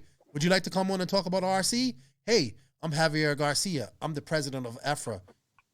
We've been doing this for 50 years. We see that you like RC. We want you to help us promote RC. We want you to race when you can. Yeah, I agree with you. My only point is that the way that went down wasn't good. Like it didn't go through. Of course not, because all my comments got removed. Up Big Chief. I was just trying to make a comparison. Oh, whatever. Just because you can't respect Big Chief and who he is and what he does. Shut up. But that's where that was your second mistake. Well, no. Second and fatal mistake. So I'm banned from their Facebook page and they want to, whatever. It is what it is. Oh, yeah. Hey, ain't nothing you ain't been through before. Being banned? I was banned from Spain. Yeah, he was banned from Spain. Imagine that. By an RC Federation official. Anyway, guys, I think that rant got a little heated. I actually got pissed off at you. I did. I think if you would have been in person, I think you would have been getting choked. Like, seriously. Because that's how much, like, I just don't like that. Like, you know, it's I'm passionate about a lot of things, Joseph. You're passionate about politics and all that stuff and change. I'm passionate about people in authority treating others like that. Like, hey, we don't like what you said, so boom, we banned you.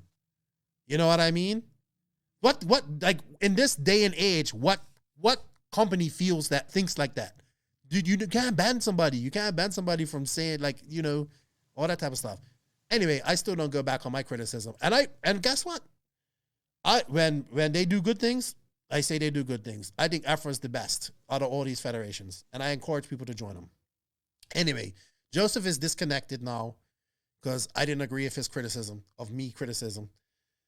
What do you guys think? Am I wrong? Am I wrong? Is Joseph wrong because he's not looking at it from my perspective of Big Chief and what the No Prep RC drag racing has been able to do in such a short time? But that's a separate argument. I don't disagree on that. Yeah, but you're downplaying who Big Chief is. So imagine if who's the best motocross? You're upplaying it. I'm not upplaying it because I actually know that this guy is on television a lot.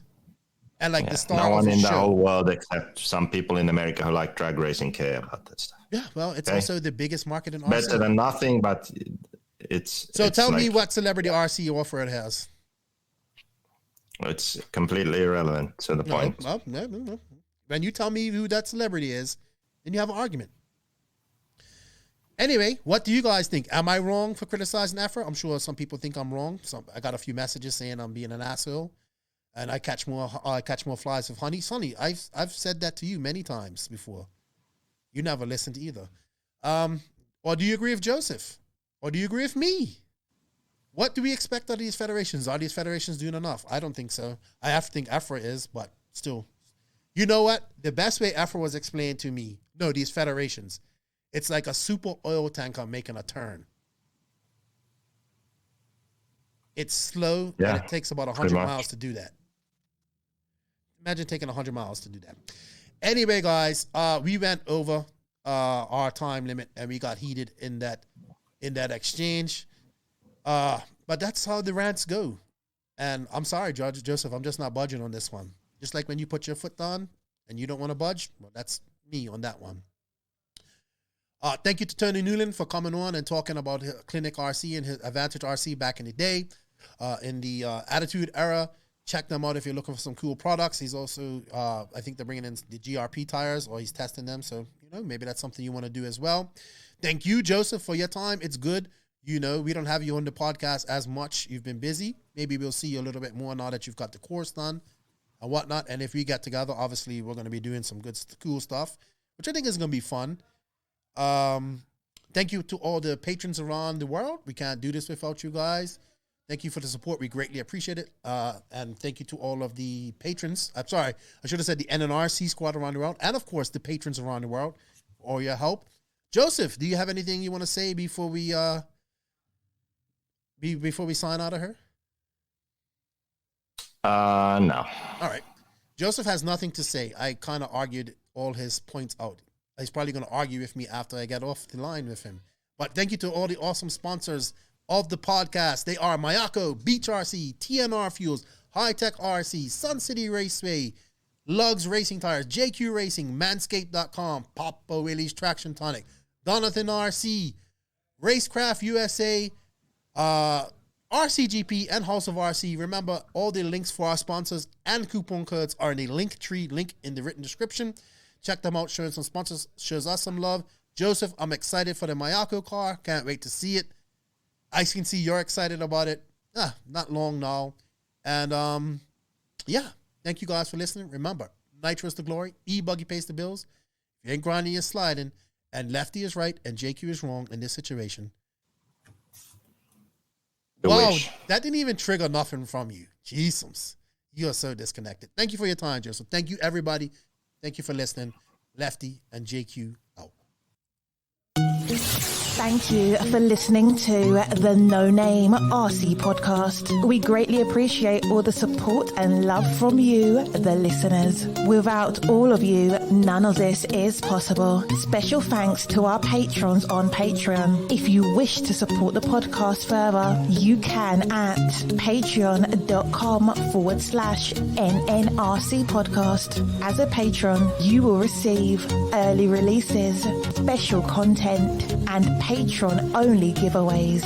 Also, please follow us on Facebook, Instagram, and our website, www.nnrcpodcast.com.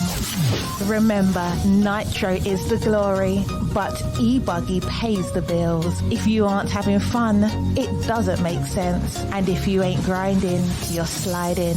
Lefty out. Nitro is the glory. Nitro is the glory. Nitro is the glory.